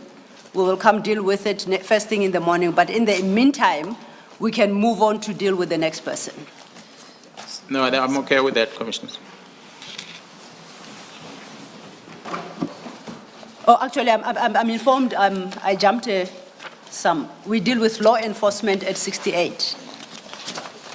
I was ahead of myself. We deal with Mr. Mukhosi, if you recall, General, in the context of dealing with the executive. You start that part at page 61, paragraph 187, where you deal with Minister Mkunu. You then lead on to your WhatsApp conversations with Mr. Mukhosi. And I'm saying that entire conversation we park for today, and we move on to your next issue, which is now dealing with law enforcement agencies, starting from page 68, and we will come back to the issue of Mr. Mukhosi tomorrow. Would that work? That's correct. Okay. Chair, thank you for that indulgence. We will obtain the further documents from the General and update your files accordingly. Thank you. General, then let's turn to page 68 of your statement. And from page 68 to page 75, you deal with law enforcement agencies. And you reference two instances under that heading. In the order that you have dealt with them, could you please engage with the issues, starting from paragraph 214? Commissioners, as I said when I started yesterday, what I will present before this commission, it's an information that I have a personal knowledge of, which in the main was the political clearance task team that I've already addressed. And some of the things I'm going to be presenting here, it's an information that was presented to me by the different disciplines in the police as they are engaging on the work that they do. Some of that information is what we're going to begin to see here, which information that will be confirmed by the very same people that were briefing me when they come before this commission with that evidence. For instance, I will talk about a report that is available, which I have seen, but I might not display it here. They are going to come with that report and show it to the commission, if that is okay. I just want to make sure the commission understand, so that as when I talk, it mustn't be the question of where is the evidence of this you're talking about. It could be the information that I'm told during the course of work, as in my capacity as a senior officer. Mind you, commissioners, that the 10 members that are members of the political killings task team are still in Gauteng, part of GCI Ops. And I am having this conversation with the leader of this GCI Ops, Jaro Kumar, in order to get status in terms of the duration of this operation. And that's when I'm getting the extent of the work that they have before them that they must still do in Gauteng. So one of those, as we're indicating how this criminality or the syndicates are operating, getting the individuals that are within the political setup as well as business that we're going to talk about later, maybe tomorrow. And there's also police officers that are part of this, or law enforcement officers. I might not talk about many examples that are out there. There are many cases. I'm going to cite few. So one of them is this, what is sitting at 214, where I was indicating that the Mr. Matlala, Ket Matlala, Vusmus Ket Matlala, is one fellow that has been enjoying too much privilege from the law enforcement. And the typical example is that one of, or at least few of his vehicles, not talking about the number, but it's a couple of them, 4 or 5, the number will be confirmed through the report. His personal vehicles were registered by the Deputy Chief of Police at Guruleni, that is Major General Mkwanazi. He facilitated the registration of these Mr. Matlala's vehicles under the municipality as if they are municipality official vehicles, utilizing the funds from the municipality of Ekurhuleni. So the vehicles then belong on record, when you test them on the system, they reflect as if they belong to municipality. It did not end there, commissioners. He took these vehicles and he caused the municipality to take the blue lights that belongs to municipality. The blue lights are supposed to be for the law enforcement vehicles within municipality, and he fitted those blue lights in these vehicles. And these vehicles were then given to Mr. Ket Matlala. I must indicate, in terms of the Traffic Act, the only authorized bodies to be able to drive with blue light on the streets are law enforcement, which would include SAPS, the Metro Police, Traffic Police, as well as the military police of the defense. They are the only one authorized by law to make use of these blue lights. And even the utilization of the blue light is somehow regulated, that you cannot just willy-nilly use a blue light. So it's an emergency light, it's a warning light. But this was not only done by Matlala privately to the service provider, but it was done by law enforcement of Ekurhuleni. And to confirm this, there is a report that is available, because this complaint comes from the chief of this municipality. When he registered the complaint against this, told, according to his words, he was suspended because the principal at municipality did not want him to pursue this investigation against his junior. So he provided this information and he brought this to the attention of his executive in municipality, city manager. It will appear that not much was done to the person that was responsible for this, despite the fact that the law was broken.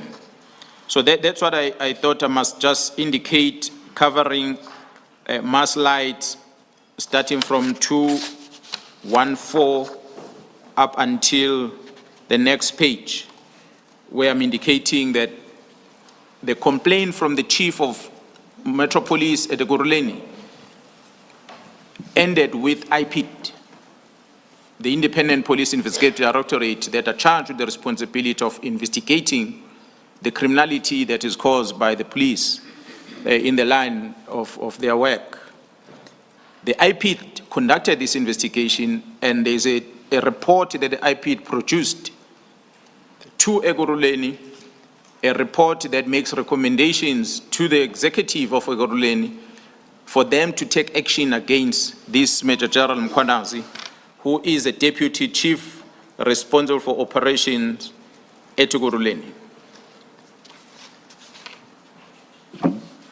That I think deals with the issue of Ekurhuleni and the blue lights. Yes, right. And that up to 219. Then you introduce a new on my statement issue there, starting from paragraph 220. Yes. I must indicate, commissioners, that that report of IPID is classified. So part of it will need to be declassified so that the commissioner will have an insight on it. And before then you move on, all the declassified documents that have been identified in the witness statements have been listed, and we are seeking the declassification thereof. And as soon as that is obtained, we shall make available then these supporting IPID reports. Thank you. On paragraph 220, onward, commissioners, I wanted to draw your attention to, or demonstrate before this commission, that there is other involvement of police officers. An example that I'm putting here is one police officer from Johannesburg Metro. This police officer is a very close associate of the arrested Mr. Kati Somolefe. On the 5th of February, 2025, this Metro Police officer, Johannes Mahatle, who works at JMPD, he deposited a statement, an affidavit, during the investigation that was conducted by GCI Ops following the arrest of Mr. Molefe, which happened on the 6th of December last year. So this is him explaining in his own affidavit that he deposited. The reason for the team to approach him and ask him to deposit an affidavit is because of his presence during the arrest of Katiso Molefe and the role that he played on that day. I'm going to quote on what he says on his affidavit, Commissioner, on page 7222 on my statement. In this affidavit, Officer Mahatle states that he became acquainted with Warrant Officer Michael Puletau, a former member of the South African Police Detective Branch, Johannesburg Central, who is an accused with Mr. Molefe in the Vereeniging murder case of Mr. Swart as a fellow police officer during 2008. So it is him who's admitting that he's close friends with both of the suspects on a Vereeniging case. Through him, that is the detective, he was introduced to Mr. Katiso Molefe, with whom he struck a close relationship over time, and they established direct contact. He says, I understand that Warrant Officer Tau resigned from the service after he was arrested and charged for murder of Mr. Swart. What he stated under oath, Commissioners, is that on the 6th of December, the day where Mr. Molefe was arrested, he reported on duty, and while he's on duty, he received a phone call from Mr. Molefe, who was complaining about a suspicious vehicle that was parked on the street next to his house. And he immediately proceeded to Molefe's residence. And he fetched Mr. Molefe, and they drove to the vehicle that Molefe was suspended, which means he transported Mr. Molefe with his own vehicles, not knowing whether it's a state vehicle he was using, or municipality vehicle, or his private vehicle. It doesn't indicate it. But he fetched Molefe, and he drove with Molefe to the suspected vehicle. And he took note of the car's registration number. And with the use of the ACPS system available to him, the system that he has an access to, he then used that to check the registration number of this vehicle in order to establish who is the owner of the vehicle. He then got out of the car and he approached the occupant of the vehicle and introduced himself. And thereafter, he went back into his vehicle, and then he informed Mr. Molefe that the vehicle is a police vehicle. And after that, they drove back with Mr. Molefe, and he dropped him off at his home, and he went on with his patrols. And then he says, on the very same day, later, Mr. Molefe's son, Neo, informed him that Mr. Molefe was arrested on the same matter that Officer Tau was arrested on, which is a Vereeniging case. So as I said, Commissioners, that the team that is investigating, that took this statement from him, they will come before this commission and they will explain in details about the role of this member. But my problem I have with him, other than knowing the person, but start doing the favors of the person, that becomes a problem. In that he then go and test the vehicle to establish the ownership, and he goes and brief his friend or his associate to say, oh, this is a police vehicle, so don't worry about it. That is the first concern that we have with regard to this officer. So which means he then he uses his advantage position of being a traffic police officer to advance the interest of Mr. Katisomleaf. There are many other things that are contained on the statement, and also to confirm, Commissioner, whether on the day was he on duty or not, officially, that he claimed he was on duty for. The team that is going to come will come and explain further to the Commissioner that what have they discovered, whether was this man actually on duty on the day when he claims that he was on duty or he was not on duty. He might have perhaps provided the wrong information. And that is as far as I want to leave in as far as the Metropolis is concerned. Thank you, General. Sorry, before you leave that, General, paragraph 228 of your statement. Yeah, Commissioner, if I may read this one on the record, where it says that he also renewed licenses for vehicles at Mr. Molife's request, for which he will receive gratification. So Mr. Molife will ask him to register the vehicles, and he will do that, and of course, there will be a reward coming from Mr. Molife in that regard. So the affidavit that he wrote, we attached it here. Although it's handwritten, I hope the Commissioner will be able to see as marked MK18 on the annexures of this individual. So we want to demonstrate, Commissioners, that a police officer of his status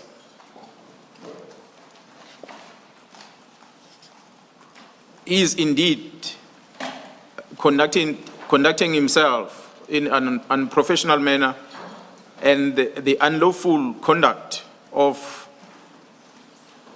abusing the state resources as well as his position as a police officer in order to benefit his friends, in this case, Mr. Molife, is what makes us reach a conclusion that these are some of police officers within the Metropolis that are playing part to supporting the work or the illegal activities that is done by some criminals out there. So this is basically where I'm going to end with regard to the two.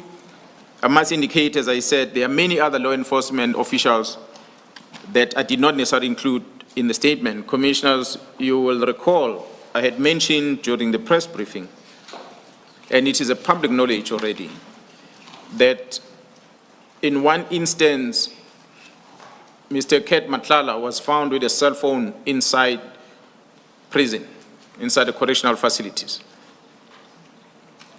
For obvious, he was not supposed to be in possession of such, and such a cell phone was facilitated by individuals within correctional service to get to him because they have access to it. But I must thank the Commissioner of Correctional Services, because on the day when we addressed the nation on the 6th of July, the Commissioner called me because after watching the address, he felt that he must send officials, the credible correctional service officials, to go and inspect this detained person, Ket Matlala, and to go and inspect his cell and search him. It is when they did that, on the direction of the Commissioner of Correctional Service, that they found the cell phone. So the Commissioner then contacted me directly, and he said he himself, as a senior officer within the criminal justice system, within law enforcement, he doesn't have much trust on what's happening now in this area. And he says, sure, for sure, someone brought in this cell phone and facilitated for this cell phone to get to the suspect or the detained person inside. And I must make sure that I send someone I trust to go and fetch and collect this cell phone. So that's when the team, GCI Ops team, went to correctional facility and they collected that cell phone from Mr. Ket Matlala. And I'm not going to get into the details then what was extracted on the phone, but the mere fact that he had the phone inside the correctional facility, it then implicates some officials within the system. But fortunately, it's the same department with the credible officials that are working within the system, supported by the commissioner, that help us to retrieve that form. Thank you.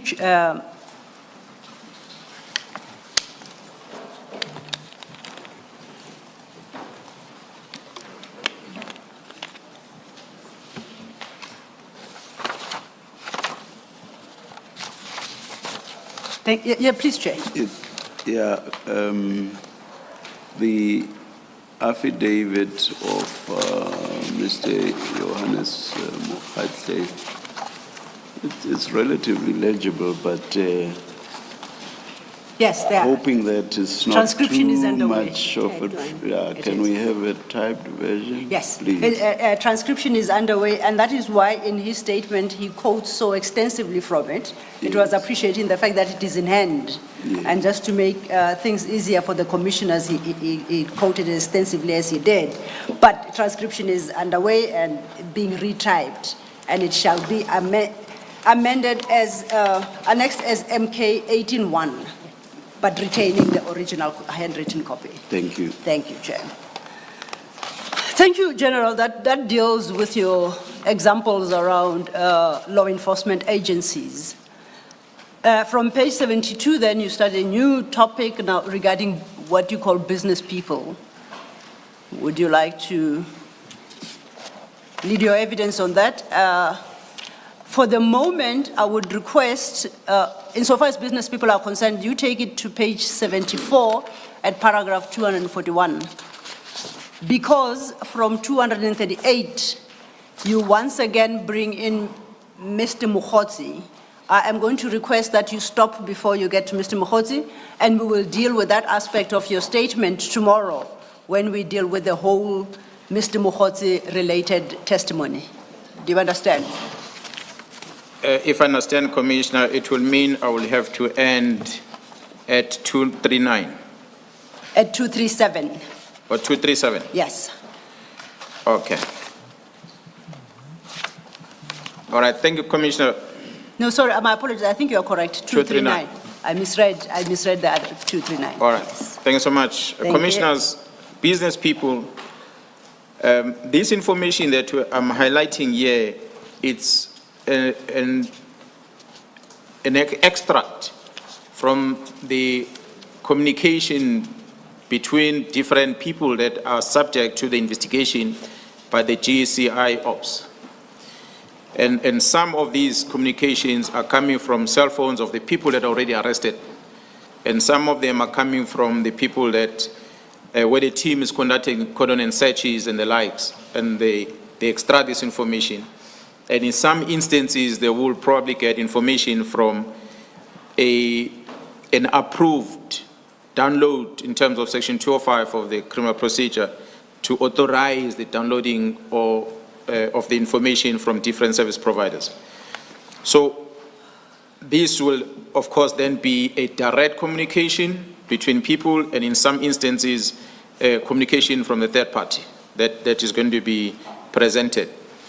There is a gentleman, according to the records that we have, that the team will come and display further, that he's a businessman in Northwest, Mr. Suleiman Karim. Mr. Suleiman Karim, as a businessman in Northwest, maintains a direct communication with the arrested person, Vusmuz Ket Matlala. And in their communication, it involves the contract that Ket Matlala has with the police service, which was a 360 million rand contract I spoke about during the press briefing. And in this communication that the two of them are having, Matlala is approaching him to help him engage with the minister in order to stop the cancellation of his contract. And this Mr. Suleiman Karim, of course, commits to do that because he has this relationship with the minister. And as I say, I don't want to dive deeper into the other conversations or activities that are taking place in that communication between the two. However, the intention here to display is to show that there is this gentleman that is part of the movement of money and the coordinator between Mr. Madlanga and the minister, and is part of the investigation. That's why I'm not going to go deeper into explaining how the movement of funds and the likes are happening. But it's just to flag him as an enabler to facilitate the interest of the minister as well as the relationship with Ket Madlanga. Okay. On the following page 234, I'm just showing the extract. Sorry, General, can I just ask for completeness of my understanding? And if you can't answer it for the reasons that you have given, please feel free to say that.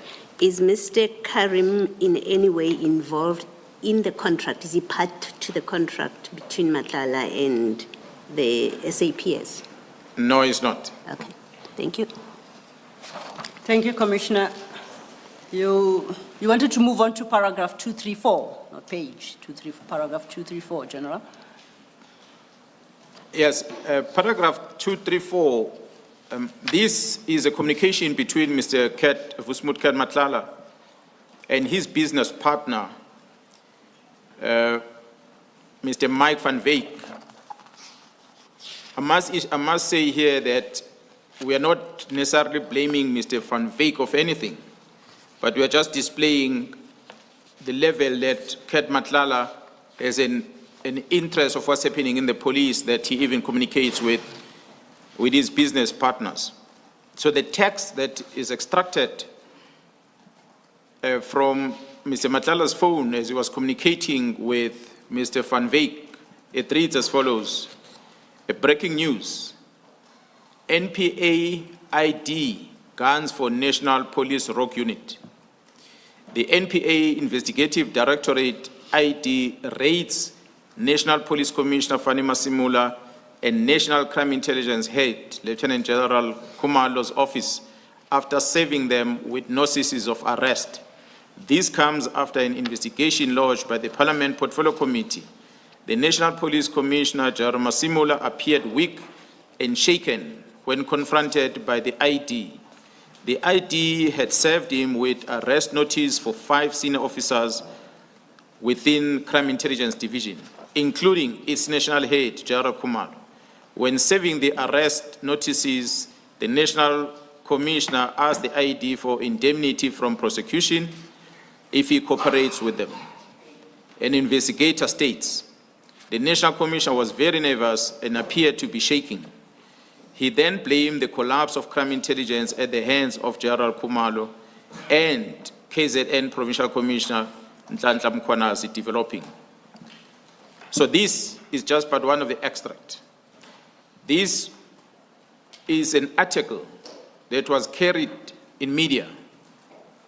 Commissioners, you're going to understand later when you show you the picture that as part of the concerted effort to damage the reputation of this Gauteng counterintelligence investigation operation is to feed the media with false information so that they create doubt about the officials that are working within that investigation team. So they're a typical example of what Ket Madlanga sends to his associate. But to prove that his associate does not apprehend what is going on here, his response says, not good. A logic tells you that a story like this of the top management of the police being investigated, it can't be good. That is his expression, Mr. van Wyk. But then the response from Madlanga says, it's actually good, my person. It's actually good. My person is going to be a national commissioner now. So Van Wyk does not understand where is Madlanga going with this. That's why he's an expression as an ordinary citizen to say, it can't be good that a national commission is painted like this. But Madlanga says, no, actually, this is a good thing because my person is going to be the national commissioner now. This is the picture, commissioners, that begins to emerge as we investigate. We know already that there is stories out there in the media that the national commission is going to be arrested by IDEC. They are mentioning IDEC here.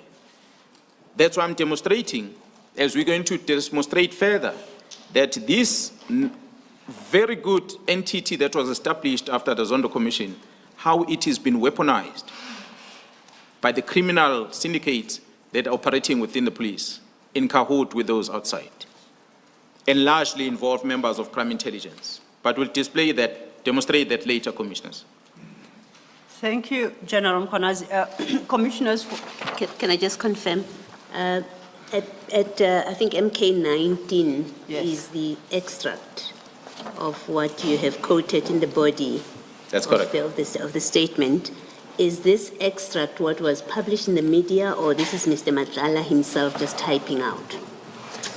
It is an extract from the media that was published from the media that he copied and he posted on its WhatsApp chat. Okay. Thank you.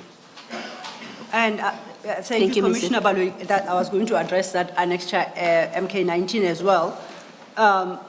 And based on the testimony of General Mkhwanazi, we read it from the bottom up. The conversation starts at the bottom entry and ends the timestamps to the left. Well, that 326, Chair, page 326.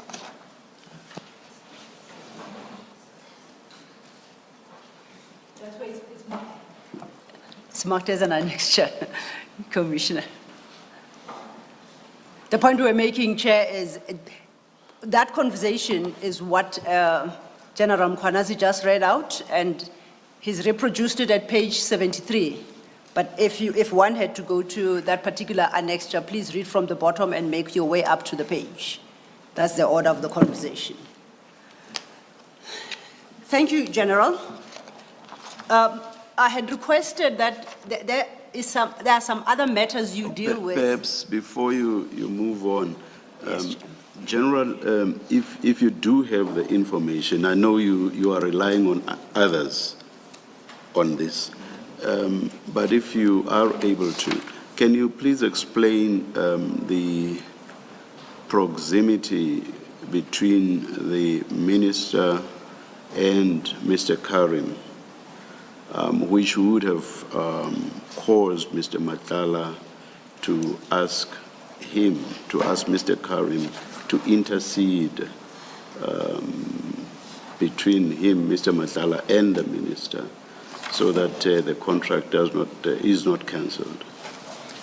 Commissioner, the information will come with an investigation team as they are doing the phone linkages, the communication between the two, and many other means that they'll be able to see how are they related, the two, and to what extent. But what we know from the extracts that I've seen is that there is a communication between himself and the Minister.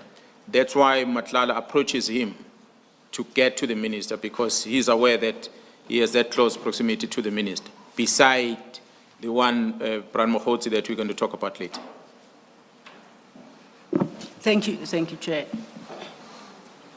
Yes, I was stepping off the topic, but we'll take a question. No, you promised the witness that he can speak up to 239.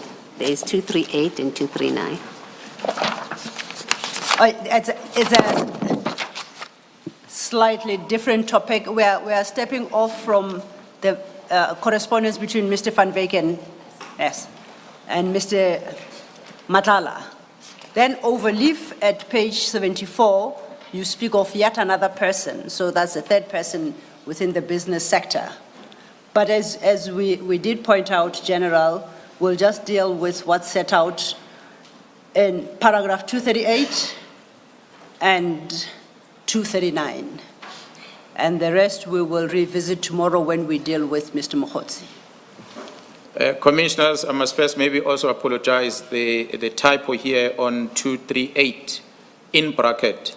It's supposed to be Directorate for Priority Crime Investigation, not Crime Intelligence. My mistake on this one, there's been a lot that one was doing. That's why some of the mistake will have crept in. So as we preface that with DPCI as an acronym, it actually stands for Directorate for Priority Crime Investigation. And the acronym is supposed to read DPCI.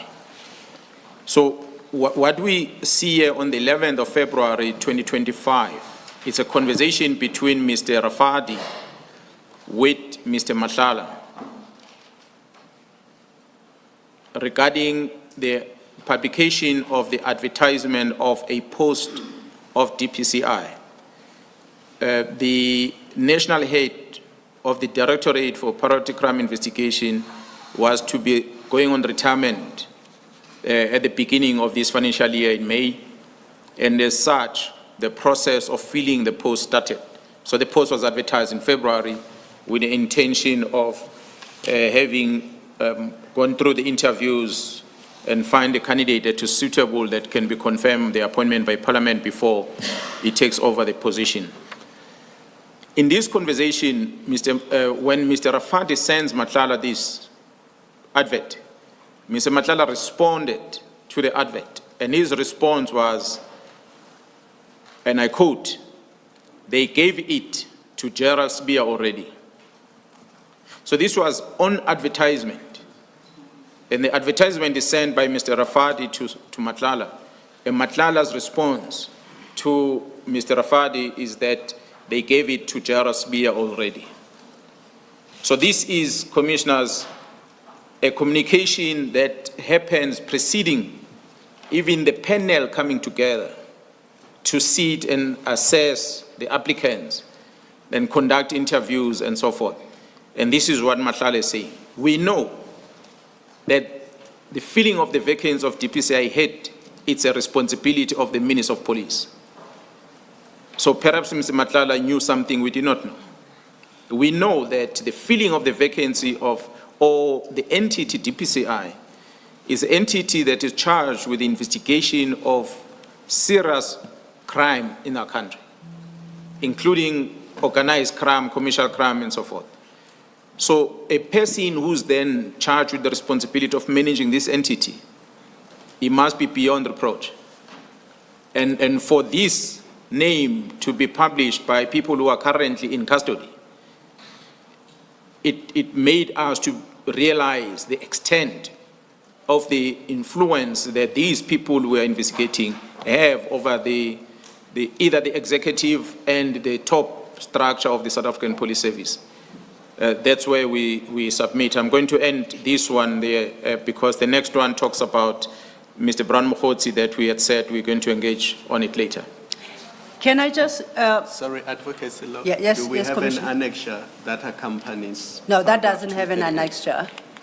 That doesn't have an annexure. So where do we get that date of 11 February 2025?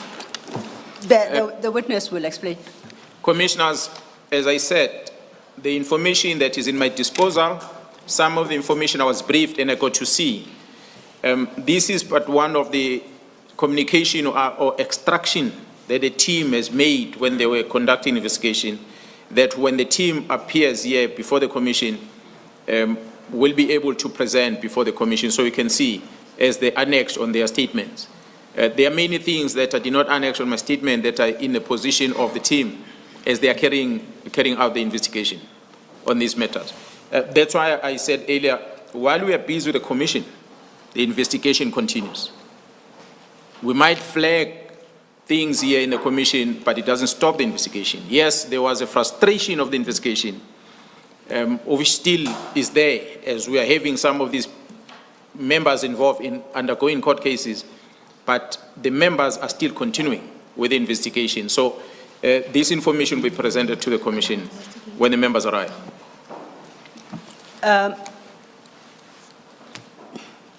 Well, I had two questions for on that score, General. You deal with this aspect under the heading business people. My question is, and because that part of your statement doesn't indicate who's Mr. Rafadi. You mention him here, about him sending the published advertisement to Mr. Matlala, but you don't explain who Mr. Rafadi is. Yeah, Commissioner, I did not want to put the full details of Mr. Rafadi avoiding litigations, Okay. but in camera, the details will be provided so that the Commission get to know who the person is, but he is a business person. Okay. I'm sure the Commission will accept that. My second question is, do you know whether or not that advertised post was filled of the DPCI?